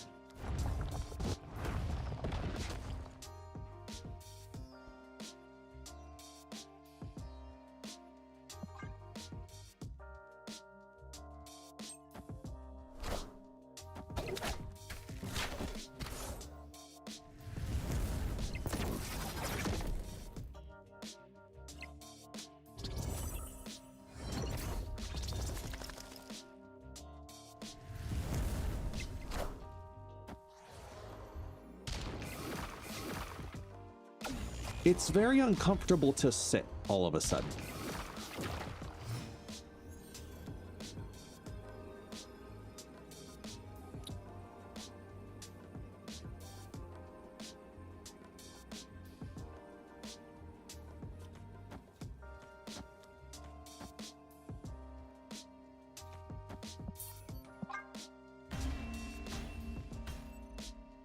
Escaped. Wow. Zorn, Sparky, Aranya. The Human Torch. 38 power. Don't worry, guys. It was a nerf to Human Torch. Hey, Cosmic. Yeah, I'd like to trust, but no. Okay? Just no.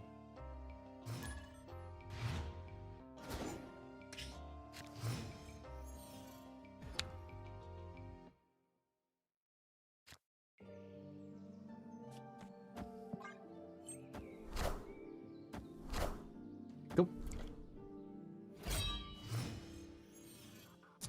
Blade Electra. Always lucky. I wonder if they're real.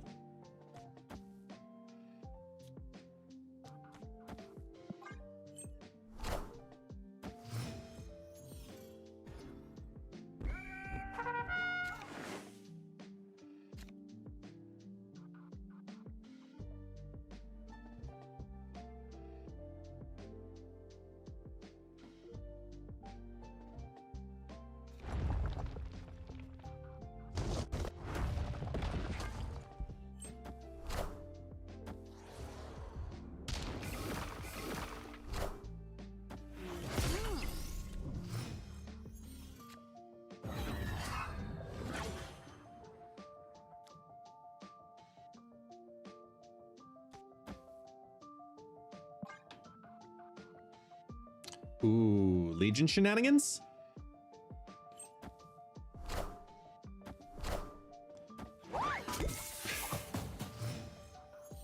Opponent snapped.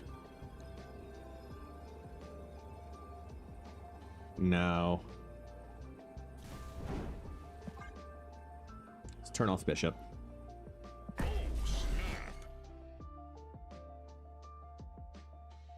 And let them have the prio, and then just make it rain everywhere else.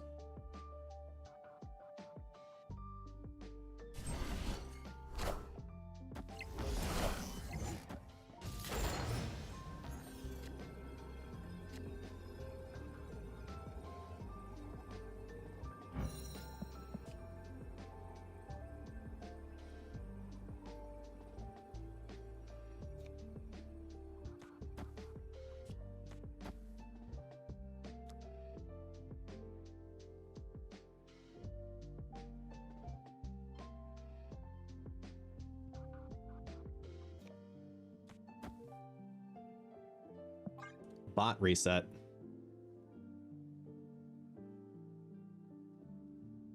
The fact that he now works with Zorn, it also means that he doesn't get killmongered. It's a buff. Yeah, I mean, Vulture now gets killmongered, and you feel less bad about that more often than not. He's a casserole.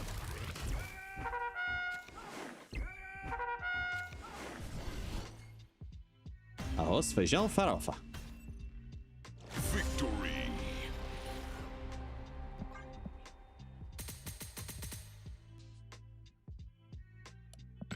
Due to the power of rocks. Whoops.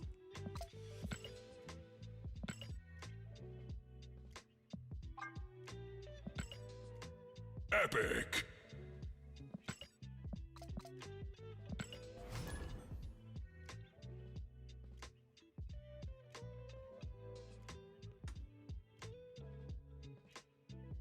Yeah, all of the decks that want to play Killmonger right now want to play it early. So, I don't mind having 1/3s that I can drop at the end as a backup plan.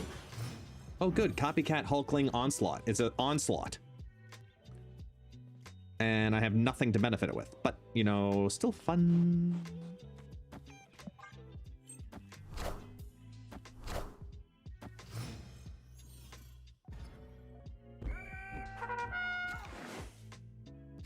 What are the odds?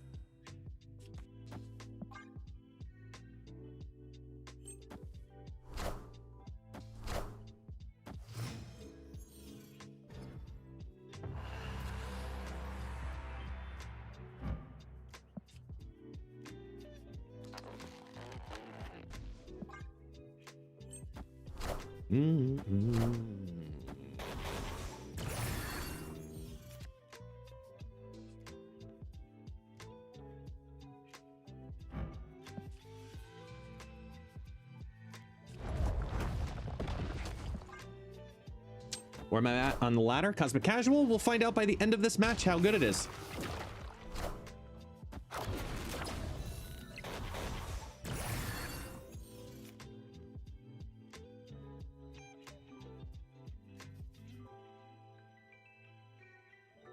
I need to push priority in one lane.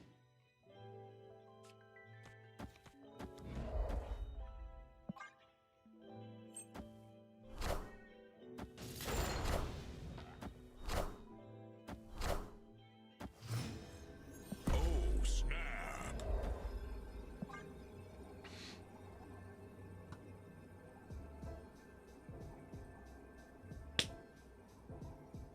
Victory.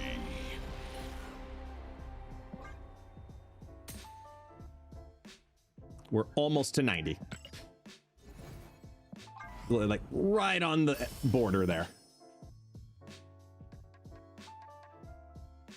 Yeah, that was the whole goal right there, so that works.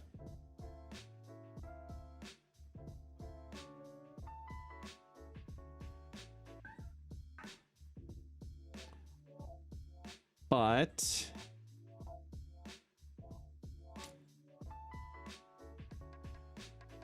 I am going to tweak it. I want to put Viv Vision in. I really do. The deck is screaming to have her in here. So let's do it.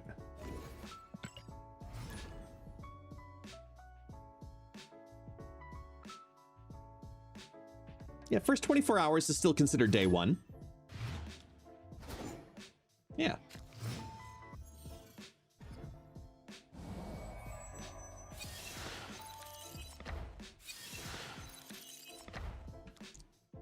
Yeah, see, it's Baron Zemo. It's Toon World version of Baron Zemo, created by White Palace. Yeah.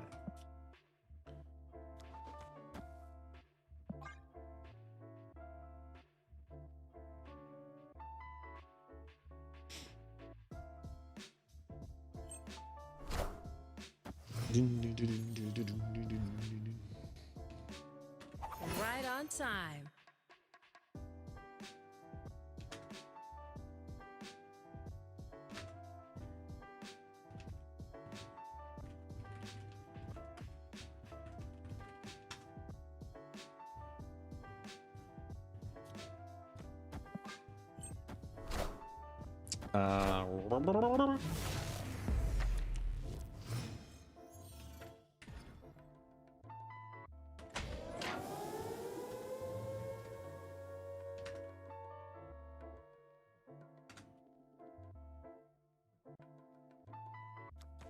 Mm-hmm.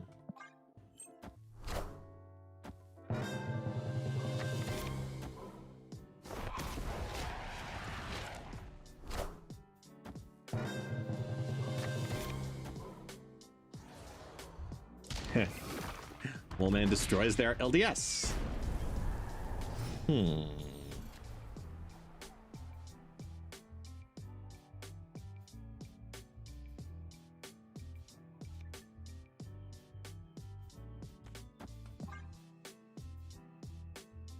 on, give me something tall.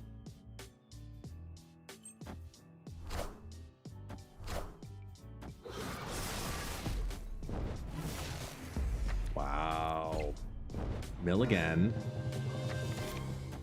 Take the Silver Surfer first steps. Convert their Shang-Chi into crap.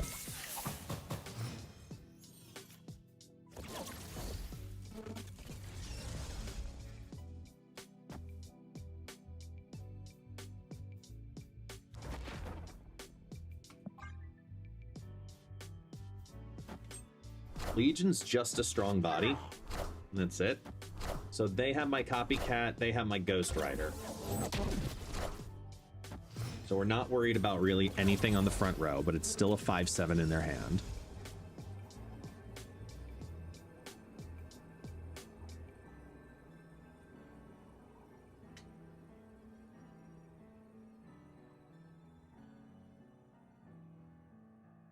It's just this and this. I want the throne.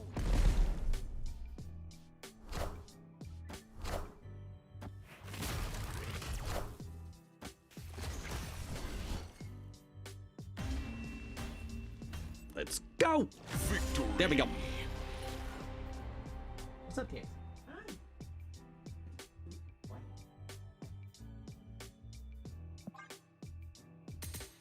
And just like that, we hit 90.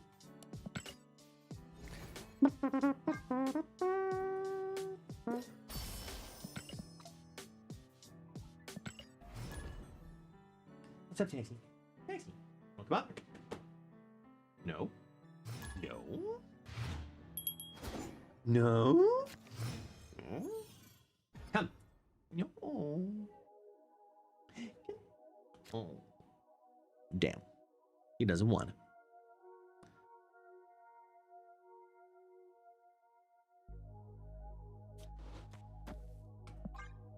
Hey, Rambo.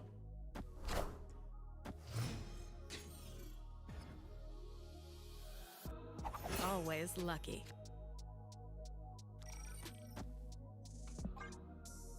Do it.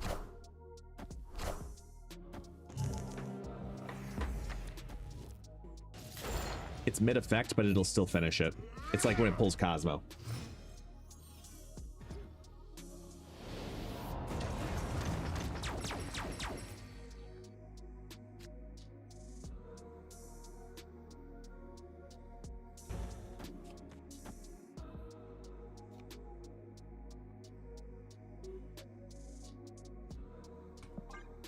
Hello, Timmer.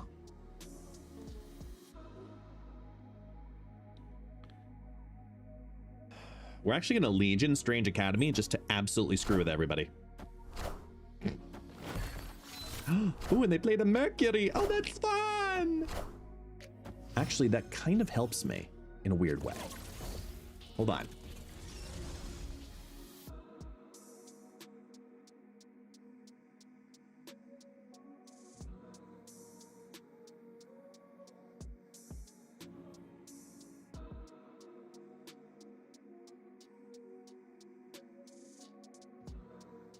Wait, it actually bricks them a bit.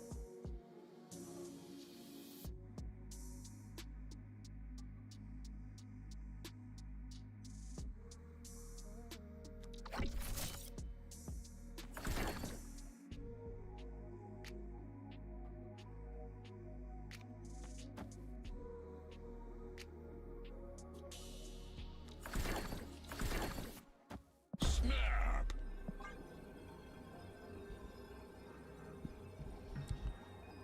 I think that this might actually screw them.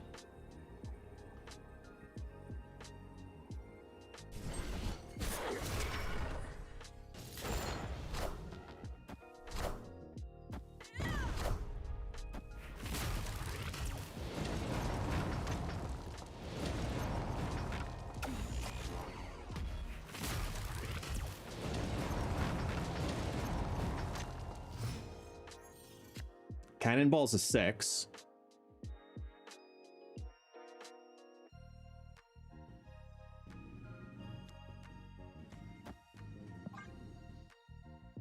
They need to have a 7 power or higher card, and I don't think they're running one because of Cannonball.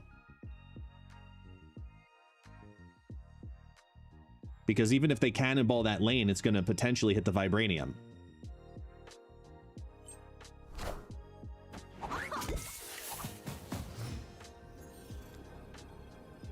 So they're playing into a 50-50. Or what else could it do?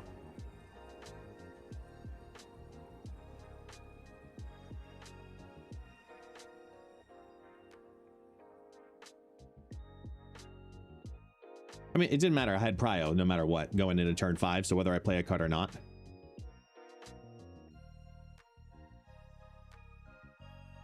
Oh, they could do it on the right lane though.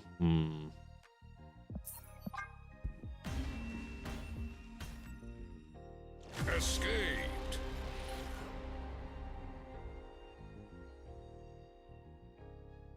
Yeah, Seaball right. Yeah. It's all right though.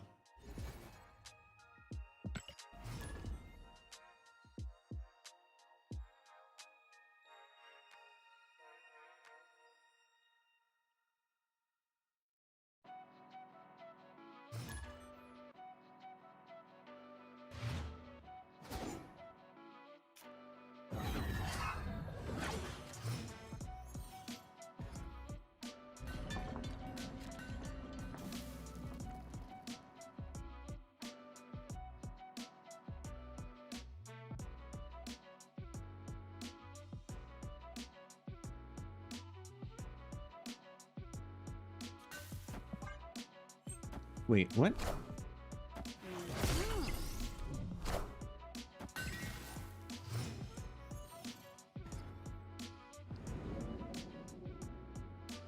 What are the odds?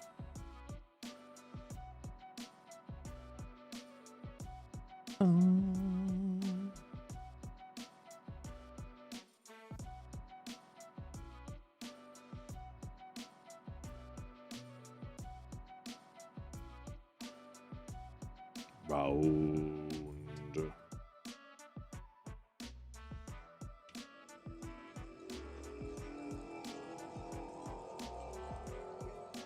I think we do this.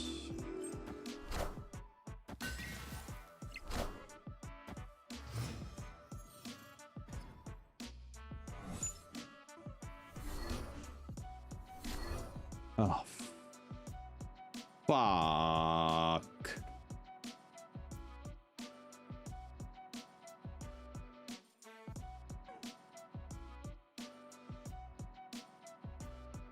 Oh no.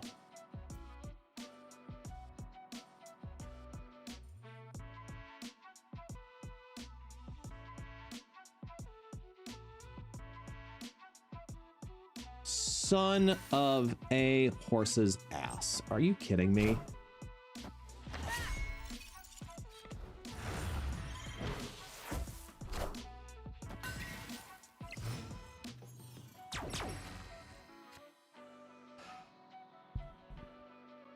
Close. I think I filmed 2 videos, sent them to my editor on Monday, and there's no audio.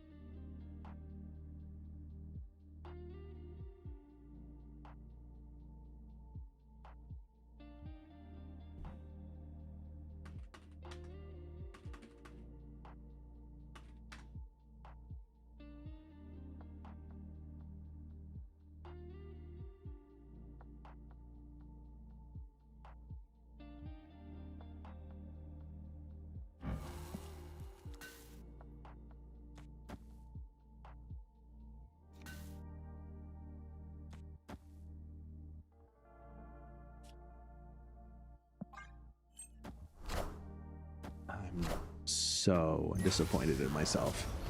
Why would they not play the Fallen One in Nivelier? What? Why?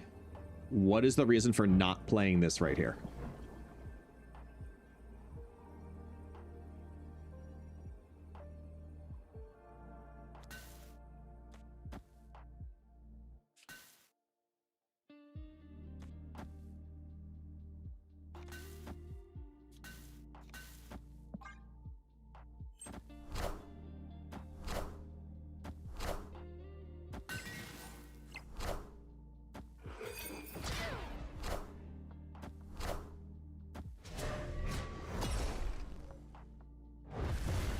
Wow.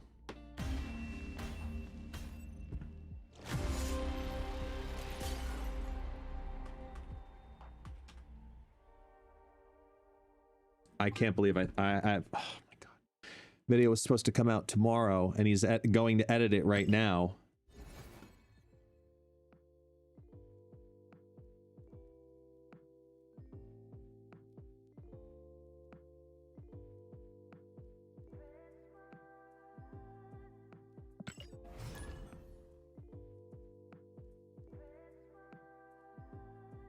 Today's not my day, man.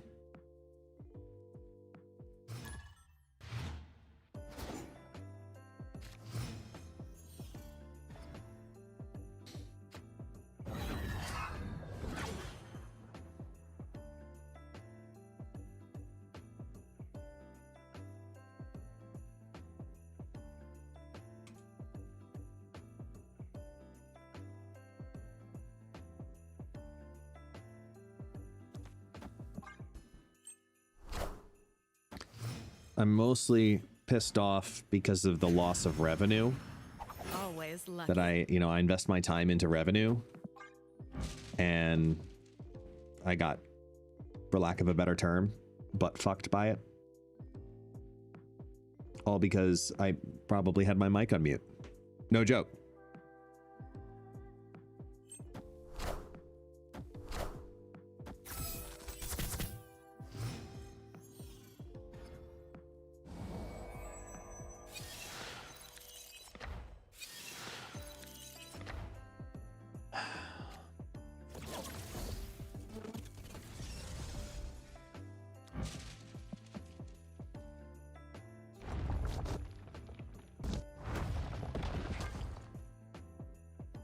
Yeah, deflating's the right word.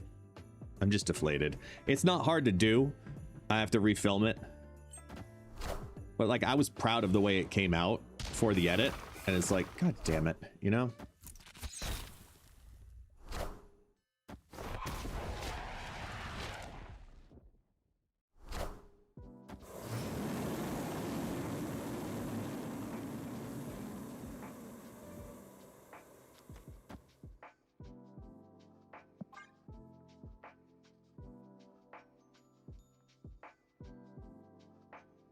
Oh, snap.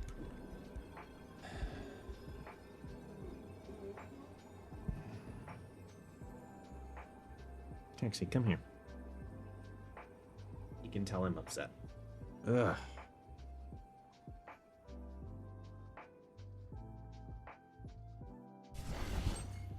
Do I still have my notes?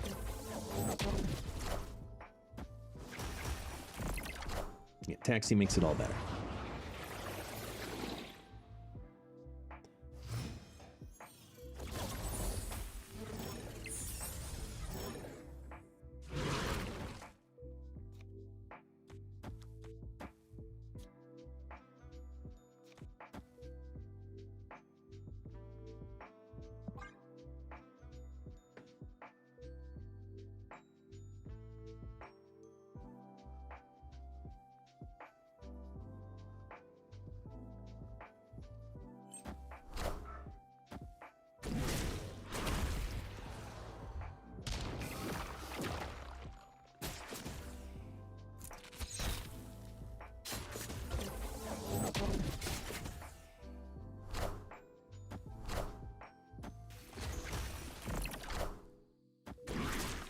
Lay down, taxi.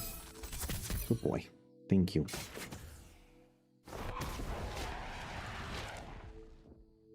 As always, taxi makes everything better.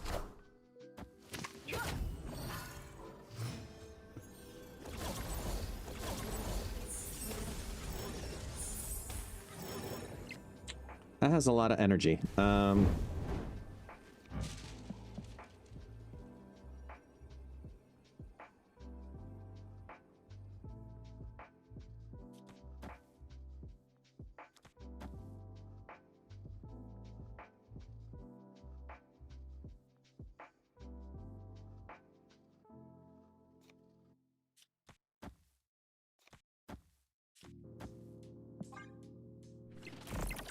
Here we go.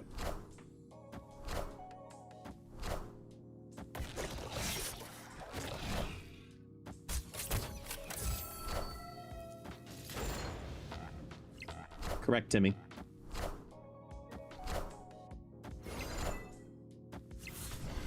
Son of a bitch.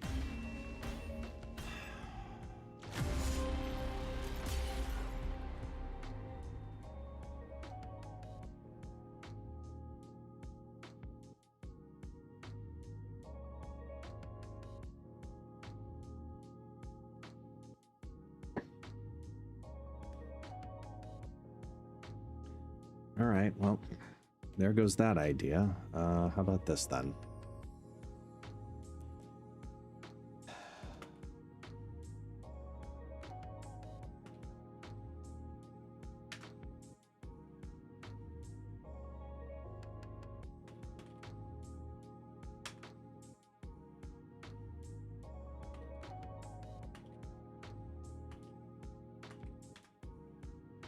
Thank you, Rambo. I'm happy to have been selected by me.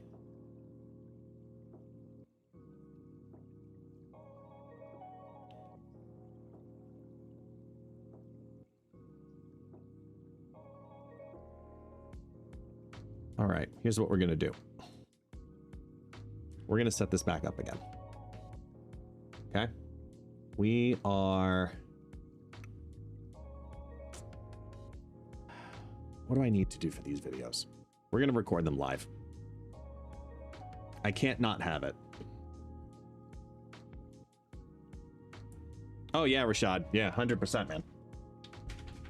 100%. I'm gonna re-record it right now.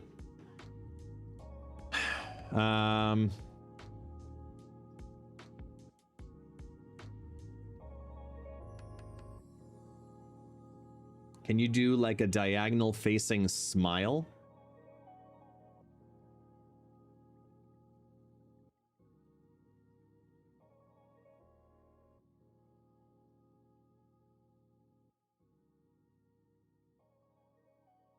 Does that work? Okay, so let me think here. So I still have the script.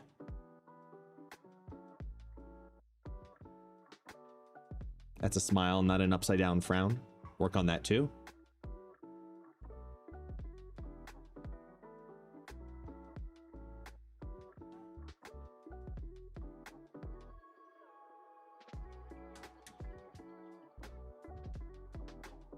See, I can turn it on.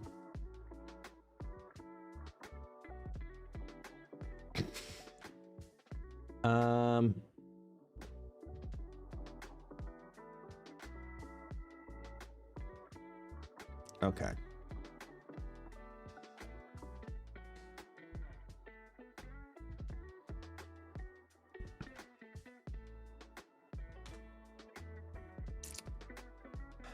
I have to pull up. Let me see here.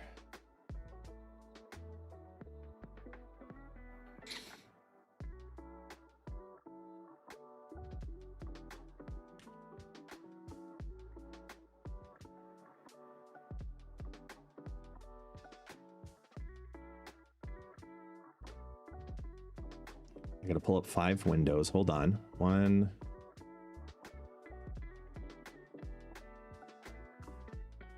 2,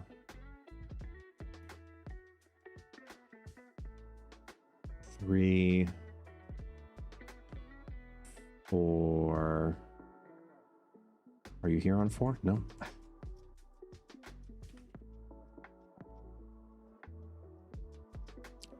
Four and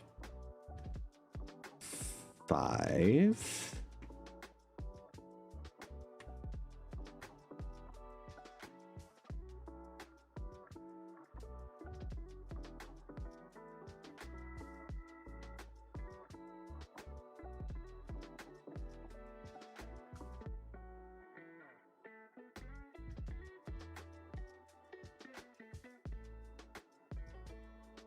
Okay. Let me go to this window.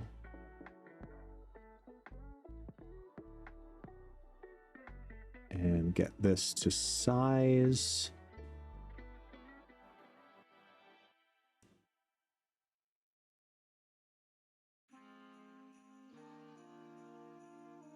With, where's the bottom cam? There. Okay.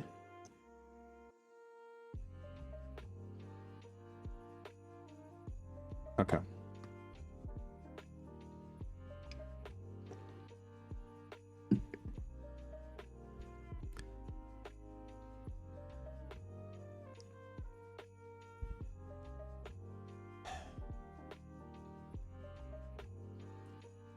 Let me be clear here and say that this is not the original video. I'll tell you why in a second. But the truth is, not every buff shows up in patch notes because some cards are just going to simply get buffed exclusively by the meta that shapes around them. So there's new cards, there's new engines, there's new releases, there's new habits that end up happening at the beginning of every season. That is exactly why I'm going to tell you 5 cards that secretly got buffed because of the new season, Visions of the Future in Marble Snap.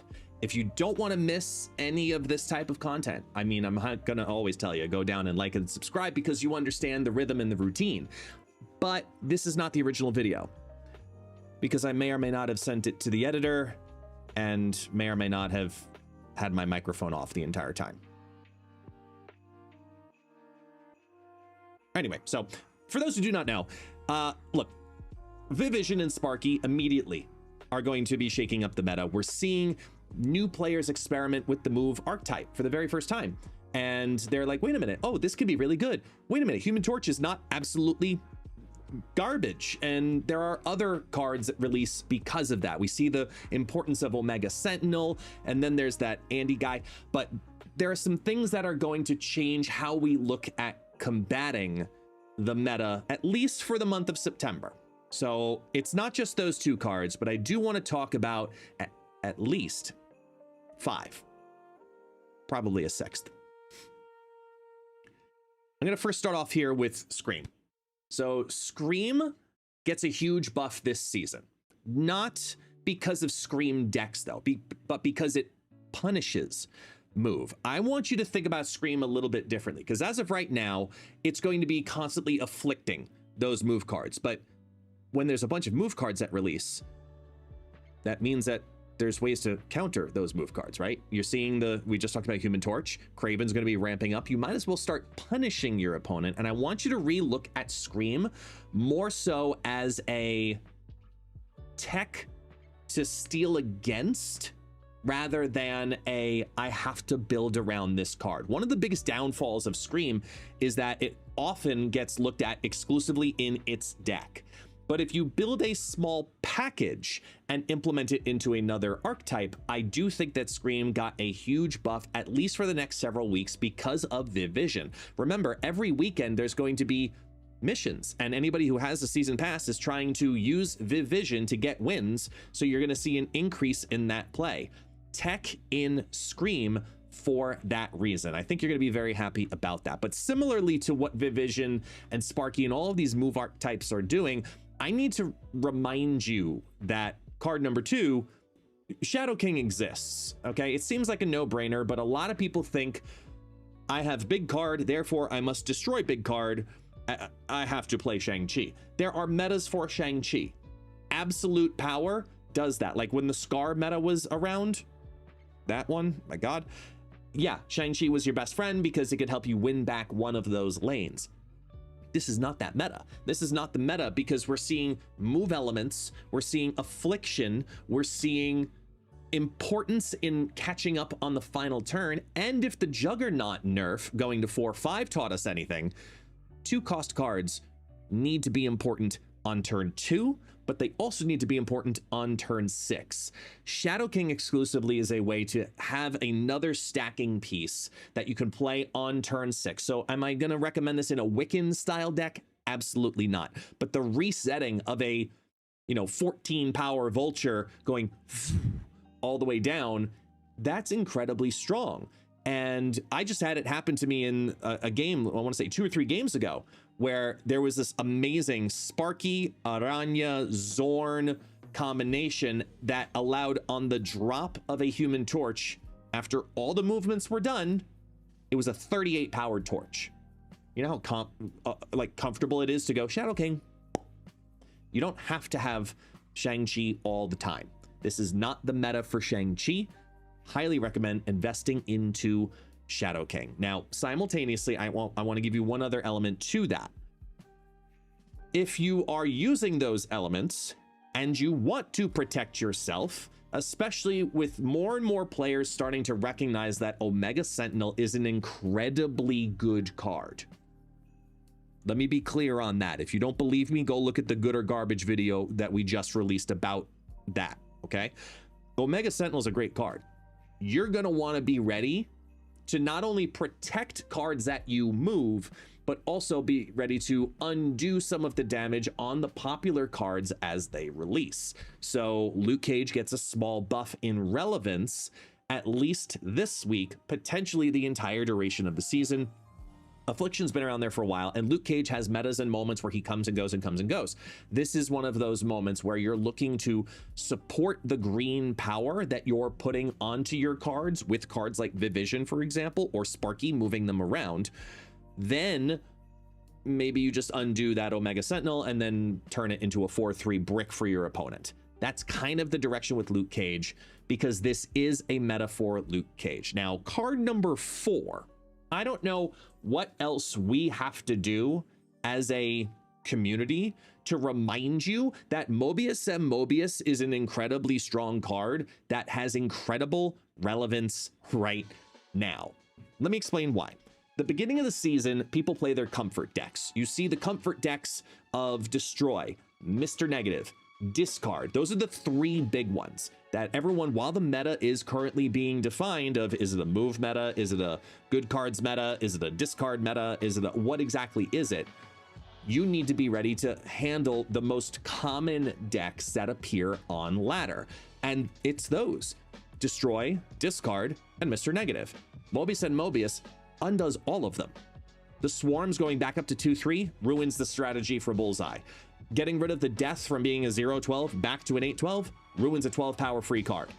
And Mr. Negative, I think that's kind of, you know, self-explanatory, but I don't think you remember this card because I don't see it enough. And Surge is still incredibly popular, and there's a lot of cost reduction mechanics still floating around in that first week because everyone's trying to climb to infinite as fast as possible.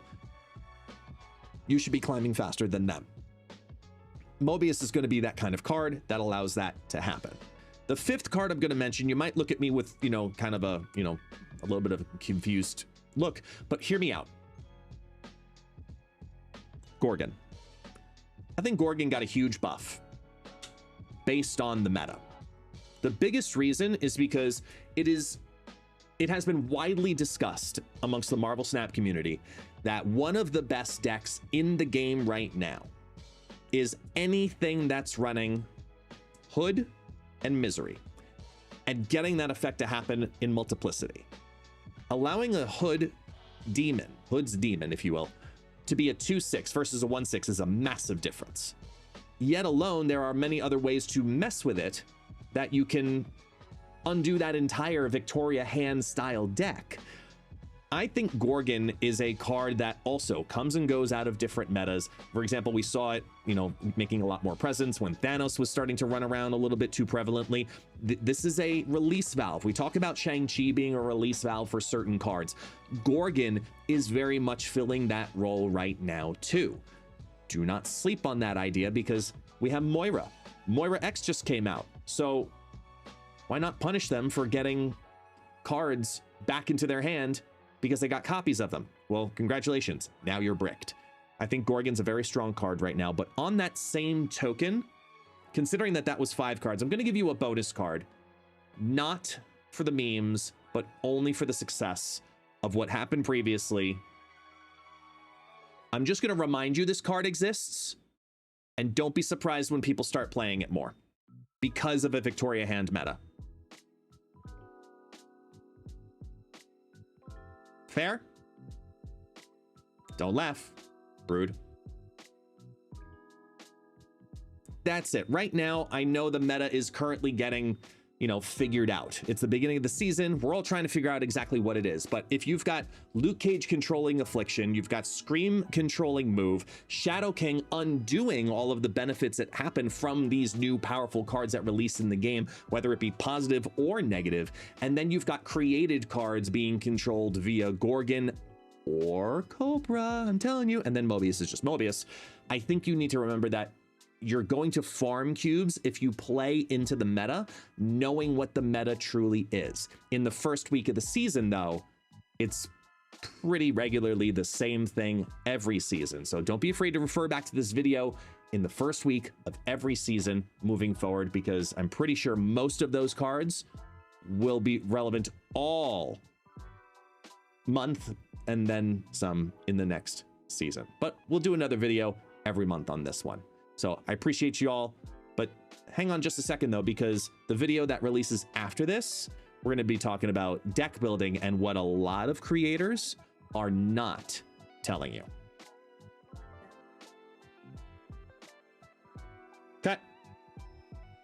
Okay, that's video 1. Yes, I know. I know. Talk to your mom.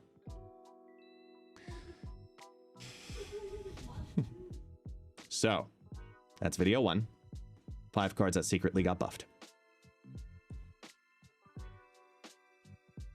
Okay, that'll be clip 1 I send out. And now we set up for video 2.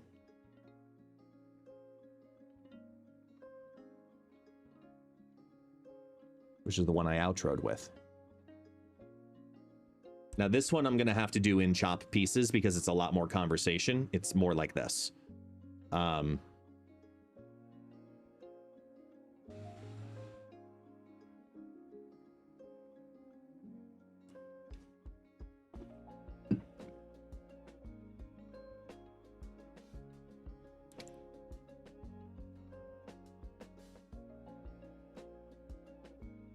Okay. This one's going to be recorded in a choppy manner. And then because this one is probably going to come out on Sunday, maybe Monday, worst case scenario, but I'm aiming for Sunday just because it'll be the day after the Golden Gauntlet. So that'll be a good time for this to come out. So I'm going to record this one in sections. Rashad, I'm going to record this one in sections for you to do the cut clips. Makes it a lot easier. Alrighty.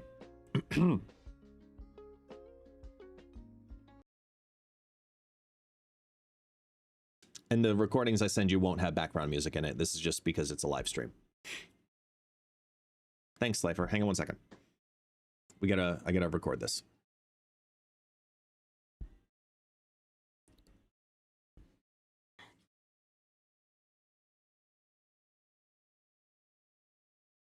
Most Marvel Snap players think they know how to build a deck. You grab your strongest cards, you mix in some counters, maybe you copy a list off the internet. And then you wonder, why am I stuck at rank 70? Why do I keep losing cubes?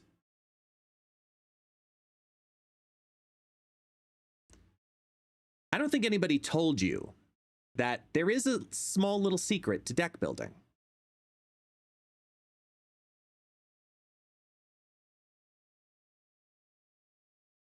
And when you see it, it's going to be like flipping a switch.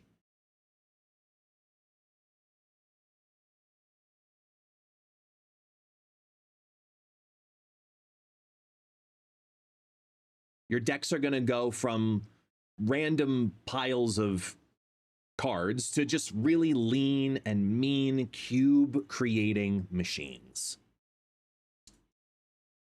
So stick with me. I'm going to show you one of the techniques that I know many of us use to build decks.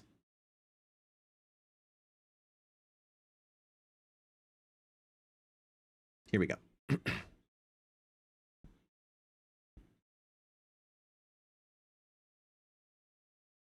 So here's what everyone messes up. Everyone messes up that Marvel Snap only gives you 12 cards, and every single slot is precious. You cannot treat your deck like a buffet, where I'm gonna just add a little bit of this, and let me throw in a Cosmo and a Shang-Chi, and yeah, I'll add Enchantress too, and then you end up with like 5 or 6 tech cards because you're combating, and your deck's gonna do nothing because the stars are just not aligning.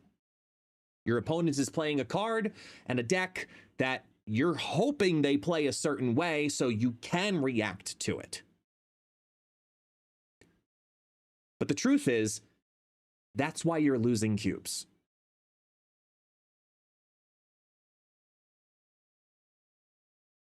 I've tested this myself. I took a Silver Surfer deck and I ran it with 4 tech cards. After about 100 games, I had a 41% oh my gosh, let me try that again. Over 100 games, I bricked my opening hand 40-ish% of the time, 41% to be specific. Now think about that.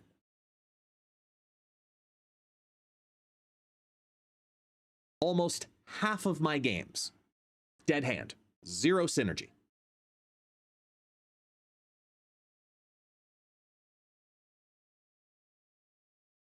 Nothing but panic buttons.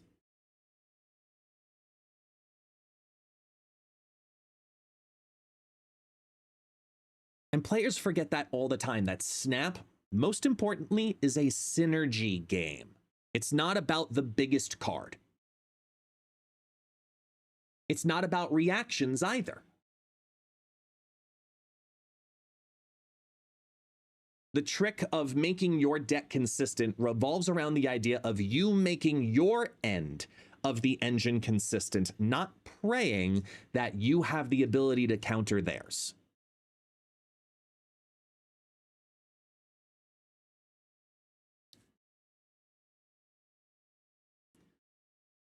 I'll give you examples.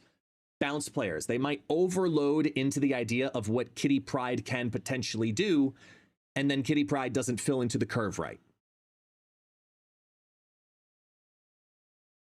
We've even seen Destroy players start to jam in cards like Enchantress, depending on the meta, and then they sit there with Deadpool in their hand doing absolutely nothing. But my personal favorite, though, is a Galactus list that runs armor and Shang-Chi. Because if you're going to ruin a Ferrari, the way you do it is just by throwing a snowplow on the front.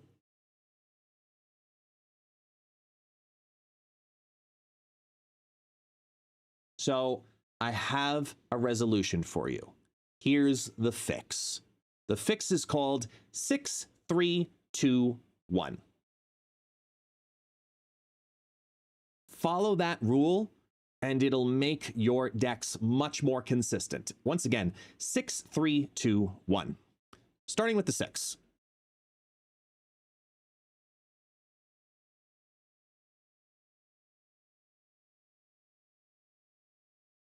The 6 is focusing towards the core cards of your engine. For example, let's say a Silver Surfer deck. You're running Silver Surfer, Brood, and you're playing into the synergies of what you want that engine to be.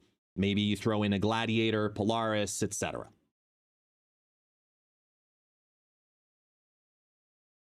Now, as for the 3, those are your enablers. Those are typically smaller cards, sometimes a bigger card, but typically smaller cards that allow your engine to run smoothly. If we're talking Silver Surfer, for example, you're looking at cards like Nova, or on the other end of it, something like Sarah.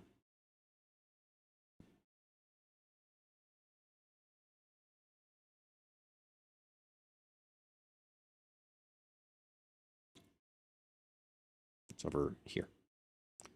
As for the 2, that's kind of where I think you should be playing your tech list. The how am I combating my opponent? Pick 2 cards that you want to have interact with your opponent's side, and if they happen to have synergy with your own, it's even better.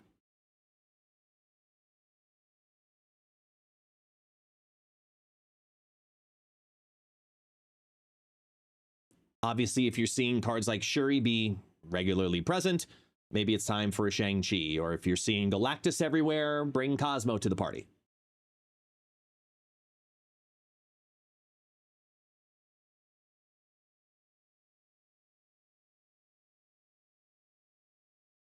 The last piece is probably the most fun one because it's your flex card.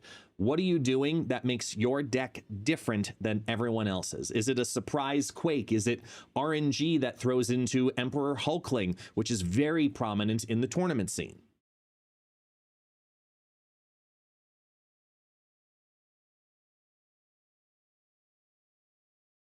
That's the system. Again, 6, 3, 2, 1. It looks simple. And for the most part, it is, and it does work. But let me just give you some reference examples. Okay, so now I'm sending you imagery that has the decks on there and their performance to kind of show the rate changes in between the two. Okay.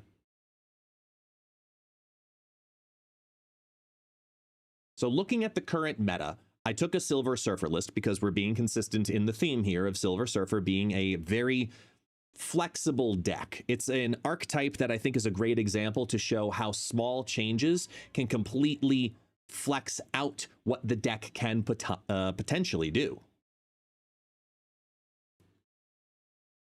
So the first one is focusing towards a lot of tech. It's got Gladiator, it's got Negasonic Teenage Warhead, it's got Moon Knight for playing out the opponent a little in a different manner, and then Fenris Wolf to make all of those things happen in the right order.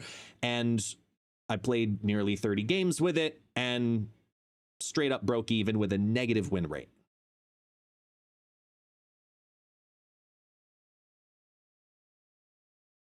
Then I switched it around. We went to something that's much leaner, a 6-3-2-1. And I was going to do 20 games, I was going to do 30 games, but it was doing so well, it pushed to 40, and then I had an 83% win rate.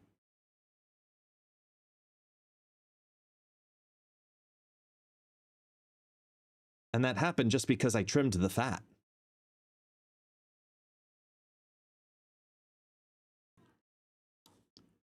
Take a look at the difference in the build here. This build is focusing towards enablers like Okoye, Forge, Nova, allow the big cards to happen. Then it's got a load of threes that are making the cool things happen. Your flex element is the movability of Rocket, Raccoon, and Groot. Like, Galacta gives you extra power. There's a lot of things that are happening here, but they all synergize together and have just enough to counter what your opponent is doing. At the time of doing this one, Red Guardian was an incredibly relevant counter card, and Killmonger was an incredibly relevant counter card. They synergized with the deck, and I was able to make the tech work into the engine.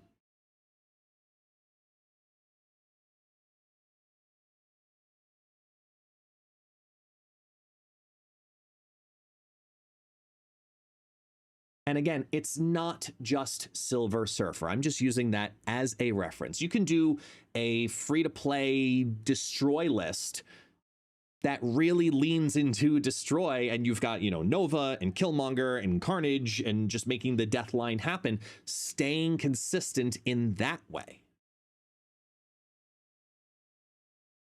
Even with Serra Control, that works as only needing 2 tech cards. For the most part, you can have it be a catch-all of just having Shang-Chi and Enchantress if you're going to run that style of deck, and you cover about 80% of most of the threats that are out there. So it's not a hard and fast rule, but it is an incredibly strong guide to help you build a better deck.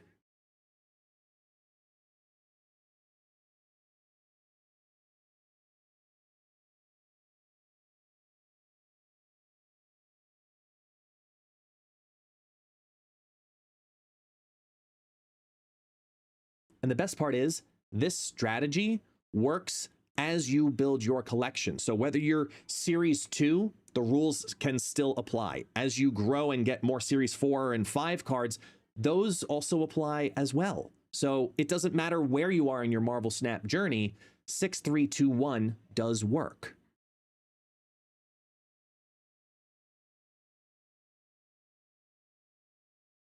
So here's what I want you to do. Go take a look at your favorite deck and audit it. Count the slots. Do I have 6 core enablers? Do I have, 6 core cards? Do I have 3 enablers? Do I have 2 tech cards? Do I have a flex card? What can I change? What can I adjust? What can I rebalance? And then try it again. Did you build a confident deck, or is it straight up panic in Marvel Snap? I bet you, with a little bit of an adjustment, you'll see a difference.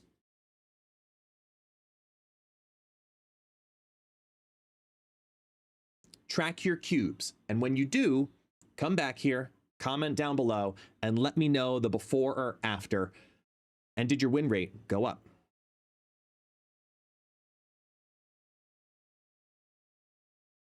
And if you want even more hidden secrets, go ahead and subscribe down below, hit that like button, because, well, I'm also going to show you the 5 cards that actually secretly got buffed.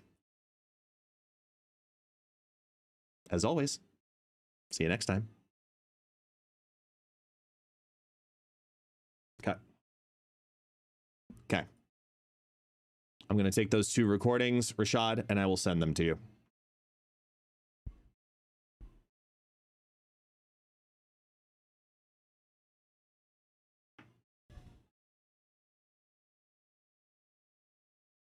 I can't believe I had to re-record those.